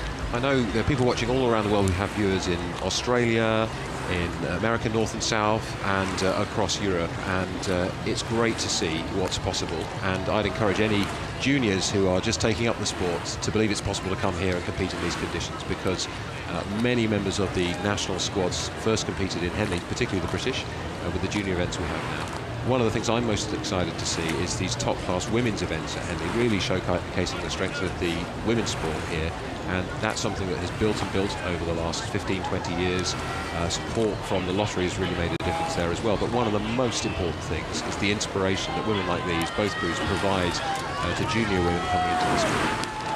And in the purple top there, Fran Horton, as she just sculls past it, it's so great to see her back and winning, because she's had such a struggle with back injury. She's such a tall woman, and she really has struggled with disc problems, and now she's done so much work with the British team's physio, her core stability, her strength around the middle, just to be part of this team. I know she was so disappointed in the 2012 Olympics, and of course it took us such a long time to get over that crushing defeat in Beijing, where the crew that won the world title in 2007 had to settle for Olympic silver. Of course, that set up that fantastic race for Kath Granger, where she finally won Olympic gold in 2012 with Anna Watkins. But of course, Fran Houghton has yet to win that Olympic gold, and maybe this is part of her road towards Rio and the quest for a gold medal. And there's one of our greatest Olympics, Matthew Pinsent, standing on the front of that umpire's launch, looking at these girls behind. Brown having a bit of problem with their steering there, but Matthew's not needing to warn them. They're well behind the British girls now. Just struck you could see the gust of wind. Yeah. I mean, the blades on the right-hand side of the boat are just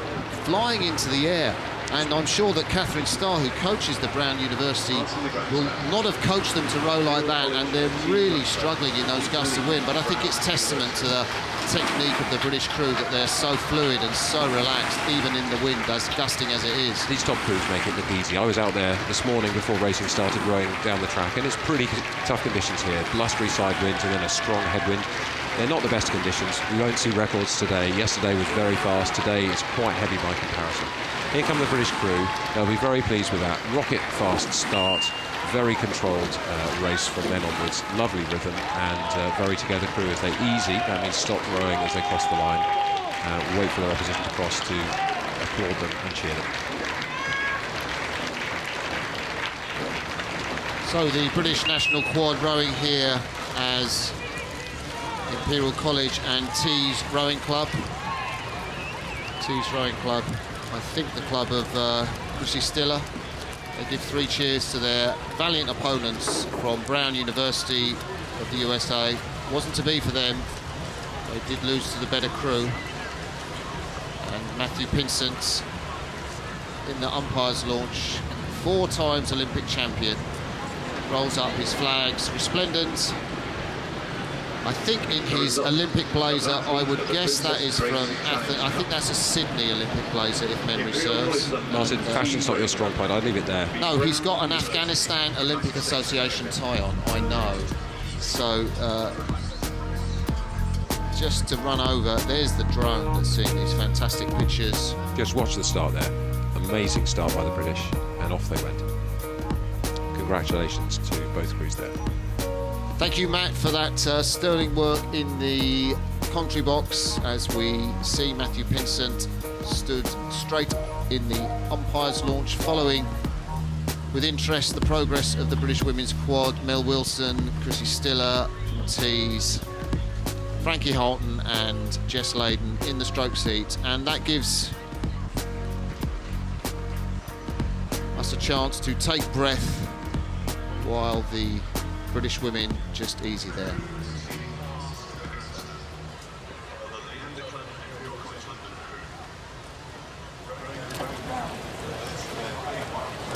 So we're at the start of the second semi-final of the Silver Goblets, the men's pairs event. Again, we have another South African crew. They're closest to us on this side. The 2 men from the University of Pretoria, and to their right, it's the pair of University of London and Leander Club. In the yellow boat, two men from the British squad. We'll talk about them as they go down, but it gives me a chance to welcome Camilla Hadland to the commentary box. Camilla from Durham University, last year's captain, under-23 international rower, and I know that you've so much enjoyed being part of the Henley scene this year. It's wonderful to have you again alongside in the commentary box, Camilla. No, absolutely, and really looking forward to this afternoon's set of racing. I think I've struck it lucky because we've got some fantastic ones lined up over the course of the next half an hour, so we'll see how this one goes underway. So, on the right of your picture, it's David Hunt and Sean Keeling, and on the left of your picture, it is the British pair of Ollie Cook and Stuart Innes. South Africa against Britain, and South Africa have gone off very fast indeed. And it looks to me like the South African crew just getting pushed again a little bit more towards the centre of the river, and British crews flooding this event, it seems, Martin. And if you're wondering what that incredible noise was, it's the engine of Ulysses. They really have to get a steam on to catch these crews up. The throttle goes on full power and it drowns the microphones out. And the South Africans are being warned for their steering. That's a very handy lead to have at this point in the race. We're about 45 seconds in and we're riding with the South African pair. On the far right, that's David Hunt, and closest to us, Sean Keeling. Sean Keeling, of course, was in the pair that finished in the final of the World Championships last year in Amsterdam. This is a new crew put together by their coach, Roger Barrow. David Hunt's come in for Vince Breed, who we saw earlier in the four. But the British, Ollie Cook and Stuart Innes, have stopped the rot and they're holding the South Africans, the British in the yellow boat at the top of your picture. And yes, some fantastic calibre in both of these crews. As you said, you know, we've got sort of world medalists, and if you look to the left of your screen, Stuart Innes there, Durham University alumni. He actually was in the men's 8 that got the gold medal just recently at the World Cup. And so it's interesting to see him here now in the small boats. That's right, and of course, if you just joined us, Camilla Hadland doing the commentary with me. She was captain of women's boats at Durham last year, which is why she's so excited about this particular event. We're looking at the South Africans from the University of Pretoria, and they have got a very handy lead. They are the favourites in this race, but the British have really come in with a vengeance. They have stopped the lead that the South Africans had, or stopped the lead getting any bigger, and it's a very, very close race in this at this stage early on. If you've really got an overlap between the boats, there's not much between them, Camilla. No, absolutely. And I think in these coxless pairs, which, you know, the event with one blade each rather than the double sculls, a lot can change in the smaller boats very quickly. I think that it's, you know, if you've got a bit of overlap, it's very, you know, common to see crews kind of chopping and changing with the lead very often in the smaller boats, would you say? That's right, and that's what makes the small boats so exciting. When you are very close, you get a great shot there of the umpire's launch behind, seeing fair play. Both of these boats are steered by means of a rudder attached to the foot of the rowers, and they're steering both excellently, as you see the umpire behind, resplendent in his blue blazer. There's the drone shot for you, and the South Africans, well, they're still in the lead, but the British pair of Ollie Cook, he's the guy with the blonde hair. He was in the pair with James Fode in the World Championships in 2013. This season he hasn't managed to get in one of the top British boats. He was actually sculling, I think, at the recent Marlow Regatta, won the single sculls there. And of course, as you've mentioned there, on the right, there's Stuart Innes, who is the spare man effectively for the British team, but he's subbed into the 8 while Constantine Loulis has been doing his exams. We saw Stan Loulis back in the British 8, winning today, beating the Australians, the great Oxford strokeman. But Stuart Innes has been spoken of very highly by everybody about his attitude, his determination, and what a great result the British have had at World Cup 2. And Now we're seeing that determination from Stuart Innes, Camilla. Oh, absolutely. I think they've just gone up a gear there. You can see how they're eating into that South African lead. We've gone from being about a boat length down now to being about half a length. And as I say, these things change so quickly, and just 1 foot on the gas, and you know, you can just chomp away at those puddles of the South Africans. Ollie Cook in the bow seat, he's going to be able to sort of see them out of the corner of his eye and sort of, you know, shout to Stuart in front of him and say, look, I think we need to move now in the middle here, you know, to make sure that we press on and get our bows in front. So a great move from the British pair, who are not the favourites in this race, the South Africans. Stroked, of course, by Sean Keeling, who was the stroke of the pair in the world final, would you believe, last year. It's changed now. David Hunt's come into the boat, but nevertheless the South Africans firm favourites. There's David Hunt, both with red peak caps. Sean Keeling from University Pretoria Rowing Club, closest to you, a very, very experienced rower. He will know what to do faced with the British attack, but I think the determination shown by the British has been exemplary, and Stuart Innes, well, it must have helped him being part of the British 8 with the likes of Mo Sabihi, Alex Gregory, and of course Jürgen Grobler. Look at their course, straight as a die down the booms, Camilla. Oh, absolutely fantastic to see. You know, steering in these boats, especially with this wind today, must be extremely tricky to hold your line so straight, you know, straight as a line, because it can affect, you know, the boat speed a lot if you're sort of ping-ponging around the course. So, you know, both of these crews, you can tell they're very experienced, they're holding themselves very straight, and I think that, you know, the steering there from the British might have actually helped them to just get their bow balls in front. I think they're about a canvas up now.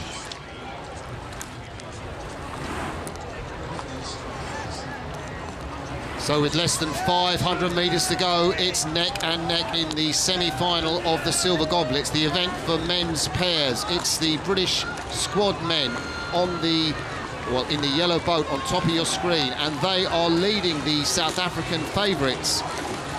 And there is probably about a minute and a half of rowing in this. Now, it is possible for South Africans to change their pace, but it's going to be really difficult in this headwind for them to get back on the British. They're so fit and they're so well trained. They do so many training sessions, 15 or 16 training sessions a week, many kilometres on the ergometer, the rowing machine, and I don't think Stuart Innes or Ollie Cook are going to stop their charge towards the finish line anytime soon. No, I don't think they're going to roll over and let the South Africans come back at them now, but I think we're going to see another gear change here coming into that wall of noise from the enclosures. If you look at the banks there's all the, you know, colourful regatta enclosure and the stewards enclosure, and you can hear the noise from the crowd, you know, driving these two pairs towards the line, and you'll see now there'll be a bit of a gear change from both crews as they come into the last, you know, couple of 100 metres.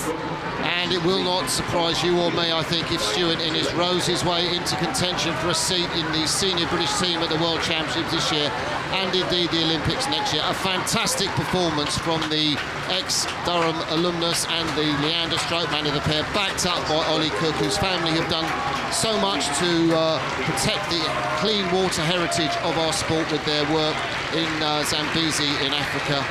And it's been an amazing triumph. They have really rowed beautifully. The South Africans led, but it's the British pair who row through, and that is a famous victory over the South African favourites in the semi-final of the Goblets. It will be Britain v Britain, Fode Langridge versus Cook and Innes in the final of the Silver Goblets tomorrow. But ladies and gentlemen, you saw an absolutely incredible race, and one of the bright new stars of our sport, undoubtedly, Stuart Innes, stroking that boat to perfection.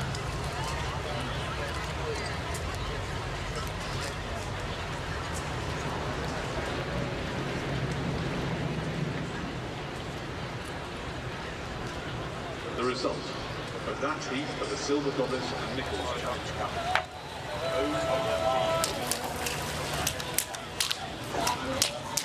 So we go back up to the start for the second semi-final of the Princess Elizabeth Challenge Cup, and this one has got a real frisson about it.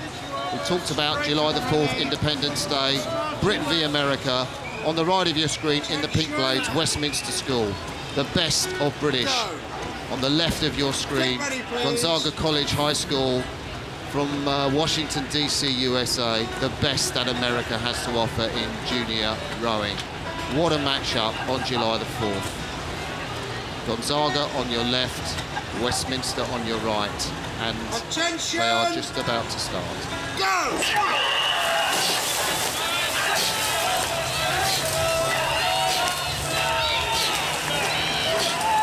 Absolutely fantastic start there by both crews. I think it might be Westminster that's just about pushed their bow ball in front of the crew all the way from Washington, D.C., as Martin says. They've actually, did a fundraising campaign to come over here to race here on the 4th of July, and you can see that this is going to be an absolutely fantastic race developing. Gonzaga, they were 8th at the school championships over in the USA. Westminster, of course, they won this year's National Schools Regatta. They won the Schools Head of the River. So they're looking to kind of build on that and make this, as they say, the triple, Martin.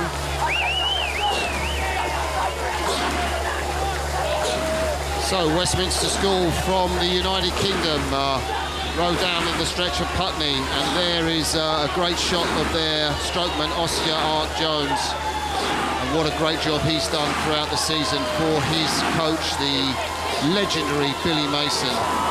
And Billy Mason has been around the boat tents all today. He'll say hi, he'll talk to anybody. I think he uses a bit of therapy to calm the nerves. And he basically knows how fast this American crew can be in the middle of the course. And there you see a shot of Kevin Garvis, the American strokeman from Gonzaga, inspired to row by his brother who rowed in this event 3 years ago. And he saw what his brother was up to and he loved it, and brought him into the fabulous program that the Gonzaga coach, Mark Mandel, has created. And it is amazing just how well this Gonzaga school have done. But Westminster will look to do some damage at this part of the race.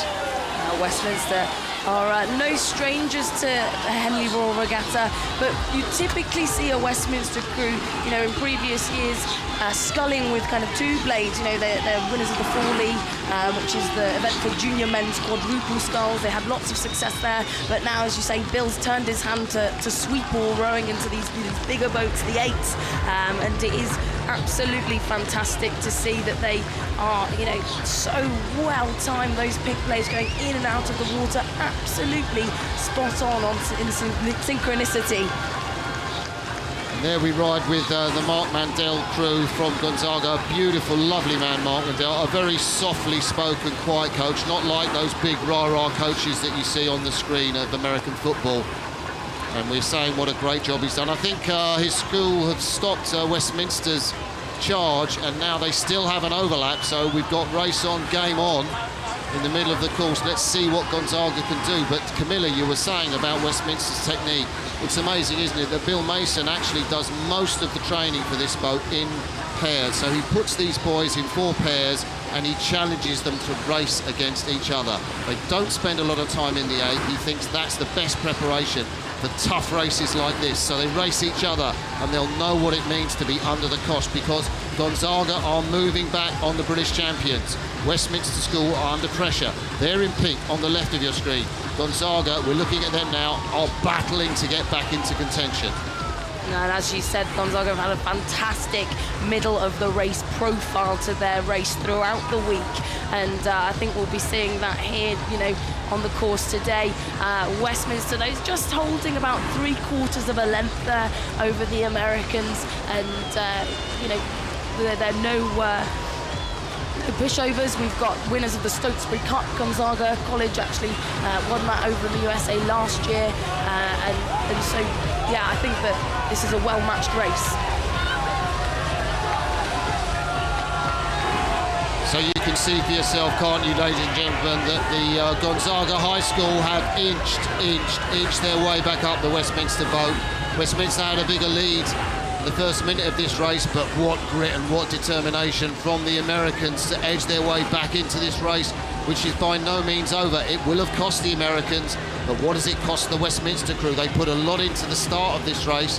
We now have something like 500-600 metres left to go in a headwind. Still could be anybody's race.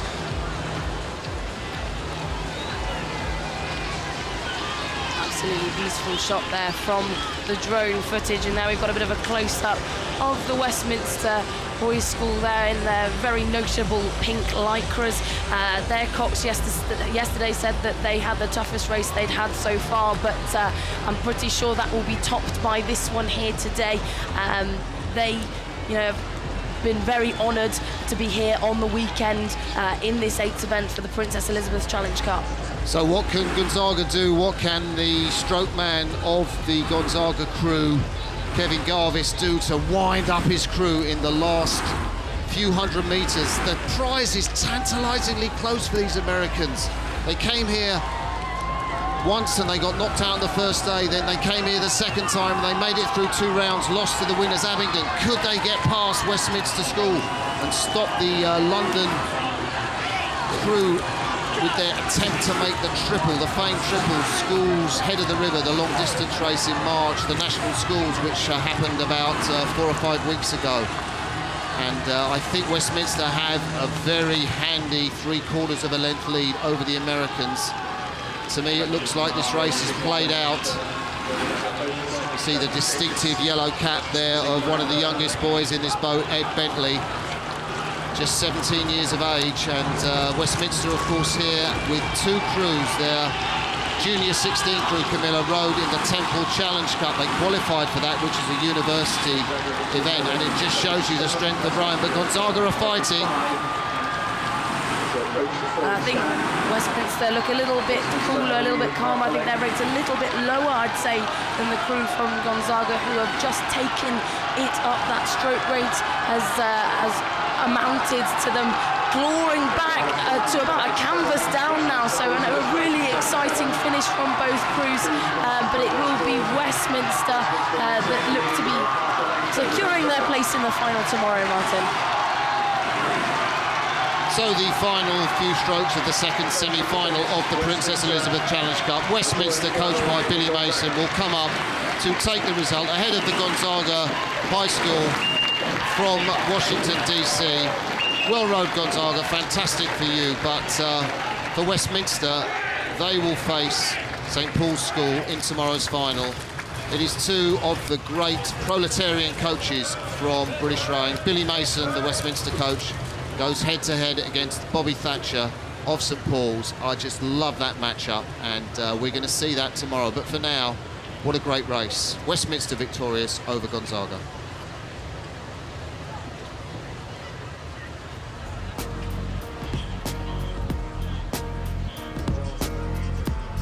Oh, little breath out there from Pat Dent, the 5-man of the Gonzaga crew. Just shows the tension. Westminster, they knew they had to go out quickly, but also to compete in the middle of the course against the pace of the Gonzaga crew that beat Eton College yesterday convincingly, and there's how close it was in the middle of the race. Of course, Eton were last year's winners in this event, in fact, so really great for them to have kind of stepped on and raced here on the Saturday. Yeah, the coach Mark Mandel was telling me, he said, you've got to imagine, boys, when they were racing yesterday, just imagine they're normal guys, not Eton, last year's winners, and it worked for them. And I thought they rode a fantastic race, the American High School. So well done to them as we get a beautiful shot of the grandstands. So, would you believe we have another American-British clash? And closest to us, the 4 top men from Cal Berkeley, USA. Multinational crew, we'll talk about them more as the race goes on. Cal Berkeley, of course, on the west coast of the States. And the camera now, the boom camera flying over to the very distinctive colours of Newcastle University.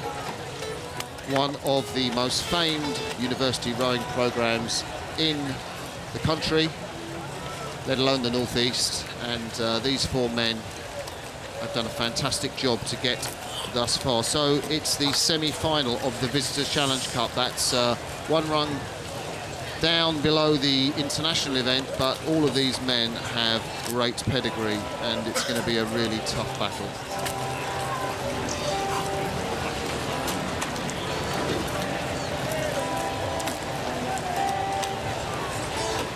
see there the crowds. I mean, if you wander down to the... It's a great walk down to the start of Henley, isn't it? Particularly on Saturday if you fight your way through the crowds. And you get to see a unique part, the start of an international regatta.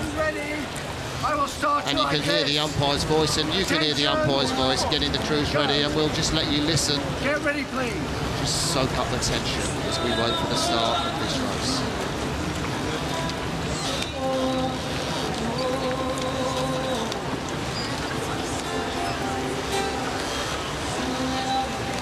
Attention! Go!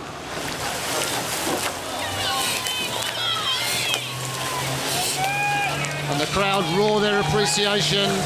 Cal Barkley just moved slightly over towards the boys on their left-hand side. They're on the Buckinghamshire bank. They're on the right of your screen. Just adjust their steering now. They've over-corrected. They come into the centre, and I think that's a handy lead that they will have over Newcastle. As the eye says, the umpire, I think that's Boris Rankov, warns a big yank on the rudder there, Camilla, as Cal lead, I think, the Newcastle crew on the left of your picture. I think that might cost them a little bit as they come out of the end of the island, and hopefully we'll see that beautiful side-on shot so we can tell who's got the edge. And I think it is the Cal Berkeley crew that have got that slight lead over Newcastle. So the umpire has stopped the race there, and it may be there's something ahead of them. It may be an obstruction on the course. I don't think there was any interference with the two crews, but the umpire has shown his red flag, Boris Rankov, I think that is. And we await to see what has happened in that race, unless he is going to disqualify one of the crews. There is Boris Rankov, holds the record for the most number of appearances in the boat. Yes, he's told the crews to go around and to head back to the start. Now, Camilla, that might have had something to do with the terrible steering, frankly, of the Cal Barkley crew. They really thought they were very close to those boys that go along the island, and they overcorrected, steered right into the Newcastle University crew, and then they had to do a massive big steer back into the booms. There's a little gap in the booms there which both crews can go through, the wooden booms, but we haven't had official confirmation down here in the commentary booth at the finish.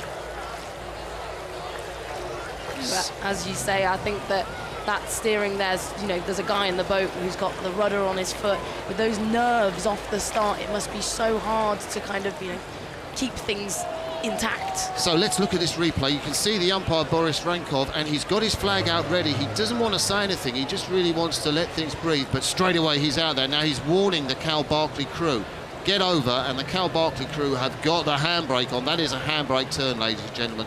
They are screaming round to the other side of the course, and he has decided now, he's waved his flag there, and I think he has decided that there was something, maybe it was the goose, that's a Canadian goose I just saw flapping there, and he said no, that's all over, and go back and start the race with. So I think a foul might have occurred. Perhaps it was one of the crews hit that goose or swan in the very first moments of the race, and the umpire Boris Rankov, who is one of the most experienced umpires here at the regatta, thought it was best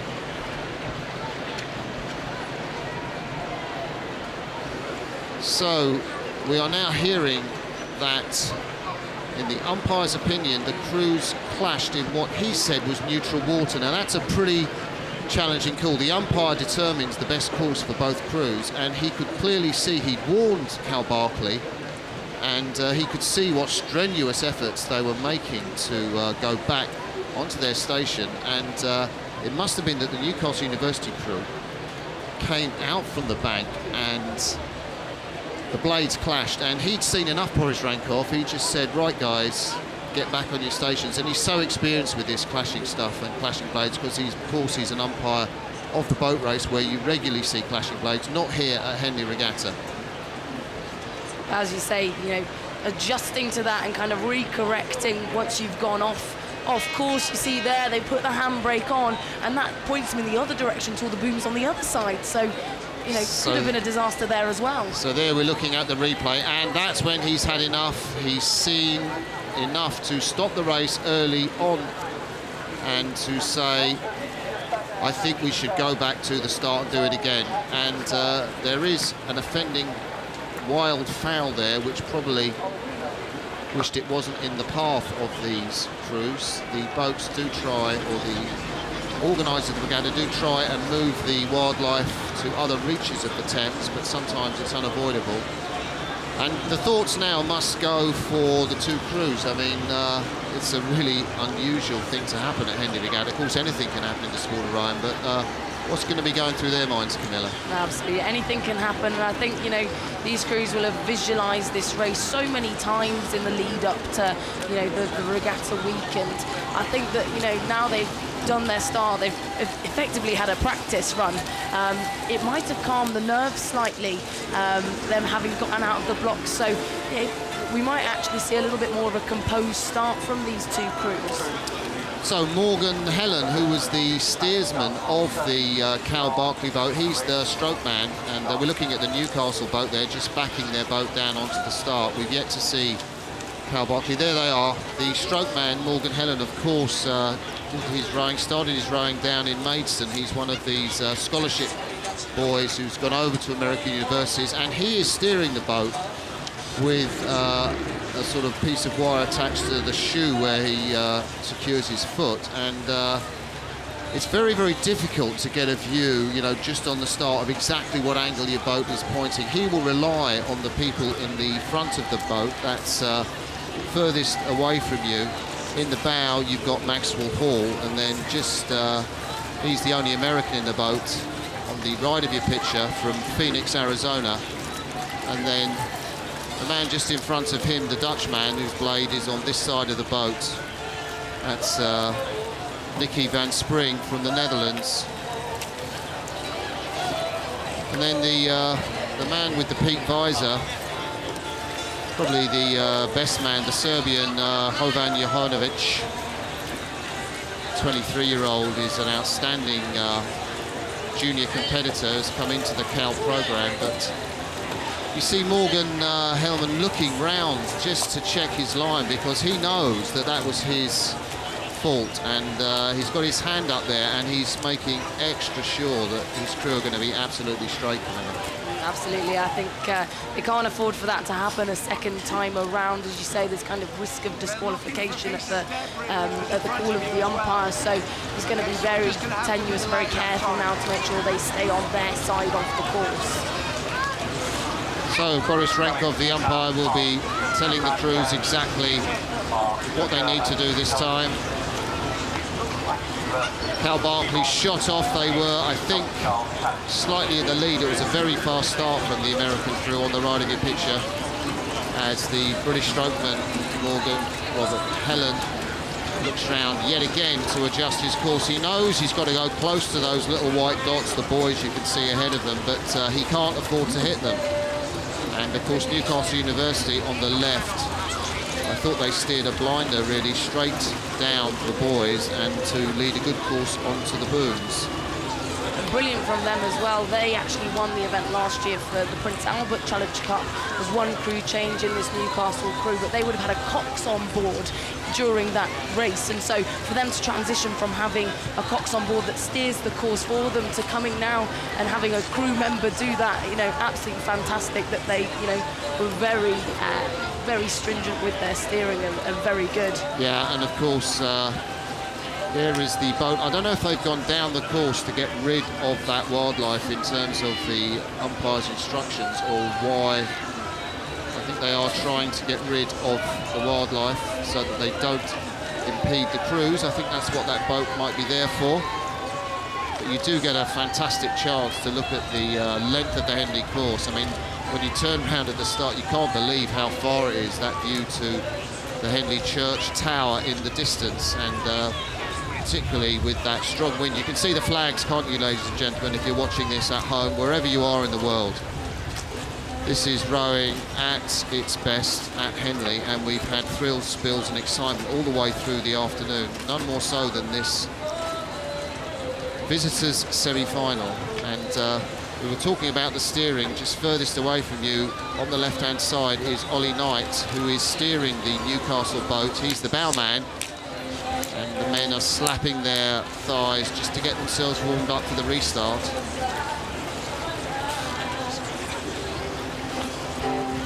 So, umpire Boris Rankov is just checking. He wants to be sure that the course is clear. There he is on his radio. He's talking to the launch.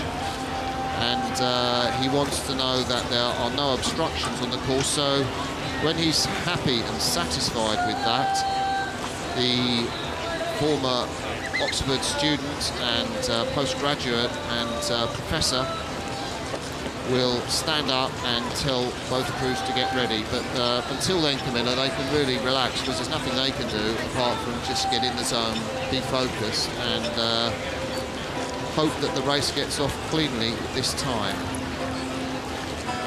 If you just tuned in, ladies and gentlemen, we are waiting for the start of the semi-final of the Visitors Challenge Cup. It was due off at 3:49 minutes ago, and there has been a recall of the race. They were just over 30 seconds into the race where the umpire waved his flag. We think there was a clash in neutral water. He told them to go back to the start, and we're looking at the yellow steering markers, the V markers, and behind them the yellow posts. What are they for, Camilla? So when you're sat on the start line, those posts that you can see in orange and the yellow V there, if the stick with the lollipop on top, that sits in the middle of that V, you know that the boat is straight. If you're off course, then those two markers won't line up. So it's an easy way to tell without, keep looking over your shoulder if you're sat straight on the start line, just like that, as you can see That's there. a great shot. The thing is, when you're at stroke and you're the semi-final visitors, like, I want to just be in my zone. I don't want to be looking at the steering markers, and I kind of want to trust that I know where I'm going, and that's really what the British stroke Morgan Robert Helen would have hoped. And again, maybe it's experience for the 22-year-old, and you never stop learning in this sport. Certainly that's the case for me. I'm 57 and been doing the sport for, well, longer than I care to think, and every day I go out rowing, I'm learning. Well, in fact, I rowed with Morgan as a junior, so I've been doing that for a long time, as Morgan at Maidstone, then went over to the States on a scholarship, as you say, with Cal Berkeley, but has got, a host of international accolades. I went to the Junior Worlds with Morgan when he was in the men's 8 there that came 5th back in 2010. He's worked his way up the ranks, was in the under-23 8 for Great Britain. So he came back over to Great Britain to race in that crew last year in racing. There'll be no further roll call. So he has told them there will be no further roll call. So it'll be, are you ready? Go for the start of this race. And well, we've talked about him, Morgan Robert Helen. He's got his hand up. At home, I think Mike Tatey, who runs the Cal Berkeley program, the legendary American coach, took his country to Olympic gold medal in 2004 in the 8. If you're watching, Mike, we wish you well, and we hope you're enjoying the transmission. A much straighter course from the Cal Berkeley crew. So they had their practice, they had their run through, and we're back on the course again at this semi-final of the Visitors Challenge Cup. And Cal, again, just drifting towards the centre of the river again, but I think they've learned how to deal with that now. Yeah, that's the beauty of this. I think Cal Berkeley had the fastest start, and when we get the side-on shot, we'll confirm that for you. Yes, the yellow boat of the Californian crew is leading the race just about half a length. I think they're edging out from Newcastle University every stroke. Such a powerful crew, Cal Berkeley, coached here by Scott Franston, who himself is an Olympian with Canada. Fantastic result in the pairs in Beijing, just finished out of the medals in the London Olympics, but Mike Tatey brought Scotty Franston into the Cal Berkeley program, and it's him who's come over here with this crew intent on taking the visitors. But Newcastle have stopped the rot, and they are just half a length behind. Newcastle in blue in the white boat, Cal Berkeley, the Americans, in the yellow closest to us. And considering that all of these athletes here that you're looking at on the screen, they're all at university, they're all still students, which is fantastic to see in such a high-level event, as you say, one step down from those sort of elite events. And it's, the Cal Berkeley program that looks to be kind of stretching out to about 3/4 of a length lead now. Newcastle, coached by the ever famous Angelo Savarino. He coached the under-23-8s last year with the men in that had Morgan Helen, who's the stroke of the cow boat there. So very interesting to see.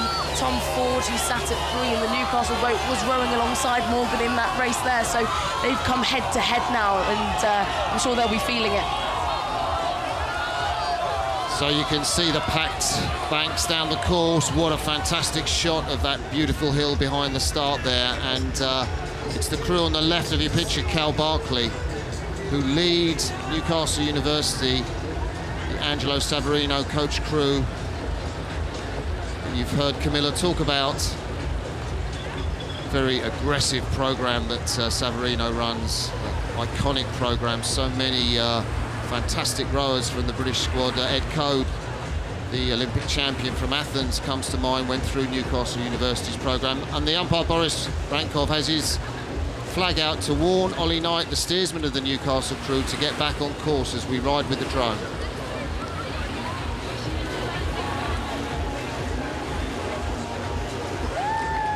So the semi-final of the visitors, Cal Berkeley from the United States of America lead by just over 1 length from the Newcastle University crew in the white boat.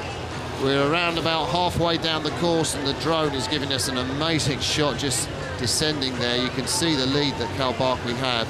And just as we get to the Newcastle University boat, the man on the right of that boat, James Rudkin, of course, his father, Andy Rudkin, a very famous sculler, and James has actually done crew at Tideway Scullers with my son, Frank Cross. So got a lot riding on that, and of course Frank will be watching this race. But it does seem that Cal Barkley have made a decisive move there, Camilla.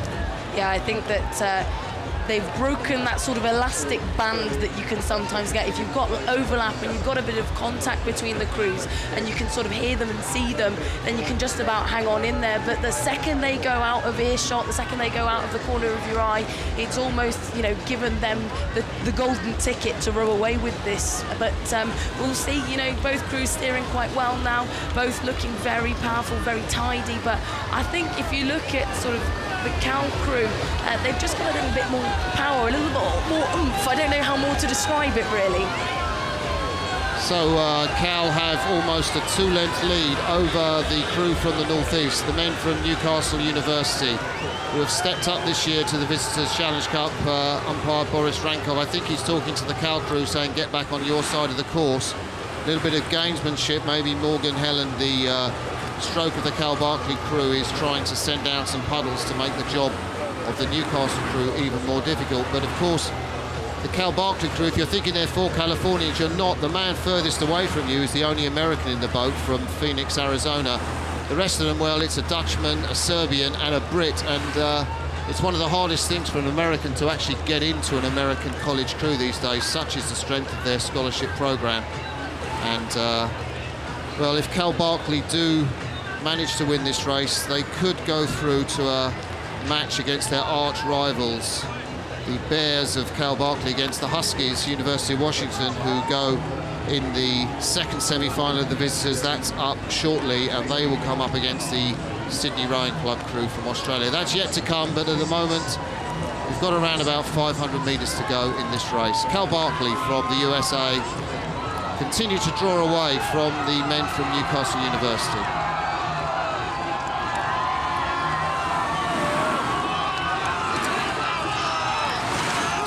Come past that fantastic panning camera there towards the enclosures. Look at that support on the bank. Saturday afternoon, tons and tons of people there cheering on these two crews. And as I've said, you know, we're looking at 2 exemplary university rowing programs from the UK, from the US, and it's kind of, you know, the best from both divisions. You know, Newcastle up there with the best in the UK, and Cal, you know, one of the best in America. The thing is, you just can't, British universities can't compete because they won't pay 60 grand for an athlete, and the American universities are so well supported with their alumni programs that there's so much money in the top universities that they can afford to buy in the best rowers in the world. So we really are seeing a fantastic standard of rowing, and Newcastle University, on the right of your picture, the men in blue, That is a fantastic crew, and you can see James Rudkin had a look round. He wants to raise the sprint, and they are moving back, the British on the Cal crew, but I think they've left it a bit late. I think they have. They've managed to sort of get their bow ball sort of a little bit closer towards the front end of Cal's boat, but look at those faces there from the men from Cal. They've really had to push hard to get that, lead over Newcastle, who last year's winners in the Prince Albert Challenge Cup. So they are a fantastic crew in themselves. So you're looking at really two incredible boats there in that semi-final. So it's Cal Barkley who crossed the line. Newcastle University came back quite at the finish, and a breath of relief from Morgan Helen, the stroke man of the Cal crew.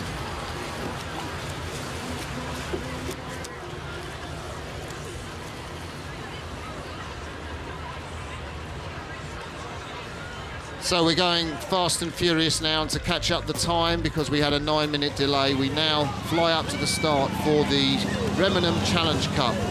And we have two fantastic eights that we're looking at. On the right of your screen, it's the British National 8 in fantastic form so far this season. And on the left, it's the crew from Oxford University and Radcliffe, which is the Harvard University Boat Club. And, well, they're out of shot. The British are really powering on in this race, aren't they? I think they're going to have to. Oxford, absolutely fascinating crew that won the first women's boat race on the Tideway earlier this year in an emphatic style, really. And so I think the British crew knows that they have to get out the start quickly to be able to sort of lead such a calibre of crew.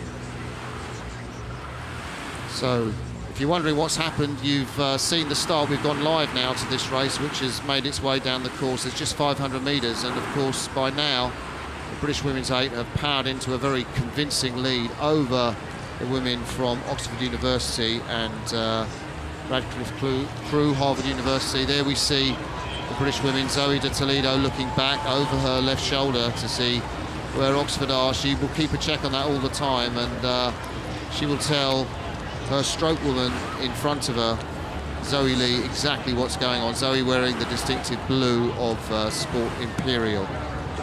And there, well, if you could just make out, I don't know if the camera's going to let us see, but probably one of the greatest female oarswomen of all time at stroke in the Oxford University boat, Cara Davis, 2 Olympic medals, Olympic gold medals, Beijing and in London 2012.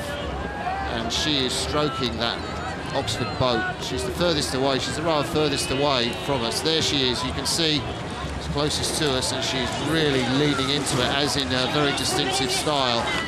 She is one of the world's greatest female oarswomen and shot to distinction, leading the Oxford women to the boat race victory.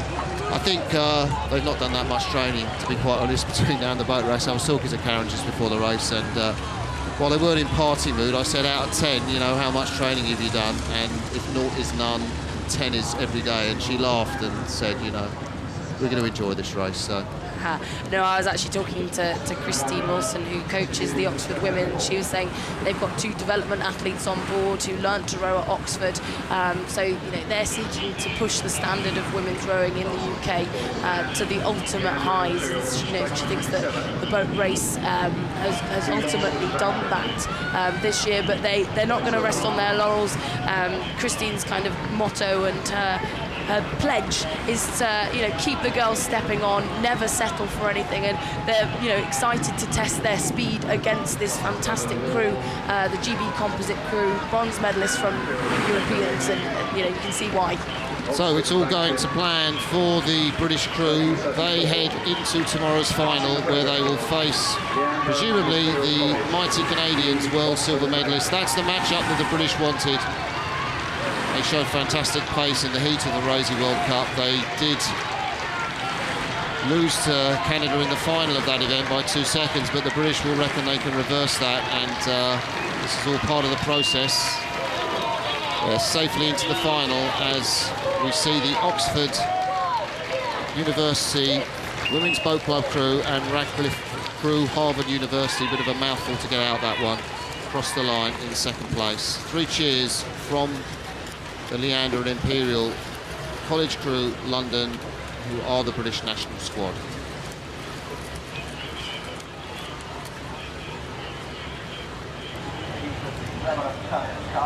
Attention!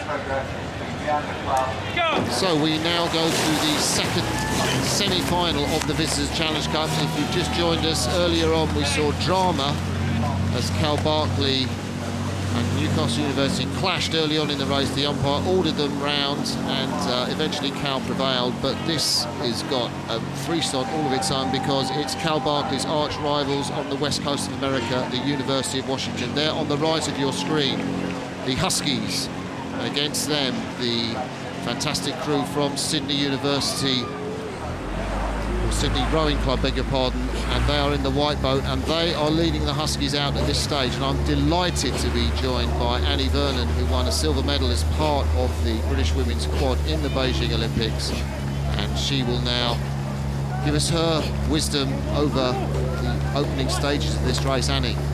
Yeah, this is an incredible race between two very high quality overseas crews. You can just see the guy sitting at the back of the Sydney boat. So the guy at stroke is actually the record-winning crew for Harvard in previous years. So he holds the course record for this crew, gone back to his native Australia, and it looks like he really does know how to win this event as they're powering away from the Huskies.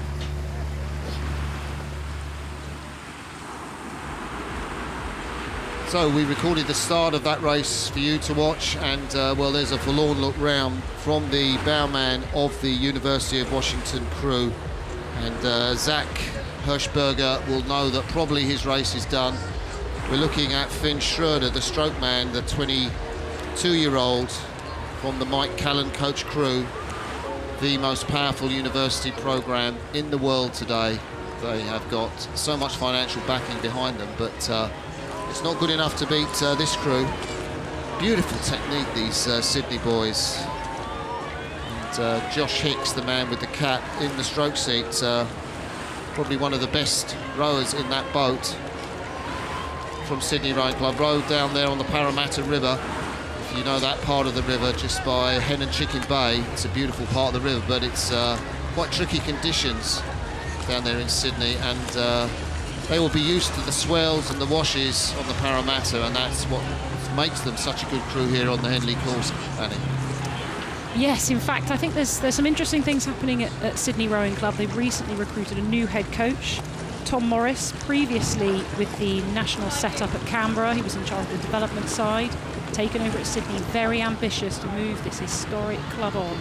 And you can see the result of that because there's 4 Sydney crews who have travelled across the world to compete in Henley Royal Regatta, and I must say all of them have been very strong. I have, and great credit to their South African coach, Don Check. I think he was Olympic silver medalist in Athens in the pairs, if memory serves, in Athens 2004. And it's always a hallmark of the Sydney crews that they do row technically, proficiently and beautiful. So we've got Josh Hicks, Scott Woodward, and then Ben Coombs in the bow seat. Cam Brewer, if you're watching back in Australia, they will progress to the final. We do not get the Bears versus Huskies match that we thought we might between the University of Washington, then known as the Huskies. It will be the Aussies versus the men from California. They will go to the final of the Visitors Challenge Cup. And we wait for the men from the University of Washington to cross the finish line. A emphatic victory from the men from Sydney Rowing Club, who will face Cal Barkley in tomorrow's final. And there's 3 cheers and a great race.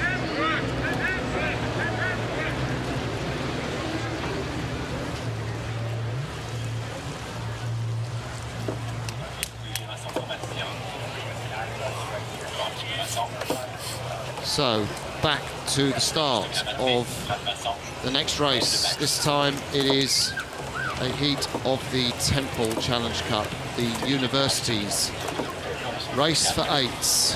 And we've seen a fantastic race in that event already. We've seen the first race in the afternoon, Nearhouse triumph over the Cornell lightweights. This is the French crew from Lyon. They're closest to you. The camera's just flying over them.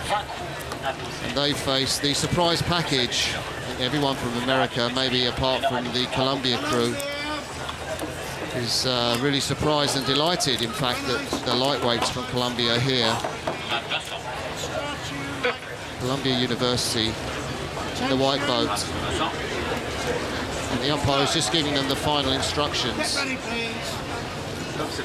there you see a shot of the French crew, and closest to you, the rower closest to you, is Antoine Noguerard, and had a delightful half an hour with him on the ergometer yesterday evening when he was winding down from his heat. We'll talk more about him as the race progresses, but the French crew have powered off, and I really think the Columbia lightweights on the left of your screen will probably find the French pace too much. You've also got to take into account, of course, I know we've said this a few times this afternoon, but it is very windy. There is a strong headwind coming down the course. I think we can just see something in the water there that the Lyon crew is about to row over. Or if the umpires spot something like that, they stop the race until they can get out of the way, but they've safely navigated it, so we're well into the race now. But of course, in this strong headwind, weight really does matter. They're a heavier crew, not by much, but they're still heavier, and they'll be looking to make that weight advantage count as they lean into the headwind. Well, Annie, I have to say that's a great start from the Columbia lightweights. They rowed down there in New York City on the river between, well, Harlem and the Bronx, I guess. And it's a nasty, dirty piece of water, all sorts of things that you find in the river, very rough. And I guess it's ideal preparation. And I tell you what, this will be an amazing turnout if the Columbia lightweights do beat the French. I'll be wrong, I'll have to eat my words. And the French, I made favourites for this event, but at the moment, Columbia edging, walking away. They are. They're looking pretty dominant, which is an incredible result for them. Of course, this is the only French entry at Henley Royal Regatta, flying the flag for France, so they're good to have made it this far. But and of course, Columbia this year beaten twice by Cornell in the two major US college championships for lightweights, the IRAs and the Eastern Sprints. Cornell, of course, going out earlier this year. So if Columbia make the final, that would be a big turnaround from what the domestic results would have suggested. Well, I was talking to one of the Americans. He said, well, tell me about this Columbia crew. He said, well, we're not quite sure what they're doing this far in the competition, which isn't to be disrespectful. I think it is a genuine surprise. And that's a fantastic lead that they have eked out in the first part of this race. Columbia, the crew from the United States of America, from New York City, they're on the right of your screen, and the French from Lyon.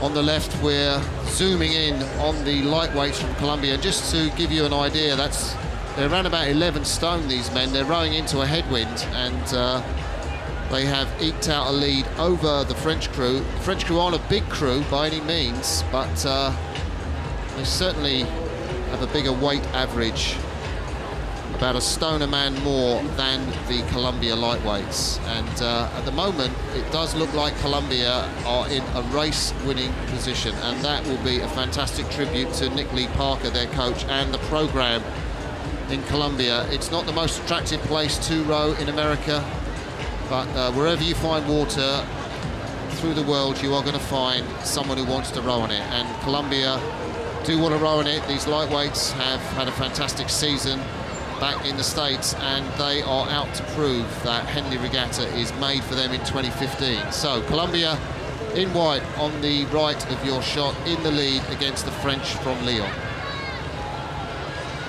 I think really the fact that Columbia are one of the surprises of the Temple Challenge Cup just reminds us of what a delight Henley is. There's no clever racing, there's no heats, semi-finals, there are other regattas. It's one-on-one match racing. You win every race, you'll make the final.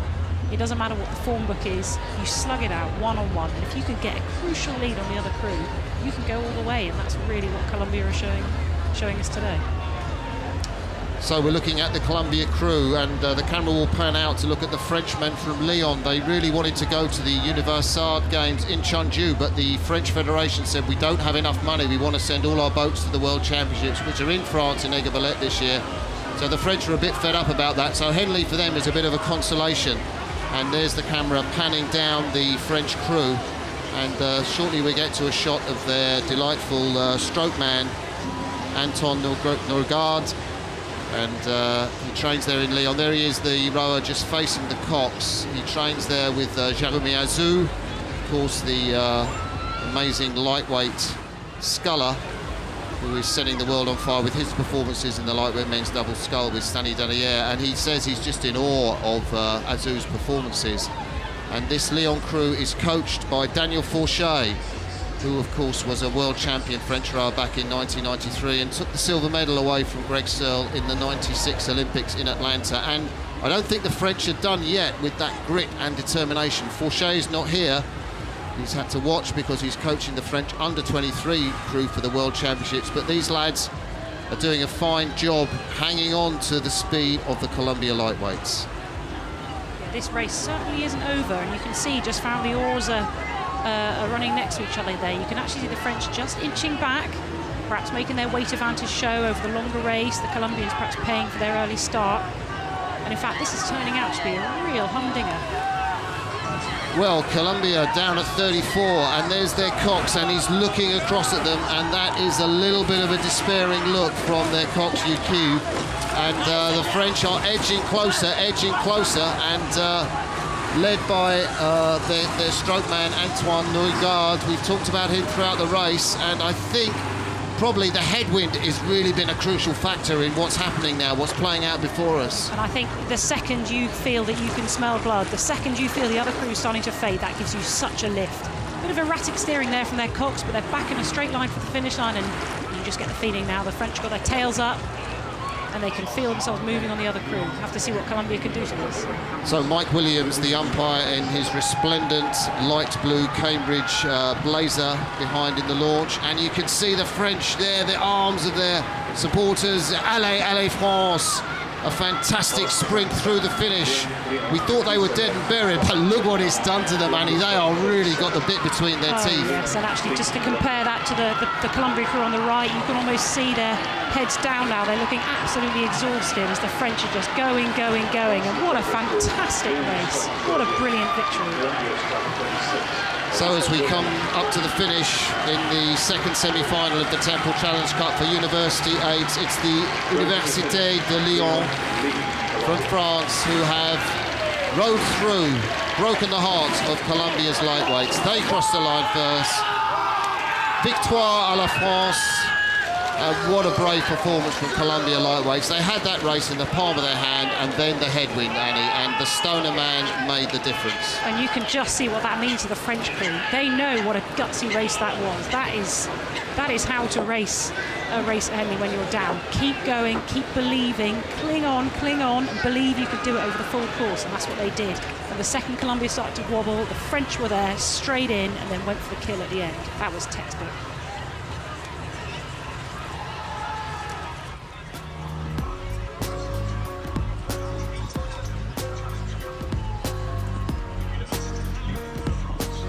So there we see the race, and well, France and Colombia were level at that point of the race. Then Colombia, you could see how much lead they had as they go through the 2 or 3 minute mark, and fantastic job by Fredrik Aronson there, stroke man, the 23-year-old, is really leading his crew out. But then they found the headwind too much. The French really took their motivation, and led by Antoine Nougard, their 22-year-old strokeman, and his arms go aloft there, and it's just celebrations everywhere from the French, because it's an unlikely victory, and that's what you get at Henley.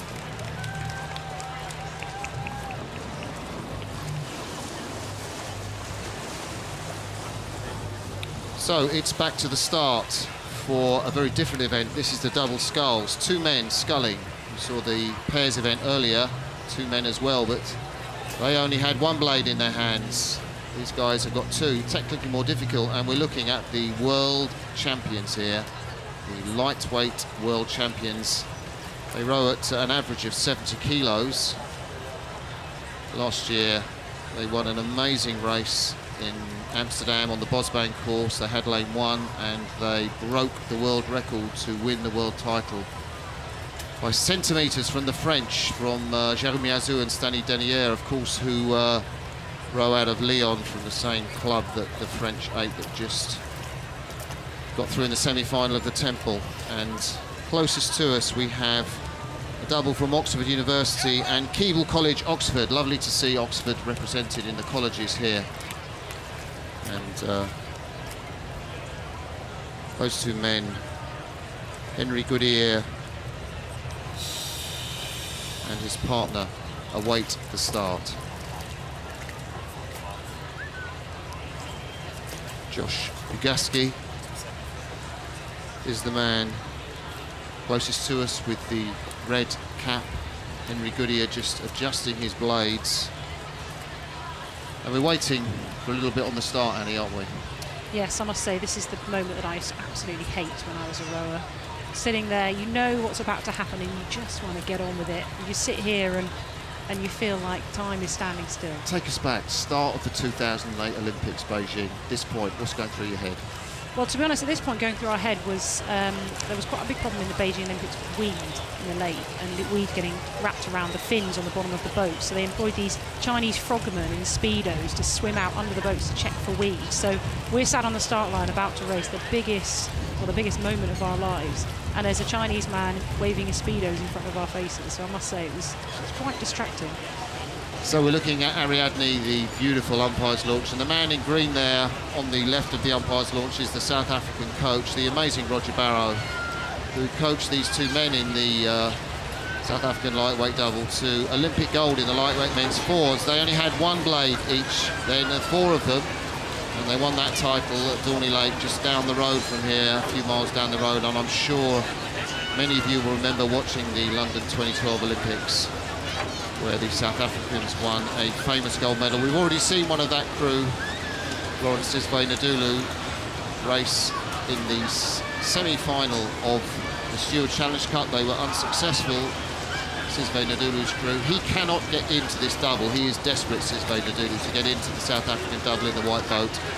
But these two guys are too quick for him, and they are the world champions. You'd expect that. They went out in the semi-final last year. It was an amazing competition last year.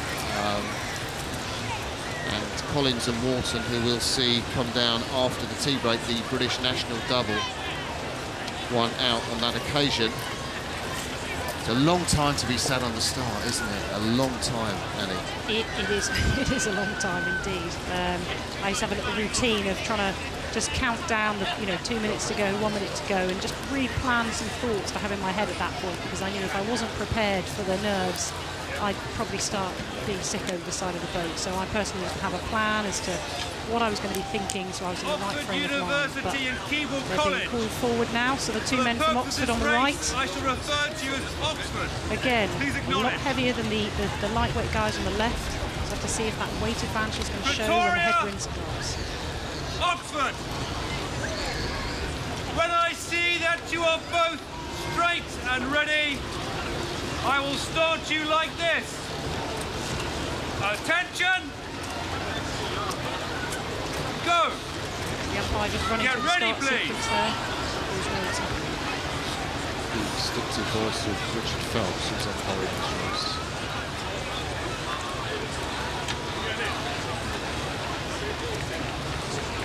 Attention!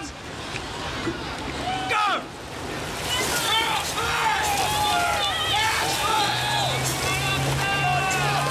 So, on the left of your picture, it's South Africa's world champions. World champions in the lightweight double sculls, as we hear the noise of the launch accelerate to try and keep up with these crews. And on the right of your picture, it's the double from Oxford University, rowing as Oxford University and Keble College. And they have got their work cut out here. Yeah, they have, and I think also this is one of the great things about Henley is it does pit the lightweights against the heavyweights. This never happens, of course, in international racing, but this is the opportunity to see if the technique and skill and the high rating lightweights can take on the greater power, perhaps the more powerful rhythm of the heavyweights. And here it seems to be even Stevens for the first few minutes. And I'd say that's a great start from the British double. I mean, if you are going to go against the South Africans, well, actually, just take a look. The South Africans in the white boat, they just seem to stretch out there, just lock their blades a little more carefully. And they've moved right back into contention in this race, just 2 or 3 feet down. And I'd say the South Africans are just where they want to be at the moment. On a good station, they're following the booms right down in the white boat. And I think they're going through the British double closest to you, stroke by stroke.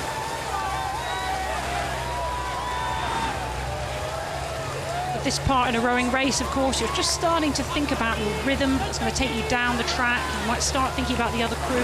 Up until this point, it'll just be sprint, sprint, sprint. But now you're just starting to take stock, and certainly the South Africans look in a much stronger position than this Oxford pair, both of whom are possibly not natural scullers, more used to rowing with one oar, having competed for Oxford and the Oxford Reserve crew ISIS in this year's boat race.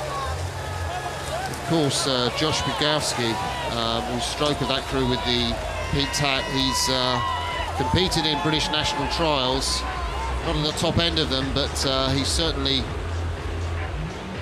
put his best efforts in the sculling boat against the likes of Charles Cousins and Alan Campbell. Finished 24th in those long distance trials, or the time trials in 2014. The man from Cardiff. As we look at the world champions, what do you make of their style? I think like most lightweights, they like to rate high, they like to get the strokes in, and of course this, I mean the lightweight men's double, well, the lightweight women's and the lightweight men's double sculls, it's got to be the event that you see the most perfect synchronicity between the crews. There really is the thinnest sheets of paper that separate the medals in this event, as we all know. Of course, Great Britain very successful in this event at the last two Olympic Games, winning a gold and a silver in the lightweight men's doubles, and they really were textbook synchronicity in their sculling, Mark Hunter and Zach Purchase. Yes, and of course Hunter and Purchase had to settle for silver in London, where the two men at the top of your shot, the South Africans from Pretoria, University of Pretoria, South Africa. James Thompson in the bow seat, John Smith in the stroke seat. Pound for pound, two of the best rowers in the world, there's no doubt about that. They lead over the crew from Oxford University. And what's going through my mind is thinking about the Lucerne Regatta, just a week or so away, because these two South Africans will come up against the French, Azou and Delahaye, who have carried all before them this year. And of course the South Africans bettered the French by inches in the World Championship final last year.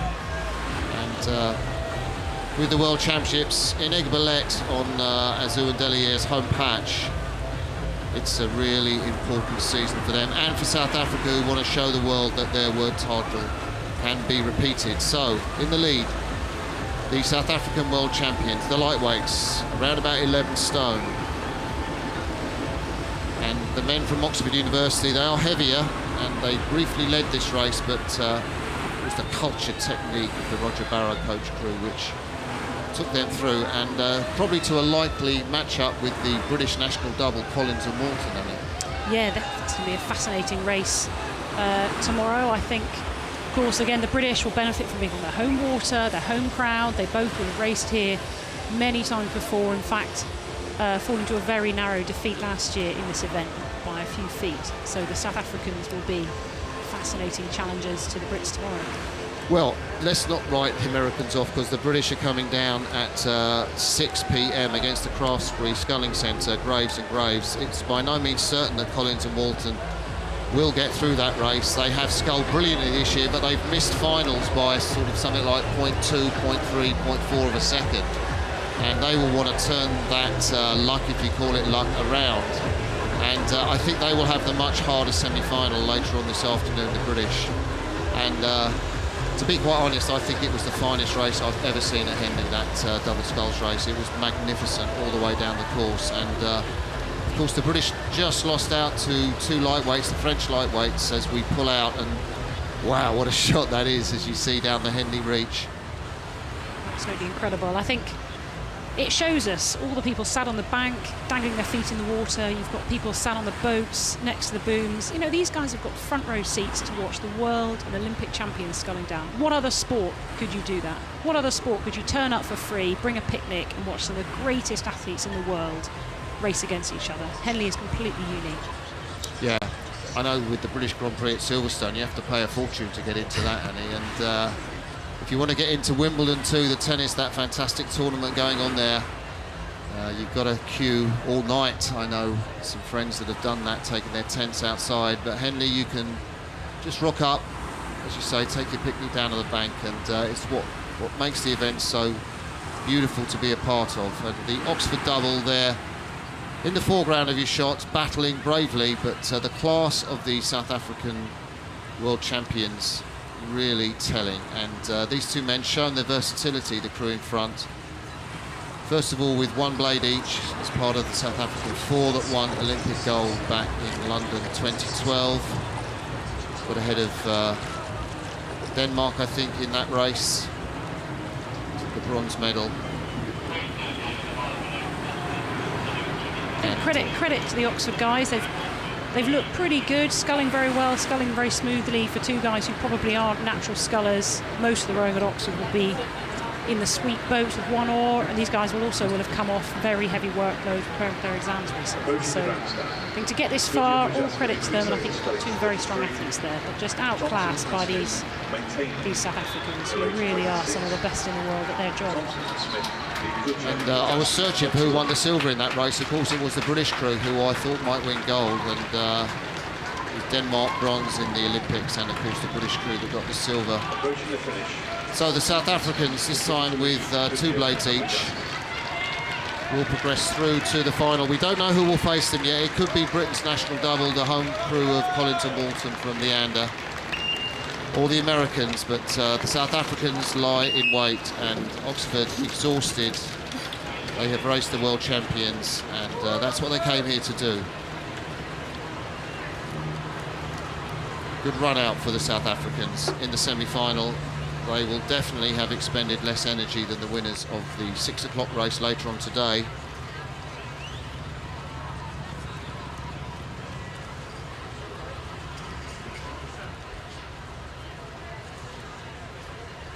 So, you'd expect it, wouldn't you? It's tea time.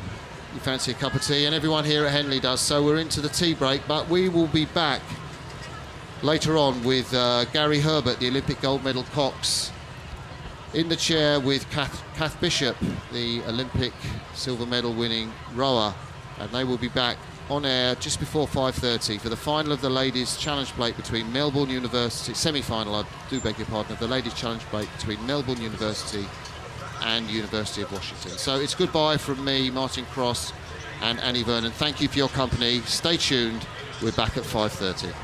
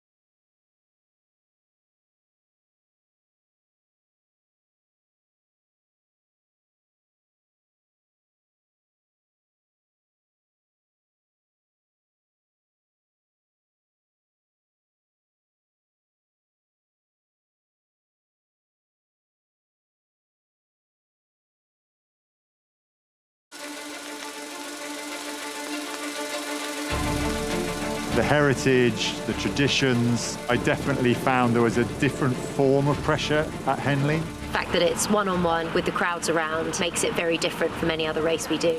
I used to love racing here. I love the side-by-side. It's more gladiatorial.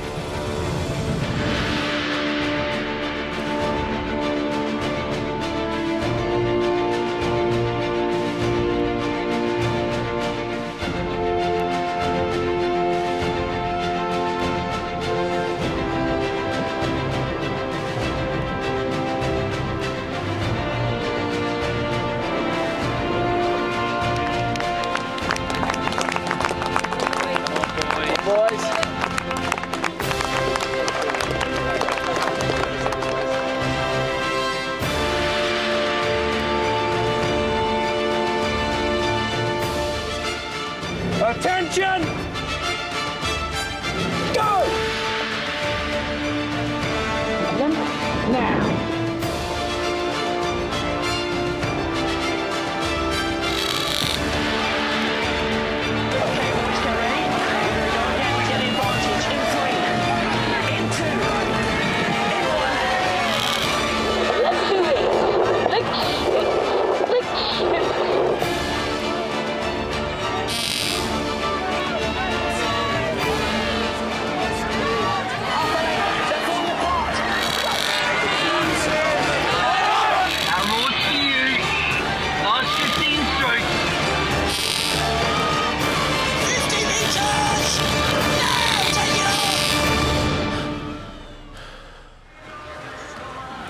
Very good evening, everyone. I'm Gary Herbert, and welcome to the final session here on Friday, Saturday afternoon. It's just an incredible time out there. It's a pleasure to be joined by Kath Bishop, world champion, Olympic silver medalist in the women's coxless pair.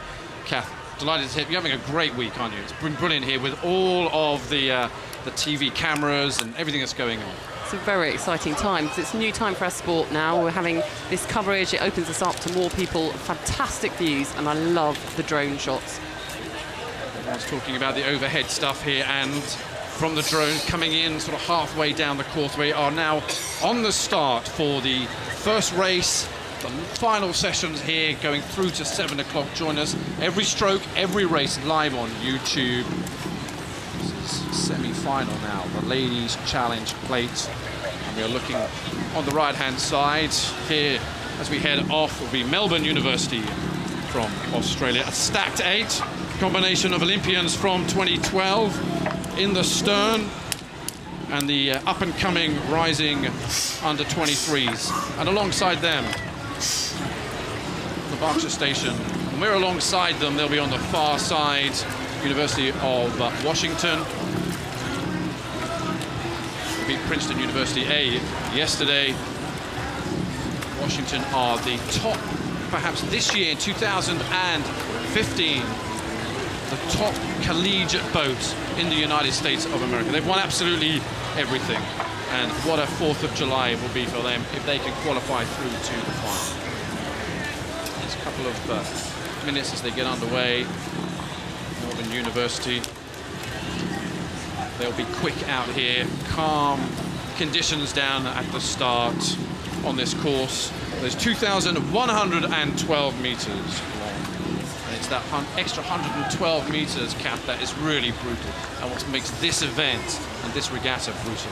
Well, right now they're going to be focusing on that first stroke. They will not be looking behind them anymore. They're just going to be thinking about getting out clean, making sure that they get to the end of the island, hopefully have some advantage, but they'll know about that last 100 meters when they get there, that's for sure.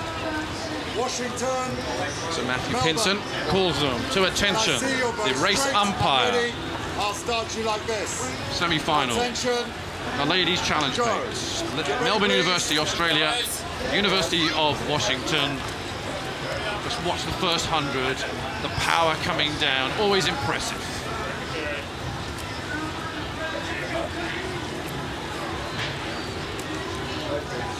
Attention.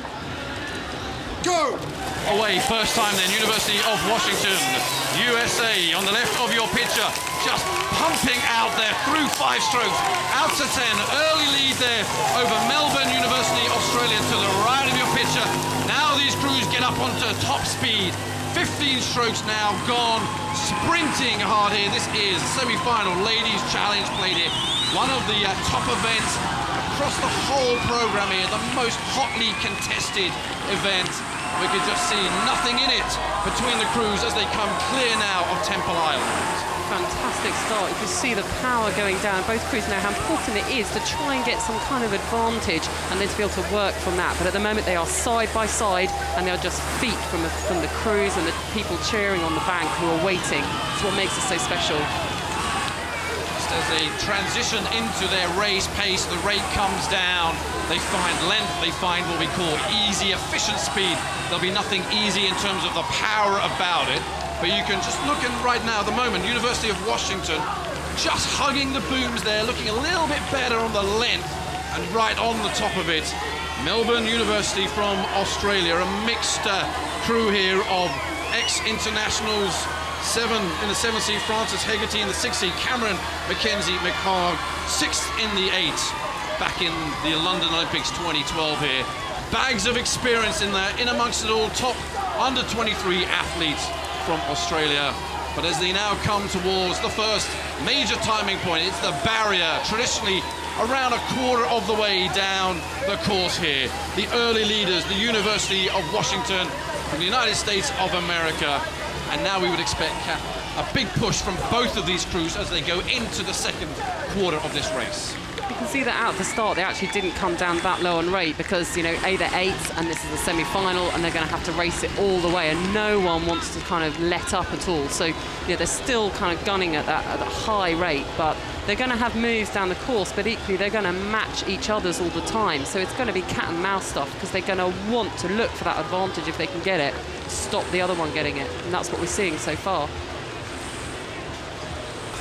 Fantastic overhead shot here. Now look how tight University of Washington are. They're just squeezing out. We said they would push away from Remenham Club.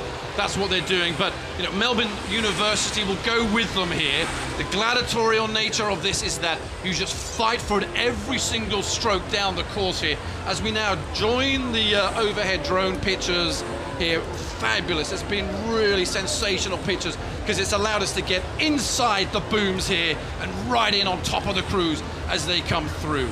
And by about a length now, they're opening it up just a length. University of Washington over Melbourne University as they come through towards the 40 mark, which is the box on the left-hand side. That's halfway here. Now you'd expect University of Washington just to open it up here. This is a desperate stage here of the race for Melbourne University because they have got to hang on because now, look at that, opening it up here. University of Washington starting to row away. That was a devastating move, wasn't it, through that last kind of 250 really. I mean, they have got that extra bit of relaxation, but they also kept that power really high, and there was no further gear that was able to be found in the Melbourne boat. Clear water now from the University of Washington, the top collegiate American boats. They've won everything through 2015. They've come here with confidence, riding high. They haven't been pushed in any of their previous races on the line point of view. They can enjoy again this semi-final, almost one length of boats clearance over a very classy Melbourne University crew here. And this is what shows you that all of these crews would have trained right on the limit. But it's about psychological warfare when you're out there, and particularly in the 8s race. Small margins count, but it's adding up those small margins, and over 2,000 meters or even further than that, 8 people doing small margins, suddenly you make an extraordinary difference. And there are some things that are being done better in that Washington crew. They've got that little bit of extra power and they're applying it in a slightly smoother way, so they've got a bit more efficiency going on. And you know, out the start everyone's powering, but I think it was a bit more expensive for what the Melbourne crew put in order to stay alongside that first 500 meters, and they then just didn't have the extra gears. And you're training to give yourself gears all the time. It's only when you can test them out that you actually see how many you've got in the gearbox. Tim Webster there That's Tim Webster there. That's Sim coxing the University of Washington crew. On the right-hand side, Timothy Webster just, again, at this point, it's just all about keeping their heads up there. They know as they come into the regatta enclosure, the general enclosure before the stewards, that a big, big push is required. They're not going to get back on track now with University of Washington, who have just demolished, absolutely demolished Melbourne University. A commanding lead here. They take the race slightly off full pace. The foot is knocked down on full gas here. They can enjoy this. They know they're through to the Ladies Challenge Play final tomorrow. The heads are up, the spirits are high, but still now it's all about pride for Melbourne University. Yeah, I mean, they've got the control, and you can see they're feeling control, and they've dropped the rate. Of course, some crews get caught, so they've got to make sure they're watching, because in Melbourne, they're going to be chucking everything they can to find a way back. The rate comes down again. Alexander Perkins and Henry Meek in the stern pair of the University of Washington. Cox by Sim. Just a little look to the right there to see where they are. You are safely away here. You can enjoy this last paddle in. Take the applause. It's deservedly earned here. The early stages to the barrier, they opened it up, they pushed hard and early, and now they are benefiting that here. The rate is still coming down again. The speed just comes off. They know they have done all that is required for them again there. Now it comes down. Paul from the coxswain seat, paddling over the line. It is a happy 4th of July for the University of Washington, United States of America, safely through to the ladies' plate final. Melbourne University outclassed, outgunned today.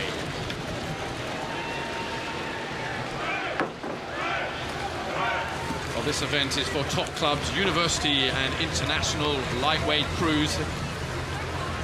University of Washington looking, showing us why they are the top selected boat in this event.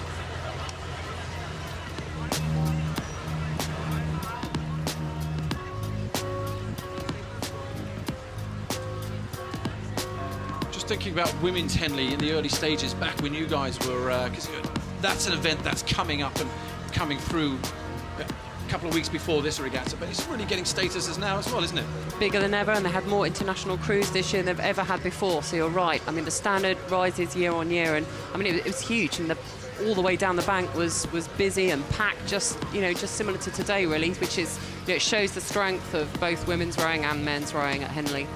And continues to remain strong and growing, as you've said, given that there are more and more women's events coming into Henley Royal Regatta. Yeah, and I suppose that that shows the general increase there's been in women's rowing at all standards, and it's brilliant. I'm so glad the stewards have recognised that and given space and time, because women's rowing is on the up, and it's a sport that's new in many ways over the last 20-30 years. Certainly in this country, we've been climbing up the way with winning Olympic medals and making sure that women are in a boat race on the same day. All these things, and getting schoolgirls into Henley Royal alongside the women is really important. But people like yourself, Kath, you're inspirational for all that. World champion, Olympic silver medalist back in 2004. You're responsible for the women's growing as well.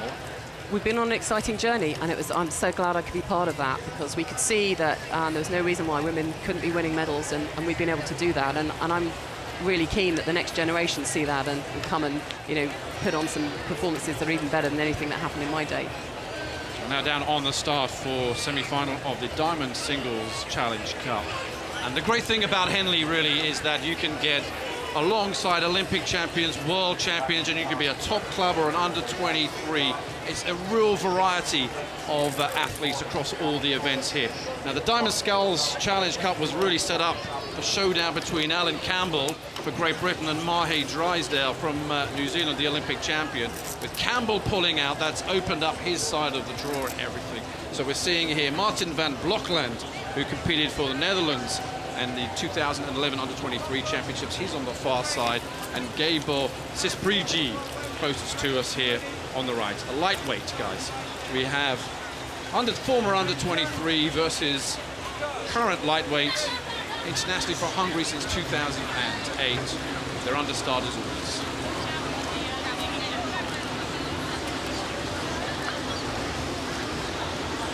Attention!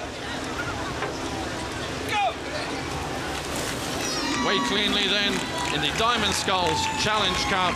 And on the rider of your picture, Gabor Sisprigi from Hungary. On the right, on the left is Martin van Blokland from Netherlands, former under-23. And we talk about a gladiatorial nature of this competition and this event, but none more so than in the single sculls, because you've only got yourself to blame if it all goes horribly wrong. One-on-one, you're right. This is the battle, and each here have clearly got something to prove. I think we've got the Hungarian lightweight sculler who's come to Henley to make a name and kind of played with the big boys. And we've got a real up-and-coming Dutch sculler as well who's wanting to make a name for himself. So, you know, there's a lot, this means a lot to these guys to be on this stage in front of this incredible crowd and trying to make some history. Just look at the flags on the far side. Both scullers going into the reasonable head breeze now. So as they transition into the steady race pace, the closest to us here, Sisprigi from Hungary, continuing to overrate Martin van Blokland from the Netherlands, just taking it down easy. Now, you'd expect, though, Sisprigi's got to keep it high. He's the lightweight sculler. Between and compare the weights here. Van Blokland, 14 stone 5, and Sisprigi, 11 stone and 7. So it is, it's David and Goliath out there. It is, but in a way, this race sort of in itself epitomises some of the sort of exciting battles you get within rowing, where you have very similar speeds sometimes from the top lightweights who race a slightly different style and a slightly higher rate against the big heavyweights who've got a little bit more power and they may have some more gears, but over 2,000 metres, tactics and cunning comes into it, and they are exactly demonstrating those challenges now. Gabor Sisprigi from Hungary, 9th at the European Championships earlier this year. He was placed 8th in the men's lightweight single scull in the second rowing World Cup at Varese. So a seasoned pro out there, pushing it on now as these scullers head towards the first mark, which will be barrier. And it's looking like Gabor Sisprigi has just moved away, opened it up here. The lightweight sculler from Hungary leading the heavyweight sculler from Netherlands as we look down the course. And that's what Henley's all about as well, Kath, isn't it? Just great pictures down the course. Fantastic view. It's an amazing day, and for these two scullers to have their gladiatorial battle in such a setting, it's going to be an amazing race for them to remember and be a part of. Just an opportunity to talk while we're looking at this. And back in the day, I'm sorry, I'm back in the day as well, okay, all right. Don't keep reminding me. Don't punish me. You rode with Catherine Granger. Okay, you're very close with her. 2 years off. She's come back. Is she mad? She's a legend. She's got a year to go to Rio. Can she do it? Will she do it? Well, the wonderful thing about sport is no one knows till you've crossed the line, and of course there are no guarantees, and she knows that, but you know, she's up for a challenge. If there's anyone who's up for a challenge and anyone who'll find ways to make sure that they come out on top, then it's Catherine. And you know, I'm just I have so much respect and admiration for what she's doing. And she's already on the podium. I mean, it is not an easy ask coming in new. There isn't a sort of ready gold medalist waiting for you either. There's a big development project going on, but they've got momentum with them, and you know, Catherine knows what it takes, and that's a huge thing to have sort of with you day in, day out. But it is not easy. Big challenge ahead. We look forward to watching all of that. I'm devastated that she's coming back to Rio, because she would have been sitting beside us in the commentary box. Well, that's the reason. You know, I would have thought it was a reason enough, really, to sit next to me over the next 12 months. She did tell me she was doing anything to get out doing that, Gary. There you go. See, that's the drive, the ambition for an Olympic medal. As we're back now in the race, and look at the overhead from the drone. It's just showing you the distance and how commanding that we're seeing. Gabor Sisprigi from Hungary opened up 5-6 lengths of clear water. And remember, Gabor is the lightweight single sculler. Bag's more experienced, perhaps, given that he's been around representing Hungary at the senior level since 2008 against the former under-23 sculler from Netherlands, but continues. And sometimes the lightweight scullers just a little bit more mad, aren't they, really? They've got more to prove. I mean, they've always got more to prove, and there's nothing a lightweight sculler loves more than beating a heavyweight sculler. So certainly it wouldn't have been short of motivation. But I think maybe also there's, you know, the water is tricky out here, and there's a lot of boats that are, you know, the pleasure boats that are making this water tricky, and so sometimes they can sort of scull over the top of that a bit easier. They're a bit lighter, they're a bit sort of more able to transfer their body weight, and sort of without slowing the boat down. And that looks to me like a lot what he's doing. Good technique that we're seeing from Gabor Sisprigi. It's very in control. tough to row into a headwind? I mean, again, when you're sitting on the start, do you think about the conditions that you've got headwinds, or do you just have to deal with the conditions as you face them?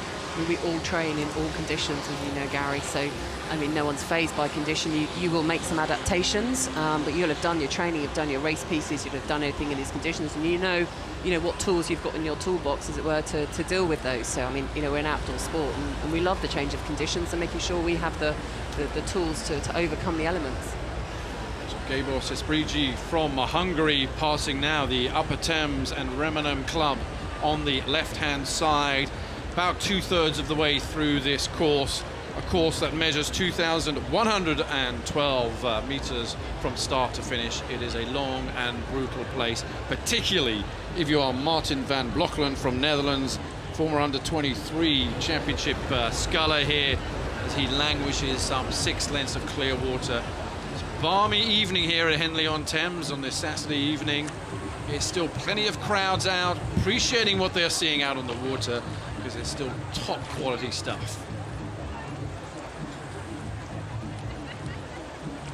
Again, very, very different from the... And one of the attractions is that it's so different, Henley, from the multi-lane, 6-lane racing that a lot of the international scullers face year in, year out. And that's one of the great charms of this place here, to really pit yourself against the best in the world, head-to-head, psychologically. All of these scullers will have done pretty much the same training.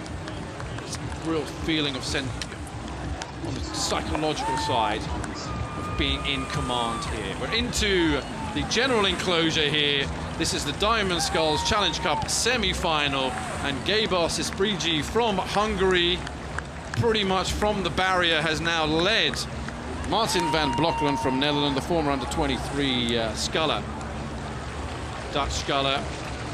And this is just a delight here from Gabos Esprigi, 9th at the European Championships earlier this year, but looking as though he's going to secure his place in the final of this event coming up tomorrow, and the final will be against Lawrence from Quinton Boat Club or Drysdale from West End Rowing Club, New Zealand. And Drysdale is better, Mahi Drysdale is better known to everybody as the Olympic champion. So what a race and what a prospect that we have in store for Gabos Esprigi from Hungary, coming along now the Stewards enclosure.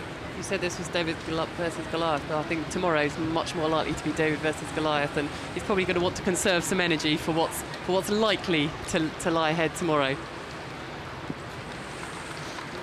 Still into the head breeze. But if you scull well, if your technique's good, you kind of almost don't feel the head breeze. You know, if you let it get laboured and heavy, which is a bit what you can see in the Dutch boat, it almost looks as if there's more of a headwind against the Dutchman than there is against the Hungarian, because of the style and the adaptation and the way he's able to keep things moving.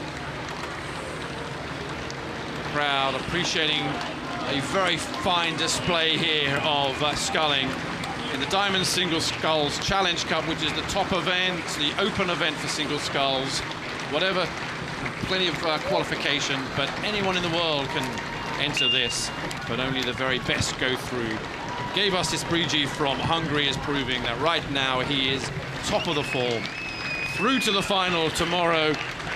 And the applause for Martin van Blockelen from the Netherlands. He's done very well to get through to the semi-final. Plenty of stories for him to lay ahead. There's the confirmation of the Hungarian sculler today beating the Dutch sculler.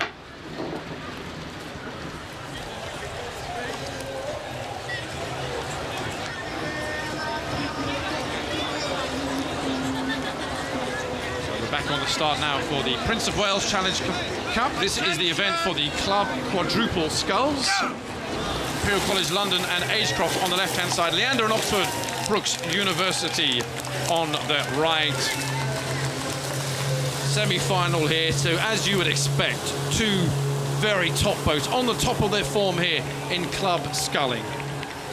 Again, it's as fierce, isn't it? They've gone off, both clubs needing to get that fast start to try and get some advantage.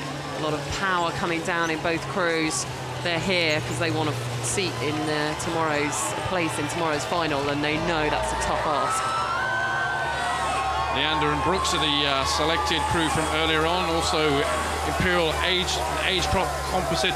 All of these scullers vying for international representation through under 23s onto senior level in due course. All names to watch out for in the future. Stroke of the crew closest to us here on the left-hand side, Jamie Copas, under 23 silver medalist from last year. So again, a lot of experience. Stephen Parsonage to the bow representing Leander, a junior silver medalist. This crew beat Bath University yesterday in the quarterfinals, and 3/4 of a length lead now as we go through the quarter-mile mark. But do not discount Imperial and Agecroft on the far side here, particularly as they have got Zach Greenlee in the 3C there. Yeah, phenomenal sculler. John Hale in the bows, Charlie Waite Roberts. He was in the Leander crew that's also vying for top places in this event. Quality throughout. The challenge here is to hold on for the crew behind and not let clear water mean that it's going to be so much harder to get back on turns. But you can see they're a little bit more on top of things technically in the crew on nearest to the camera here. They're just letting that boat run in between. They've got more cover between the puddles, between each set of strokes. So not only are they pulling harder, they're letting the boat run further in between, and the blades are a little bit slower down to the water on the far side, and they're already paying quite heavily for that. Leander and Brooks just pushed into and away now from the barrier, and when we're side on, we should see that a result of that is they'll have moved out. Can now Imperial and Agecroft, more so, they must respond to that if they're just going to avoid what we always talk about, clear water. Clear water on a multi-lane racing is a big no-no. Side by side on a gladiatorial side of things, you just got to keep that overlap, otherwise the door will be closed on you. It's so hard if you're side by side and there's only two of you and you can't sense where the other one are. It's really hard to keep on that line, on that race pace where you need to be, and in fact to raise your performance if you drop behind. And of course in a sport where we're looking backwards, the psychology is very different if you're behind and you can't see them in front.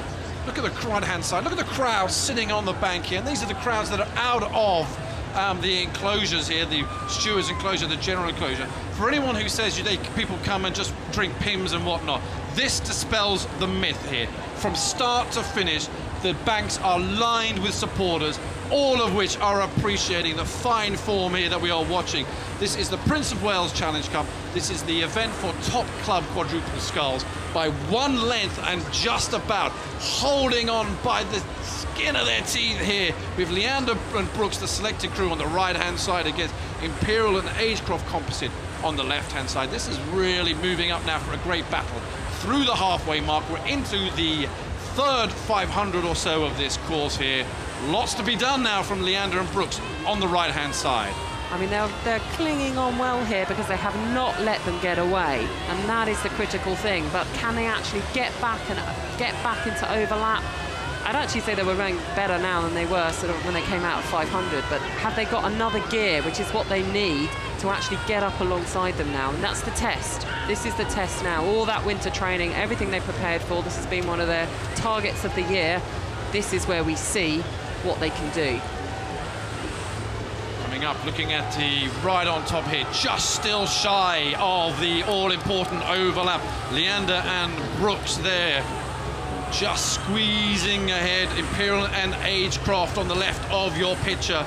And this is what it is now, fighting just to get back on terms as opposed to defending the lead, which Leander and Brooks are doing sensationally there on the left-hand side. Beautifully moving together. That, ladies and gentlemen, is what Henley Royal Regatta is all about. Lines of people here, the greenery, but inside the booms, the wooden booms, marking out the course. The battle is on, and right now, Leander and Brooks are winning that.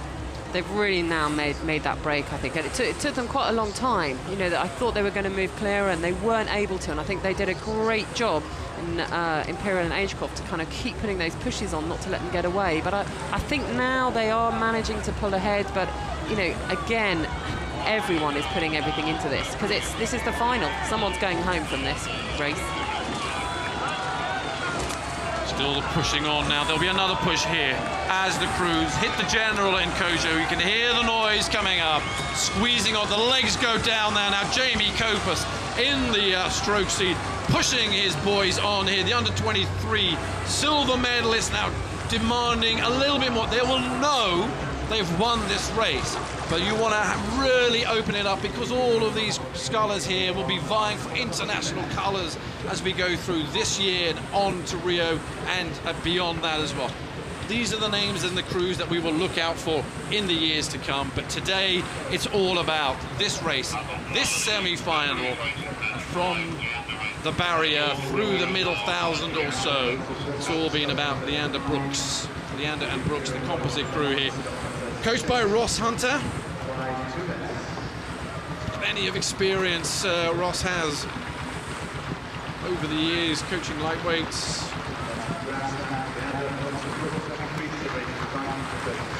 Leander looking very impressive, beautifully moving together. The boat just running on past the progress board, which is the 10 strokes to go. They're 5 now or so out from the line. Leander and Brooks going through to the final of the Prince of Wales Challenge Cup. Imperial and Agecroft couldn't live with the pace in the middle 1,000. Their heads go down. It's game over for them.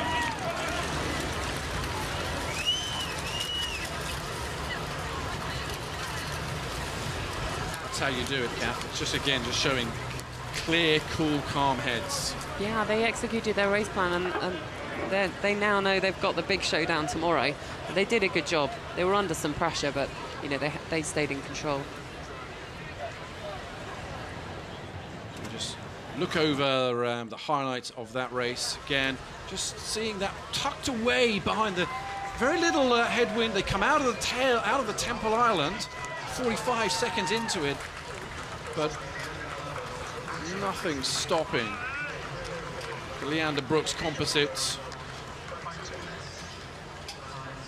Leander Club in a different entity, different lineup, strong across all the sculling in the club sculling Leander Club. And now much stronger, of course, with their women's squad coming through, which is fantastic to see.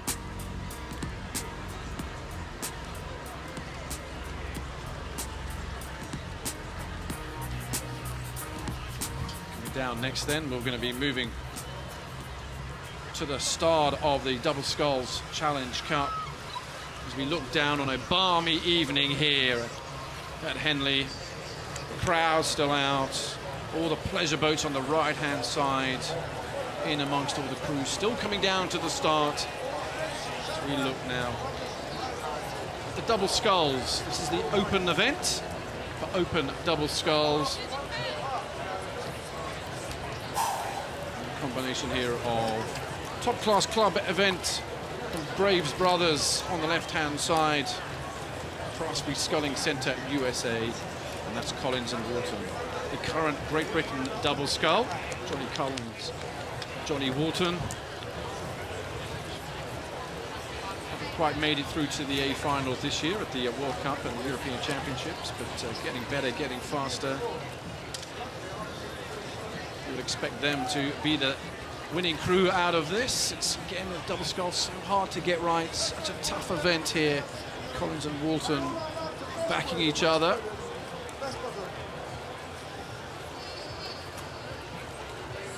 US internationals, Peter and Thomas Graves. Regular competitors at this regatta since 2003. Lost out to team selection this year to going for US selection. Didn't quite make it, missed out by 1 place. Still a top crew as they come under starters orders. The Double Sculls Challenge Cup.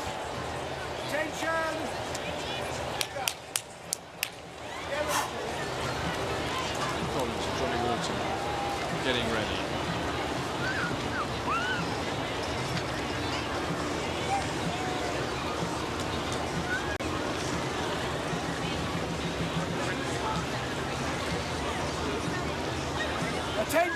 As you were. Not ready. Get something. Just ahead of Collins and Walton. About 100 out, 75 out from the line. There's something in the way there. Looks like a bag. They're ready to go this time. Go!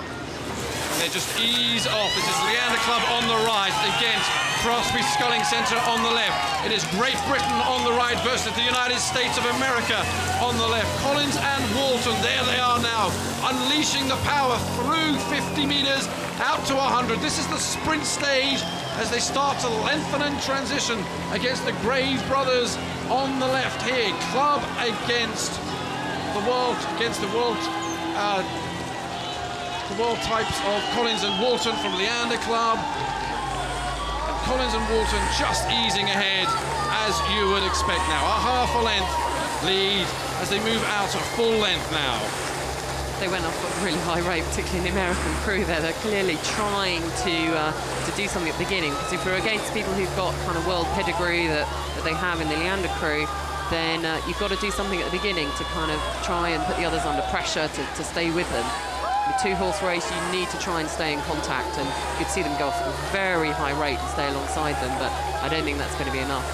Already just struggling to hang on to the overlap here, about a length also down. They are hugging the booms on the far side, the Grave brothers from Crosby Sculling Centre, the United States of America.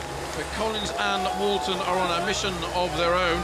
7th of the World Cup, the 2nd World Cup this year at Varese, 8th at the European Championships before them. They are competing and representing Great Britain on the world stage in one of the toughest events that are out there. So for them, it's all about building confidence, building speed. We'll see them again next week at Lucerne, the final World Cup regatta of the season before they head out to Aiguebelette, the World Championships. And for these guys, it's all about qualifying for the Olympics next year.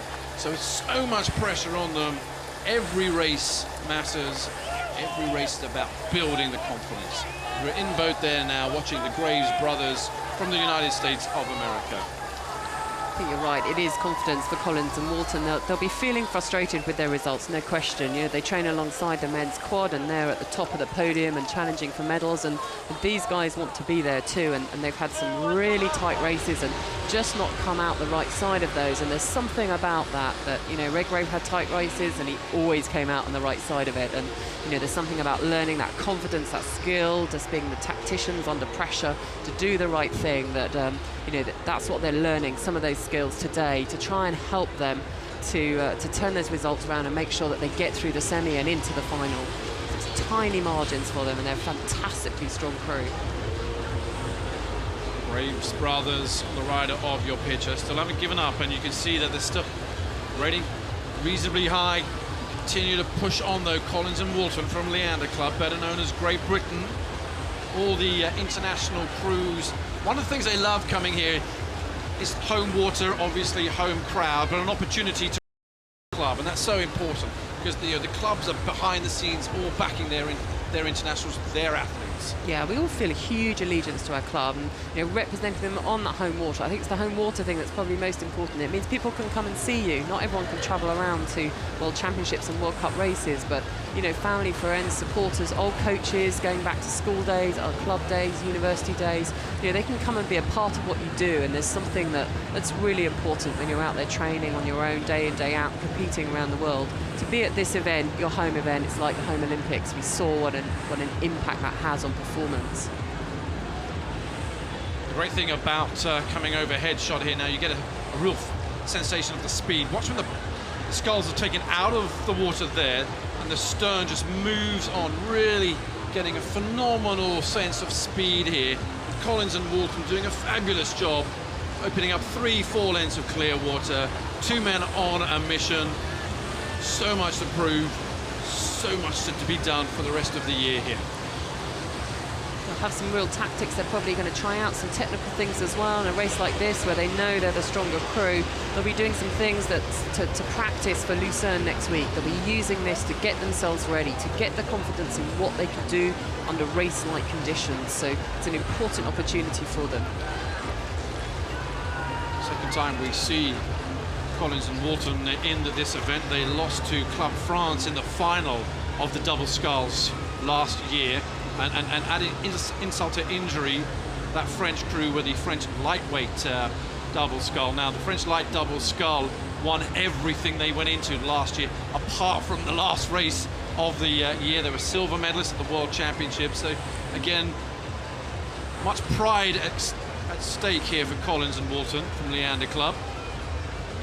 And the standards are high. You know, Leander, you expect to win. Leander, you walk in there, the boards are full of Olympic medalists, and these guys want to be on those boards as well. So, you know, the aspiration that they will have and the performance level they're looking for, and that they're training day in, day out, 3 times a day, every day for, you know, it's a high bar that they want to achieve. And this is a small step, but an important step to take them closer to where they want to go. Beautiful overhead shot there of the course, the supporters, and in the distance, the town. This is what English summers are all about, the greenery, everybody enjoying themselves, and everyone coming to watch high-class racing, which we are seeing right now between John Collins and Johnny Walton from Leander Club, as the sculls of the crews move towards now the general enclosure. And they will have had a push just to squeeze on here, not much going on. No recourse to anything sprint-wise. They know their job has been done. Collins and Walton through now to the final. See how rough that water is still for them. Difficult, and huh? Yeah. Even a crew of that quality, it's really bouncy out there, and they're having to kind of make sure they power over the top of that, keep themselves as clean as possible, which they're doing brilliantly. You can see that even the best crews get toppled around in this bumpy water. John Collins won this event back in 2012, so again, in terms of pedigree, knows what it takes, has experienced the success and the pain of the event. Again this year, so coming along now the Stewards enclosure, barring from a rowing perspective any disaster. Collins and Walton from Leander Club safely through to tomorrow's final. Boats just running on 10 strokes out from the line on this balmy Saturday evening here at Henley. Leander Club racking up another crew through to the final. Just one more race remains. Collins and Walton safely through. Braves and Graves in the United States of America. Game over for them. So time to thank Kath Bishop for all of that and insightfulness that we've got. You're time welcome. to now hand over to Sean Colgan, who will bring us through the next 4 or so races as we move out.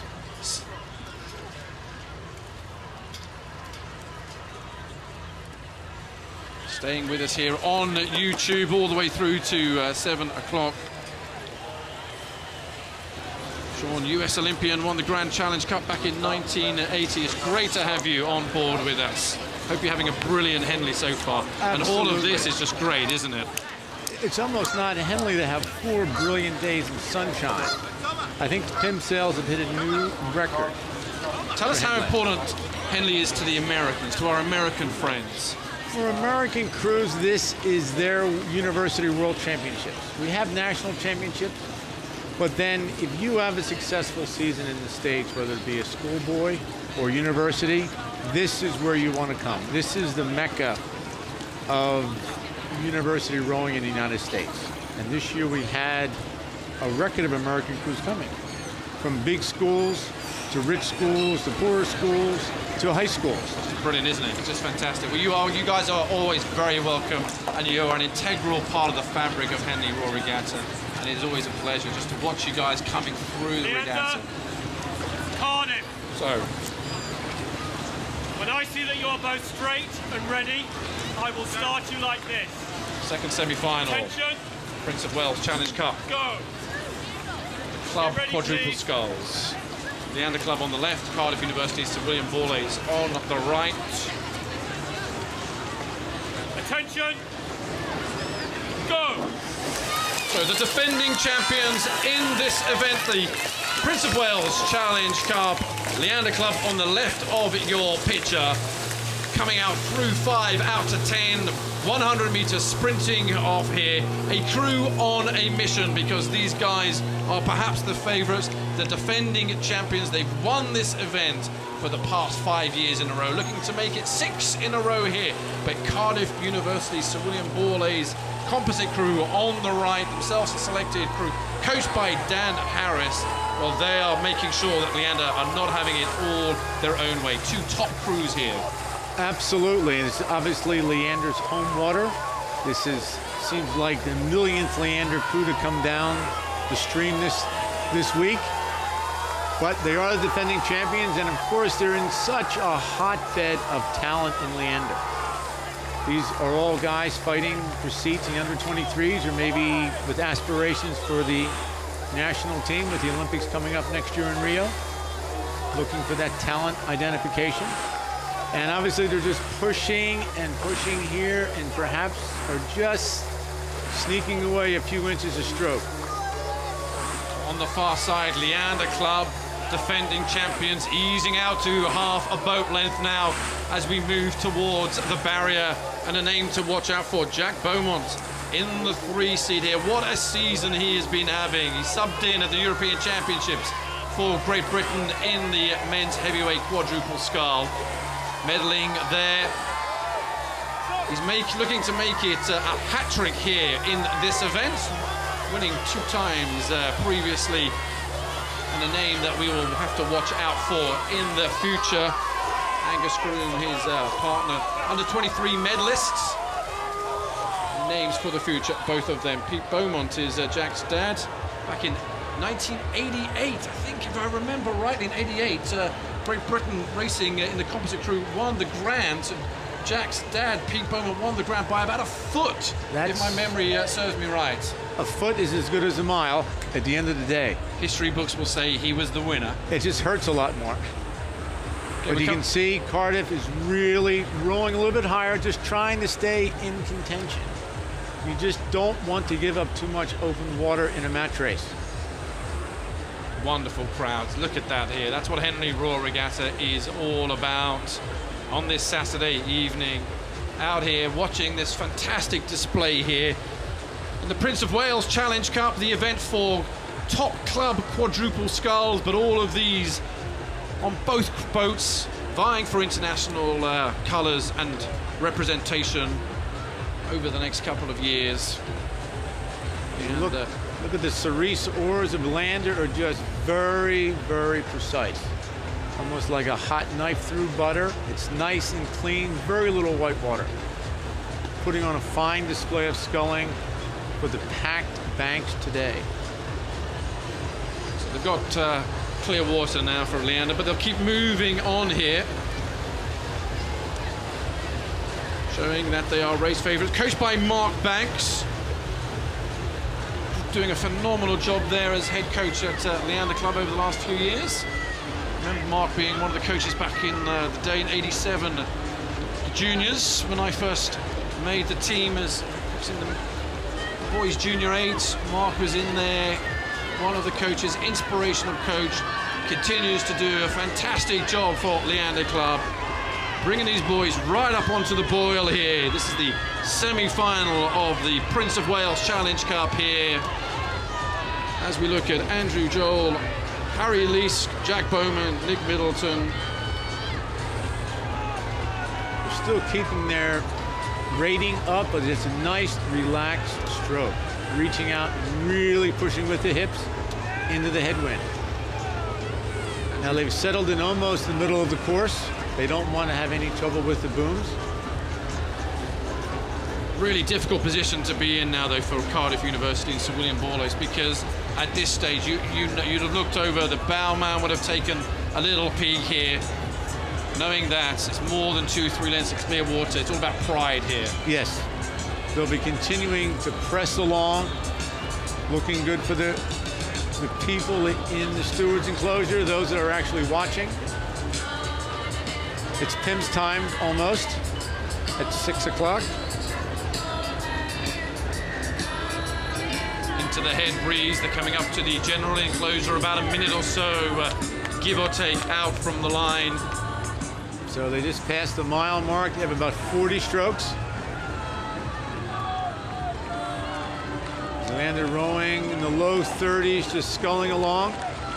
They still have a race tomorrow on their hands.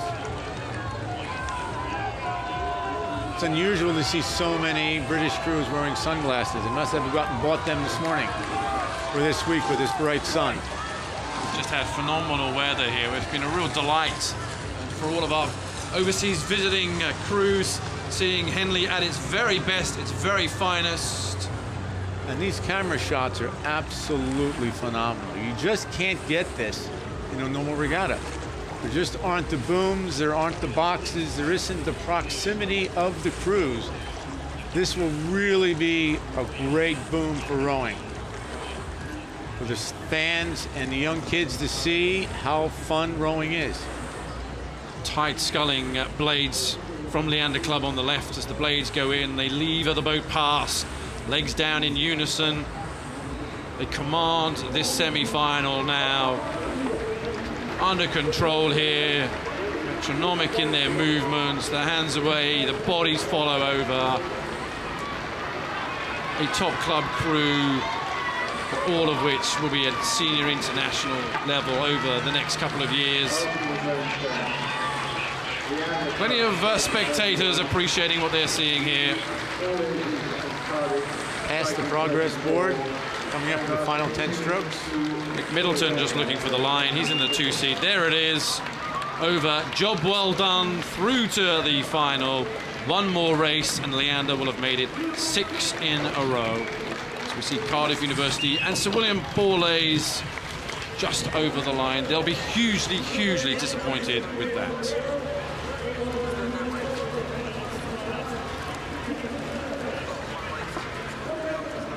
Our overseas visitors, and particularly our American friends watching on YouTube, are enjoying what they're seeing this afternoon. You'd be amazing at how many tweets and emails and texts I've been getting from viewers back in the States. Normally, you know, in the old days, you'd wait for the newspaper the next morning to see what the results were yesterday, or now you can make telephone calls, and now with the television commentary, it's fabulous. Everyone in the States is tuned in. Rowing's a big sport. It's not, you know, on the front pages or the back page of the sports section, but at university level, it's still at school level, it's still a big sport out there. Very big sport in certain cities. Of course, if you're in the middle of America, in New Orleans or somewhere in Arkansas, maybe not so big. But certainly in the rowing centers, it has really taken off. And in America, there's so much money going into universities for women's rowing, because in American universities, under a law called Title IX, the university is required to spend the same amount of money on women's sports as men's sports. So if you've seen All-American Gridiron and you've seen men's basketball, the tens of millions of dollars they spend, they have to spend the same on women's sports, and rowing is the best way to get seats in the water. And fruits of all of that, you're seeing the women's US 8 Olympic champions, world champions. They've just dominated. Undefeated for 7 years. Fantastic. That's what it's all about. So we're now down on the start, though, for the semi-final number 2 of the Diamond Sculls Challenge.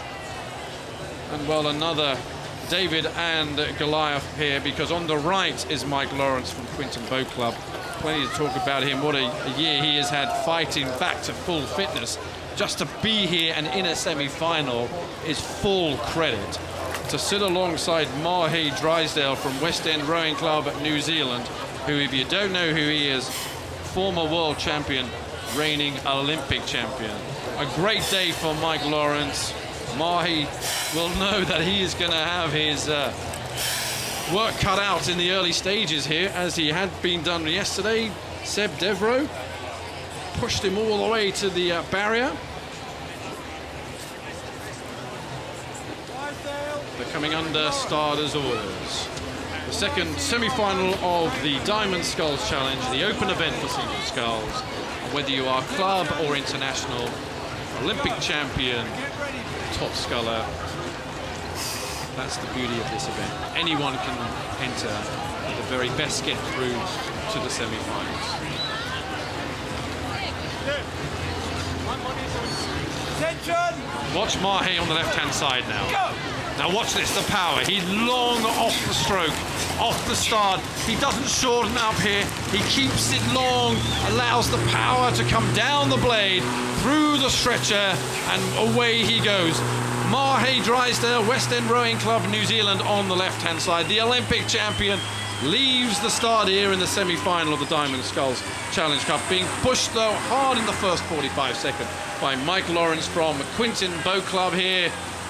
His Olympic champion against top club sculler. 4 years ago, Mike's chances of competing in the 2011 World Junior Championships were curtailed by a rugby injury. Then last summer he had a chance to place at the 2014 and 23 Worlds, and he was hit by a bout of glandular fever. It's been a long battle back here, but right now he is right up there, and he is giving the Olympic champion a run for his money in the early stages. That's what it's all about. You can see Lawrence is really trying hard. His boat is bouncing a little bit more. You can see the stern dip at the catch of each stroke, where Drysdale is just stretching out and slowly slipping away, inch by inch. But Lawrence is such a fabulous story. You know, he learned to row to stay in shape for rugby, which is his favorite sport. And as you mentioned, he broke his nose. He just had rhinoplasty 2 years ago. Well, I mean, here because he couldn't breathe at all. Great stories, aren't they? This is what you know, all the behind-the-scenes stories of what it takes to get here. A little look right from Mike to just see where the Olympic champion is going. But regardless of the, you can see the boats moving around a little bit here into the head breeze. As the cross of St. George indicates the wind coming down the course. But as you'd expect from the Olympic champion, doesn't matter what's happening in conditions-wise, the great beauty of watching Mahe Drysdale is that the blades go out long and he knows they are locked here. And it's no thought about it, it's just automatic. It's like a golf swing from the pros and the top amateurs. They don't think about their swing here, they just do it. Mahe Drysdale, the same. He doesn't think about where the blade's coming in. He knows that he's going to go out and lock. And as soon as it's locked, the body weight is behind it, and the miles and the years and the experience in the legs are pumped down and pushed forward. Mahe's always a delight to watch. This is his 7th trip to Henley, which means if he's rowing all 5 days, this is probably his 35th trip down the course. He's done this before. He's seen the posts. I'm sure he's hit a few of the posts, but not this year. No, he's had 4 wins. This will be his 5th win if he gets through to tomorrow and gets through tomorrow. Lovely story there with Mahe. He lives in Cambridge with his wife, Juliet, who was a bronze medal winner herself in the coxless pair in London. And just for Mahe's change of life, he had his wonderful baby daughter, Bramti, who was born 9 months ago. And they're both flying out in a few weeks to join him, training up to the World Championships.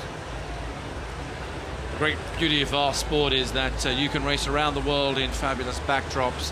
We have Henley Royal Regatta here, deep in the Thames Valley, a little bit of England. We go out to the World Championships in Aiguebelette, which has to be one of the most beautiful lakes in Europe here.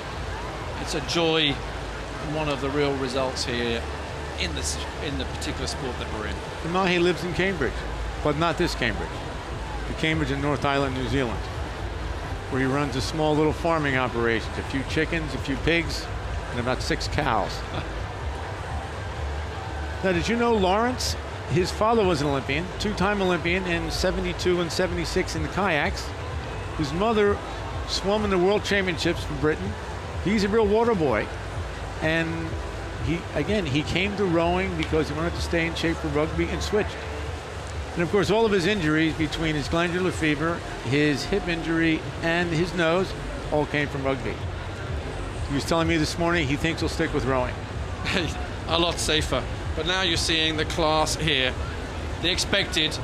Obviously, when everyone starts level on the start here, you never know what might happen. But Mahe Drysdale, the Olympic champion, former world champion, looking to set that right. Second at the World Championships last year. Man on a mission to reclaim that crown. Was first in the single scull at the Varese Second World Cup Regatta. the multi-lane racing. We go from multi-lane 6 lanes to 2 lanes head-to-head. But what an exponent of the sculling that we are seeing here, right on the top of his game. These camera shots are just unbelievable. Allows us to go right in there. Unbelievable. We're on board here, almost on board with Mahe, seeing how he's just moving the scull along. I can read the name of these sunglasses. It's just unbelievable. This drone is going to revolutionize TV coverage for rowing. And it's perfect for Henley because a big shot like this would be lost in 6-lane racing. Whereas match racing like this, your eyes can comprehend 2 different boats very well. You can see the internal pain of each oarsman in the boat. Well, if you're joining us from New Zealand, a very good evening from Henley Royal Regatta here. Hope you're enjoying all the pictures coming to you from YouTube. And you're joining us and watching your Olympic champion, Mahe Drysdale. Long and loose. He was taken on by Seb Devereaux in the first quarter of the quarterfinal yesterday. The young pretender Seb raced Mahe hard to the barrier. But as you would expect, the experience coming through here. No such repeat of that. Mahe can just enjoy the paddle in here. It was all set up for a Mahe Drysdale Alan Campbell showdown at Henley, but Alan Campbell, the single sculler, what a dreadful year he had. Didn't get selected last year. He's coming back from the illness and injury through this year. We saw him coming into finals at the Varese World Cup. Going to get quicker, hopefully, Alan, as we come through. He was entered for this event, this regatta, but Jürgen Grobler, the chief coach of the men, told him to withdraw and just focus on Lucerne. Huge disappointment from Alan because he loves it. He absolutely loves to be racing here on his home crowd, home water. Such a showman, Alan. So we wish you well, Alan, here. We're looking forward to seeing you out in Lucerne next week. Mahe, always the wonderful sportsman, sculling along.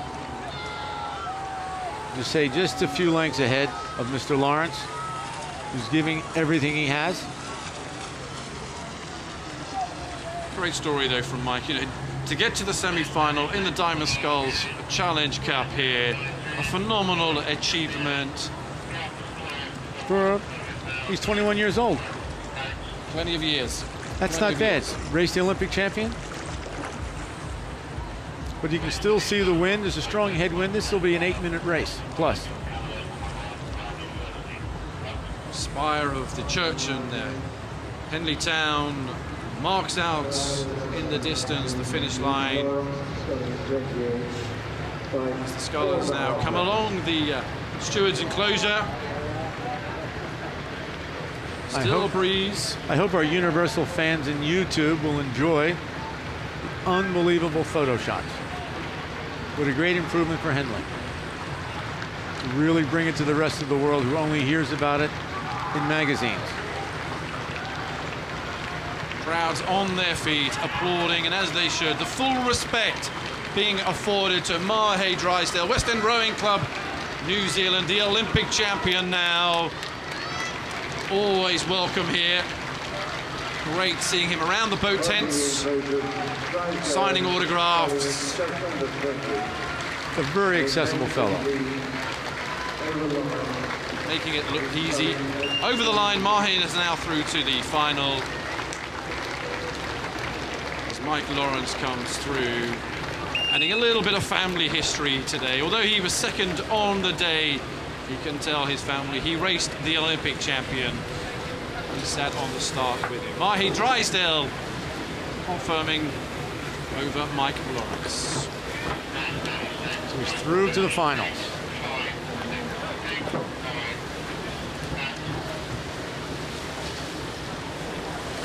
Squared and buried, always. So Sean, women's eights, Canada. Olympic silver medalist. Silver medalist last year at the World Championship. Silver medalist 2 weeks ago at the second World Cup in Varese. Against Brown University on the right-hand side, one of the top university women's programs. They won the Ivy League championship It's a combination of the first boat and their second boat. Attention! Go! So the Canadian national squad rowing as Western Rowing Club Canada on the left of your picture, being driven off the start by Leslie Thompson-Wiley, multi-Olympian, multi-world champion, Olympic champion back in 1992 in the women's eight here. Experienced driver here, moving along alongside Brown University. You would expect, though, the Canadian squad just to move out. But, Sean, you know, as good as Canada are here, undefeated the United States of America in women's eight. So this is a big day and a big regatta for the Canadians. They'll want to win this. They're going to come up against the British eight tomorrow in the final. But the monkey on the back, the United States of America.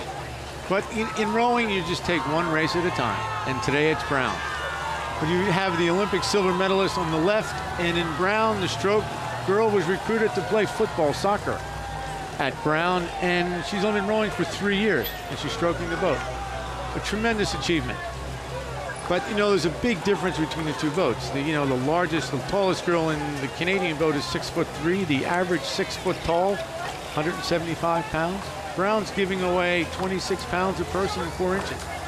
That's a lot of leverage. Just looking hard and solid. They know they just have a race on their hands. They've got now Clearwater down over the Canadian national squad, who equaled the record to the barrier yesterday in their opening race. 154 in this breeze. It'll be interesting to see if they do that again. They're not being pushed. They weren't being pushed there. But just look how tight the Canadian squad are here. They lock their blades. They're so efficient. Not losing anything. Power comes down.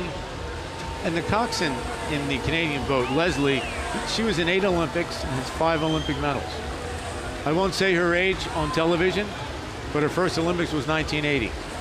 That's just amazing, isn't it? Tremendous experience, and you contrast that with the German crew in the ladies' plate yesterday, where the coxswain was 15 years old. The magic of Henley Royal Regatta, one of the top university crews from the United States of America, coming alongside the world and Olympic silver medalists from Canada. Western Rowing Club is on the board today, but we will know them better as the Canadian national squad. Lauren Wilkinson, Natalie Mastraki, and Ashley Brokowski in the 6th seat, all from London. And such is the depth and the strength of the squad now. They're joined by 5 others. Again, top is a brilliant squad system that they have out in Canada. All held together, though, by Leslie Thompson-Wiley. You know that when they're on the medal ceremonies at the World Championships, the World Cups, and when Leslie gets her medal, the applause and the appreciation from the rest of the squad is just something to behold. Yes, she was certainly excited to be in Henley again. They won in this event in 2010 and 2012. Look at the drone now. We're right what a shot over the Canadian national squad here, long and loose. And if you are a coach out there, if you are a rower out there at whatever level, this is perfection here. Placed, locked and loaded, eased through the water. The boat moves past the catch, released together, and the boat runs up. Look at the bows here. No dip whatsoever. It's running true and straight. Ladies and gentlemen, sit back and enjoy this, because this is pure class that we are seeing from the Canadian national squad. This will be their final race before the World Championships in a little over, I guess, a month and a half. Look at that shot from the drone. That is just unbelievable for rowing. Now, some of the rowers don't like it, some of them won't. The coach can really focus in. Now, fortunately, the drone here at Henley is flown by the only qualified drone pilot in all of Europe. Apparently, it was a special event to get him here. Please do not do this at home. Canadian squad just moving out the overhead viewing pictures just really bring this event, bring rowing to, bring it alive. Really, you can see what it's all about. You get it right into the boat. Gives you a real sense of speed, technique, timing, and rhythm. And it shows you the difference between a great university crew who came in third in the national championships, but their average is 20 years old. The Canadian is more like 27. And they can just power away from a really good American university. Their coach, John and Phoebe Murphy, have been coaching together and married for 32 years at Brown. They started the program and have just done a wonderful job. There's only one foreign person. The 4-seat is Polish. Everyone else is an American, unlike many of the American crews. The Canadian 8 here has 5 of them went on scholarships and rowed in American universities before they came back to London, Ontario, which is quite cold. There are no hockey players in their boat. They're all rowers. It's just a pleasure to watch. It's a pleasure to commentate on, to see the Canadian national squad racing here as Western Rowing Club, showing you how to move an 8. Whether it's a women's 8 or a men's 8, they are doing it at the top of their game. This is absolute perfection here. A little look to right from Leslie in the coxswain seat. She will know this has been under control from the early stages. Time to enjoy here, paddling up. But the race will be on for Canada tomorrow, as they will meet the British squad, who gave them a race to 1,000 meters at Varese, the last World Cup a few weeks back. It'll be a gladiatorial meeting of minds tomorrow in that. If you're not coming down, tune in to YouTube. We're going to cover it every single stroke here as Canada come up to the line. Leslie Thompson-Wiley driving her women on, her crew. Long, relaxed, perfect timing. And no one has told Brown that they're losing. They're sprinting now at 39 strokes a minute. They're not giving away 1 inch of this race.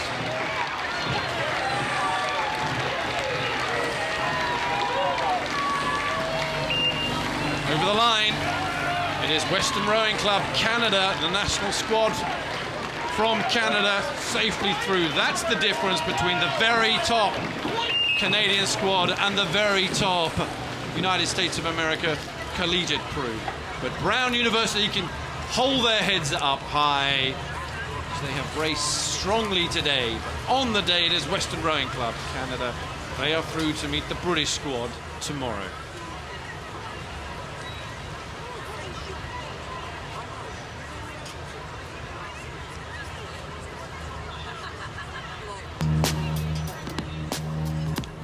Wonderful conditions here on this balmy Saturday evening here at Henley.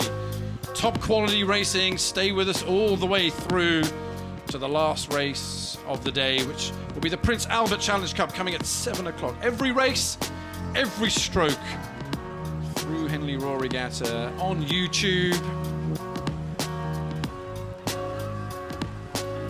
Wonderful shots there from the Canadian squad. Perfection, poetry in motion. Down the course here, making it look very easy. This is Henley Royal Regatta at its very, very best. I hope you're enjoying every stroke of it here on YouTube. As we come now and move on to the Princess Grace Challenge Cup. This is the event for the Open Women's Quadruple Scull. Stanford University against Molesey Boat Club.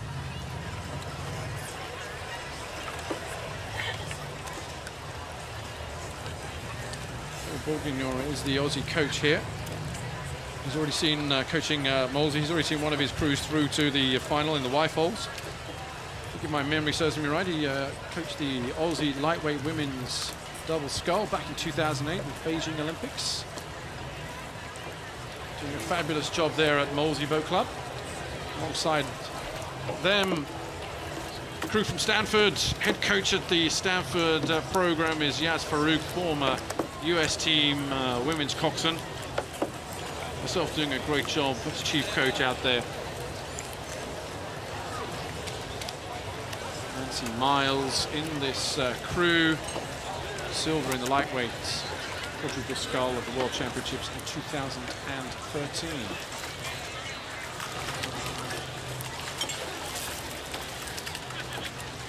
So Miles will be stroking Stanford on the right-hand side of your picture. That's the course, right the way down. Both crews will be used to this position. Item on the course just above Temple Island. We're removing it before we start, so just stay relaxed, please.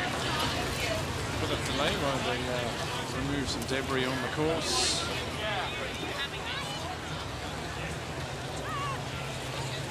The Stanford crew won Women's Henley 2 weeks ago. And the Molesley crew, the Stern pair, won the women's double and set the course record 2 weeks ago. And the Val pair was in the pair, made it through to the semifinals. So we'll all be familiar with the first half of this race course.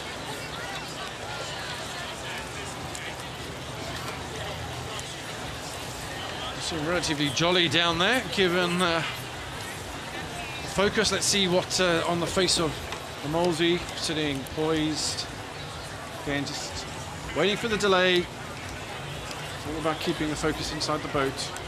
Remember, this is the event, Princess Grace Challenge Cup, the event for open women's quadruple sculls.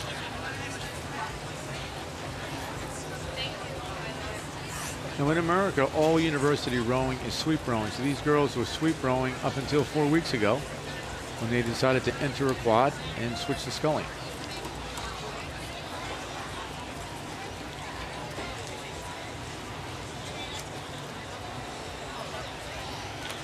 Just looking at the times from yesterday's races.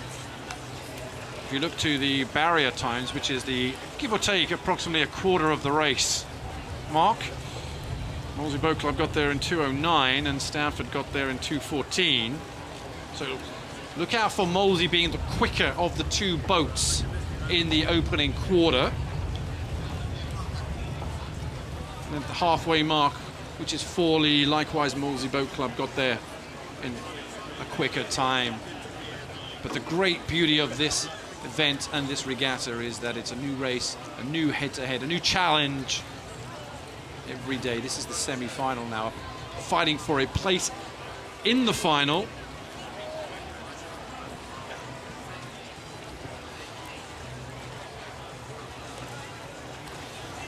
Let's take a little bit of the edge off here.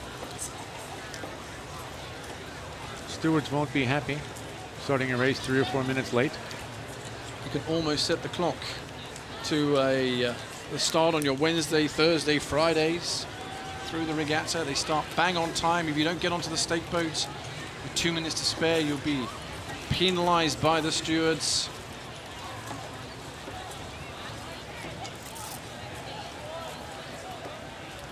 When you make a flawless regatta, that means no mistakes.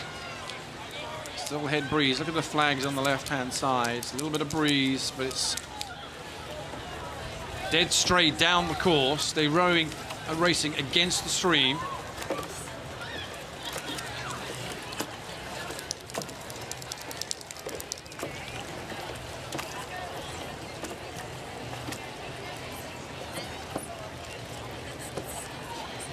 Usually you watch out in the few weeks before Henley with the rain and whatnot and the amount of water they let out of the lock around the corner. But nothing been dry over the last few weeks, so we'd expect not much in the way of tough stream. It can be quite noticeable in the years when you have a lot of rain. Again, that's when the stations come into their own at different parts of the regatta. Different parts of the course, should I say. Traditionally, the far side where Molesey Boat Club is the favoured station in the first quarter. Second quarter goes out to the Stanford side. We're now under starters' orders. When I see that you are both straight and ready, I will start you like this. Attention! Go! Get ready, please.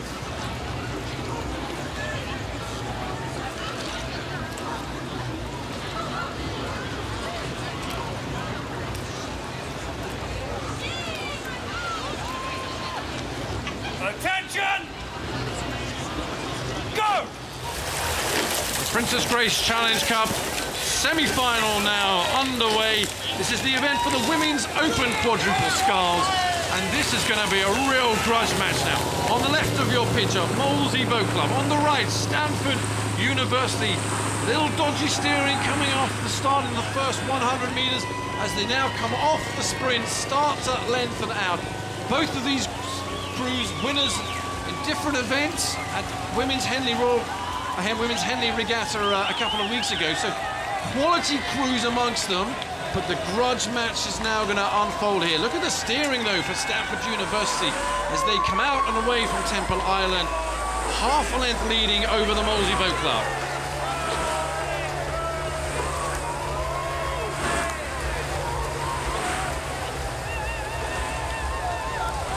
Yaz Farouk is chief coach of the Stanford program here. Former US national team coxswain. Looks like a mother hen with all these girls and doing a fabulous job with all of this. Nancy Miles, 22 years of age, stroking the crew, silver medalist. Lightweight quadruple scull last year. 10 stone 3. Weighing in, leading, but look at Molesey now as they just start to open up. Finding good length, finding good boat speed, hugging the booms on the far side. Phil Bourguignon is the Aussie coach from Molesey. Really one of the top coaches around here.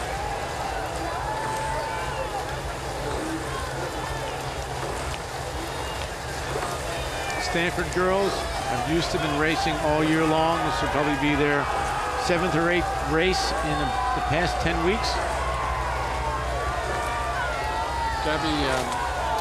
Gabby Rodriguez in the stroke seats of the Molesey crew. One of the mainstays, really, one of the backbones of the Molesey sculling program. 25 years of age. Again, an inspirational member of this crew, and all of that inspiration will be drawn upon as the crews move through and past the barrier. They're now moving into the second quarter of this race. And as the crews move away from the relative noise of the bank into a little bit of no man's land, you can see the gap there from the booms on the right-hand side start to open up on the course. It gets a little quieter here, and again, it's all about race plan. Executing race plan in the second quarter. Molesey pushing on hard on the right of your picture, Stanford on the left. Molesey has settled down onto a really nice race pace and just being a little bit more greasy around both ends and slipping the boat away inch by inch. It's hard to tell the camera angle here, but I would say they have a good half length. Fine sculling on both sides. You can see the wind playing upon the water. There's a relatively strong breeze. Fabulous Wow, look at overshot. Look, that's it there. That's what Henley's all about in match racing. We've talked about it time and again, gladiatorial style, head to head, a psychological battle here now. And the early stages, it was Stanford leading by about 1/3 of a length, and Molesey have come right back in it. We're through the halfway mark. It's Forley mark here. And the second 500 meters has all been Molesey's way. They've really moved into it, got back on racing terms. And you can see, as I said, the course moves away from the left-hand side. They're very much out in the middle of the river here, but the course will steer back and veer back into Molesey's favoured position because they're approaching Remenham Club. And from Remenham Club, Molesey Boat Club will get a huge Molesey roar, a Remenham roar from their supporters. This is bow ball to bow ball. There's nothing between these two crews. Very good concentration. No one's looking out on either squad. Princess Grace Challenge Cup, the event for top quadruple sculls. And we are seeing the very best here now from Molesey Boat Club.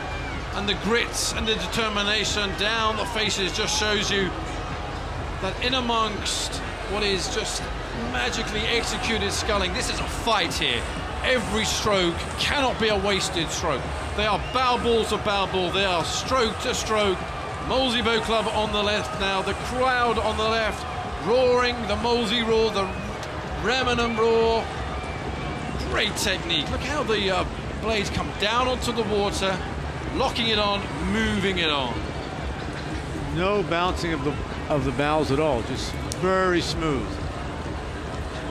These girls have got to be thinking about coming through to the final part of the race. So when we look at the overall times from the quarterfinals yesterday, Molesey Boat Club at 7:24 were quicker, Stanford 7:31, but both of them won their respective quarterfinals by 1 3/4, 2 lengths here. So the turnaround performance today, the lift so far has been Stanford. They have got closer to Molesey Boat Club, so the race now driving on. We're coming into the general enclosure here, about a minute out from the line, and we are race on again. This is one of the best races this afternoon. It just has not stopped.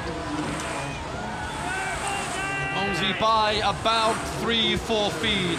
A canvas over Stanford. Surely now Stanford are not going to let this happen. Are not going to relinquish the early lead they had. They've got to fight one last push to overhaul Molesey again. Look at the crowd on the left-hand side here, appreciating the fight that's coming on. Richard Phelps, the umpire, looks on here.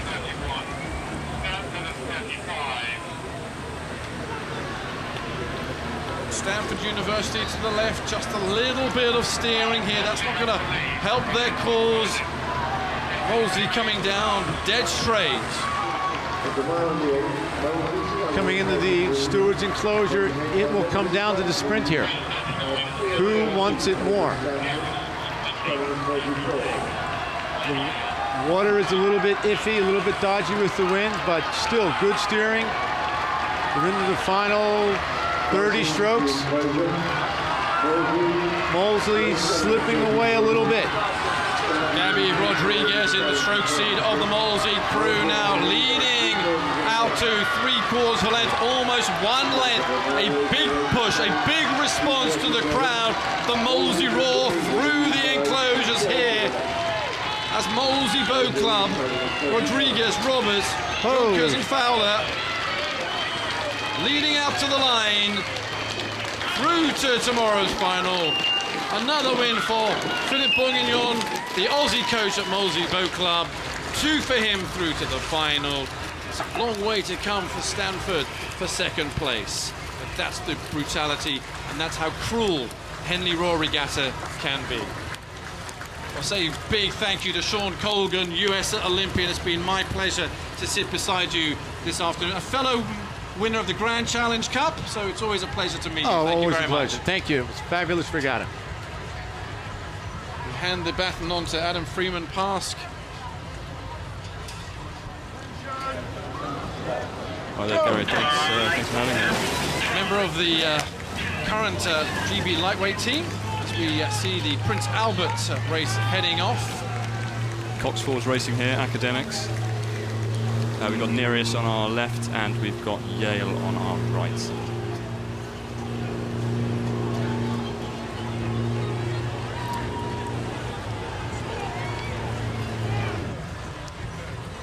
So just looking here now on the far side, we've got ASR Nereus from Holland and Yale University closest to us as these Cox Falls Prince Albert Challenge Cup. The event for student Cox Falls. Newcastle University won this last year. That's a strong start from the Nereus crew, isn't it? Those guys, those students from Amsterdam, they've really taken this out, haven't they? One of the real beauties of watching Dutch rowing, whether it's international or student stuff like this in club, they just have a beautiful stroke. They have a beautiful rhythm. There's a Dutch way of rowing, isn't there? I can definitely see that. I mean, a couple of them are doing some slightly different things, but there is definitely a Dutch style in there. I was going to say, actually, Cox Falls is not really a normal boat for the Dutch, actually, so it's interesting to see them in this event. So just going through now, Forley, the halfway mark. This is the Prince Albert Challenge Cup. We are joining it live. The event for student Cox Falls. On the left or on the right of your picture is ASR Nereus Holland. The Dutch students on the right, or on the left here, they'll be right when we come round, is Yale University, United States. A massive crew from Yale. Average height around 6'7". These guys are tall, aren't they? Should be Massive basketball boys. players, right? Yeah. Actually, interesting middle pair in this Yale crew are both Australian from Geelong Grammar in Australia. And their bowman used to be a lacrosse player. Oh, it looks like they've pushed on. Put a boost in there, haven't they? So the early race leaders were ASR Nereus, the Dutch students, been overhauled in this middle thousand by Yale University, all part of the Bulldogs Junior Varsity 8. They were finished 5th overall in the IRAs in back home in the United States of America, to which we hope all our American friends are enjoying coverage via YouTube. We are making history here at the 2015 Henley Royal Regatta. Every stroke, every race, all our international crews can be watched back home. Look at that, big boys of Yale here. Josh Tilden in the stroke seats. 6'8", Josh, backed up by Oscar O'Reilly, himself 6'6". Leon van Verhoes in the bow seat, 6'7". These are giants. Look at them. Look at them go. Slightly struggling there in the Nereus crew. A couple of a bit of messy blade work, actually. Just with the headwind, obviously, as you were mentioning earlier, you can really see those flags flailing in the background. It's just catching the blades a little bit unevenly, and it's just making it difficult for them to all land in the water at the same time. Surprising, though, to see that the Dutch crew are down. They've got a number of ex-junior internationals on board. So plenty of experience. You have semi-finalists in the Temple Challenge Cup here, 2014. Been down this course plenty of times. Coming down here now in the semi-final of the Cox 4 for student 8, not having it their own way. Early leaders in the first quarter, ASR Nereus, but it's all about getting into good nick in the final quarter. Yale University having the best of that. Yeah, Yale are doing a great job now, aren't they? These young guys, most of them are freshmen, I think. They're just, you know, to overhaul them through the middle there was a really good, strong thing to do, and now they've paid back for them now, because they're in a nice leading position, taking it into the line, really. What a great position to be in for a Saturday evening with the finals tomorrow. Saturday evening here at Henley, rowing down the course, receiving the applause from the crowd, being watched on by, my eyes I'm going to say Matthew Pinson, no, maybe not, because he's wearing a Cambridge hat. That's definitely not Matthew. That's right, these guys from Yale would have been training up at Oxford University for 3 weeks as part of their preparation for this regatta. So well acclimatised to English traditions and weather and all that sort of stuff. All the American universities love coming. It's a real tradition, as you said, to come over here. All the Americans, they make a big thing of it. They come over the week before, around the town. It's great to hear them in all the cafes and all the shops here, just wearing with pride their kit and their blazers. Yeah, they really soak it up. I mean, one of the words they use to describe it is it's so quaint, you know. I think they lap it up, don't they? Yale University safely through to tomorrow's final in the Prince Albert Challenge Cup.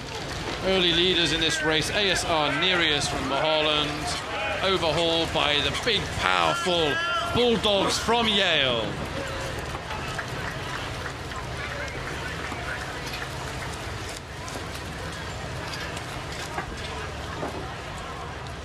Sun has just been glorious, the weather. It's as if we've planned it for you. Hope you're enjoying all the pictures as we are on the start for the last race of the day, the Prince Albert Challenge Cup. Second semi-final here. These two crews racing for the honour taking on Yale University that we've just seen. They're under starters orders. Attention. Relax. Harvard not quite ready there, just straightening up slightly. This is East Coast versus West Coast, the Huskies versus the Crimson.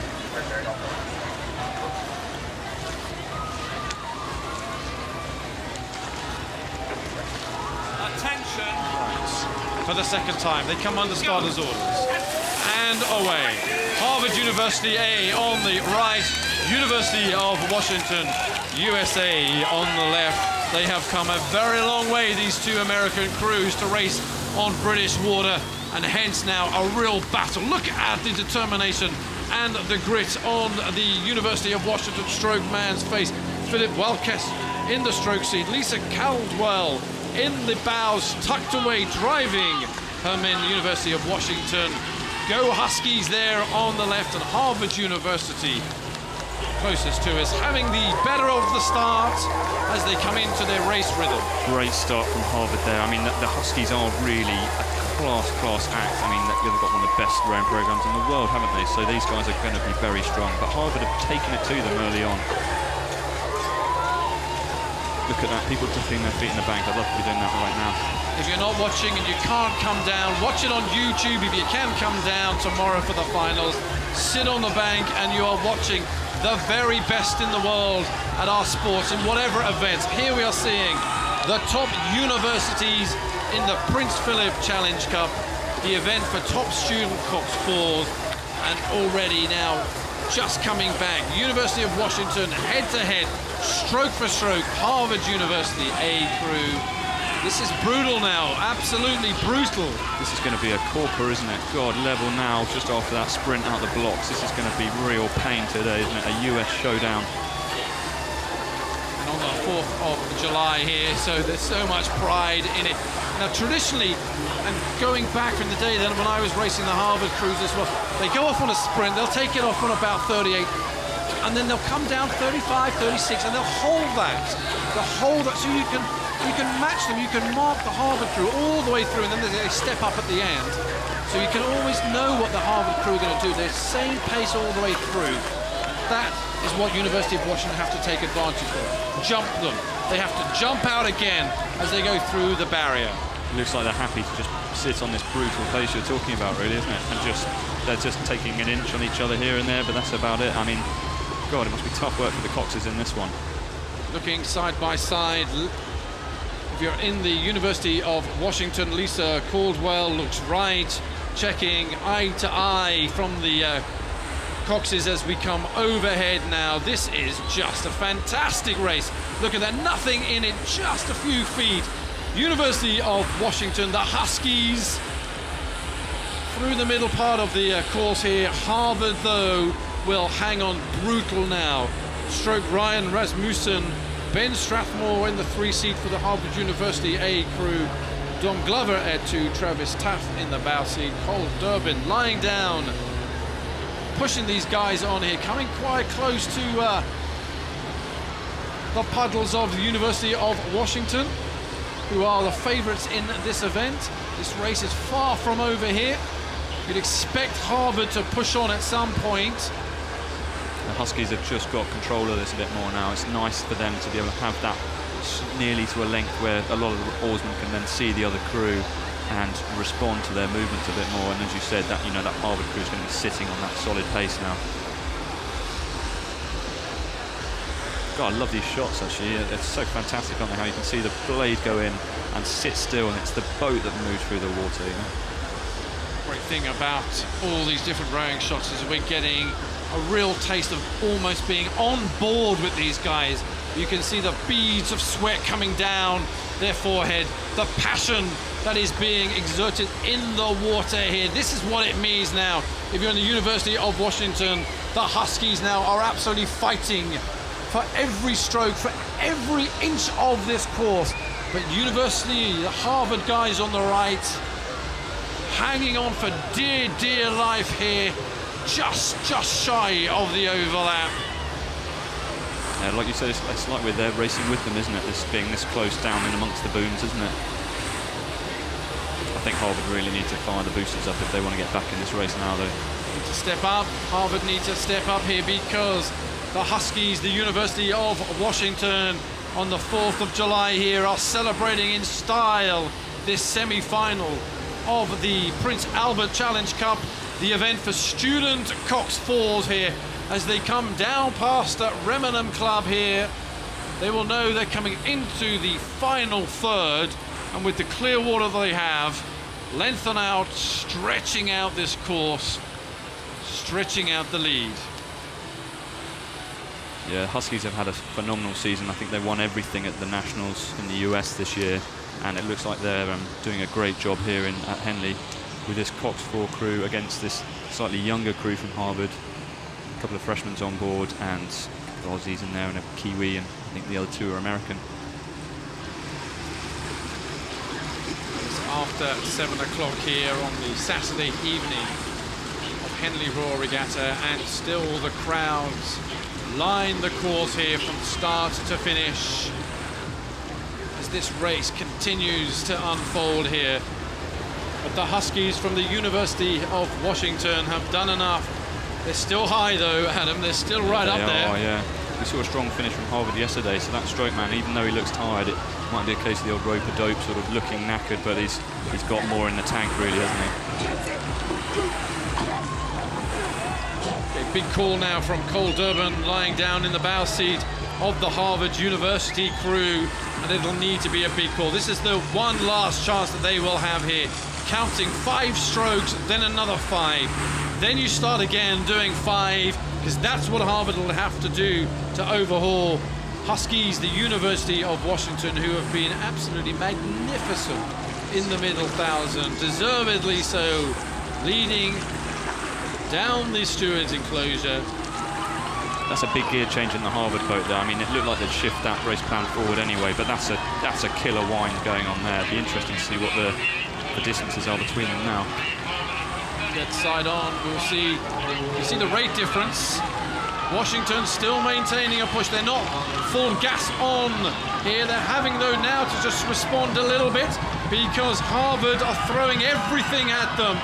But University of Washington will know they've done enough. They've done enough early on to earn their place in the final. It's going to be a Yale versus University of Washington final in the Prince Albert Challenge Cup. The last race of the day here. And Harvard, well, they fight, but they fight for nothing really. They're going home. University of Washington moving on safely through here. Yale versus University of Washington in the final of the Prince Albert Challenge Cup. Wonderful, wonderful display there of cool, calm heads from the Huskies. University of Washington showing why that they have the strongest varsity rowing program in the world today.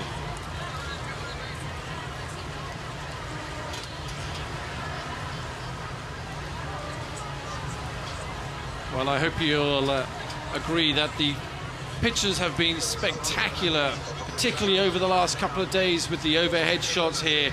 And we have seen a phenomenal bill of racing. The semi-finals are all done. The qualification is long behind us because now it is showtime. Ladies and gentlemen, Sunday is finals day here at Henley Royal Regatta. Please join us. Every race, every stroke, the passion, the dreams that will be made tomorrow. It is 11:15. Join us for that here on YouTube. And it is my pleasure to have been alongside Adam Freeman Pass to see you through to Saturday evening. From Gary Herbert, from myself, very good evening and look forward to seeing you tomorrow.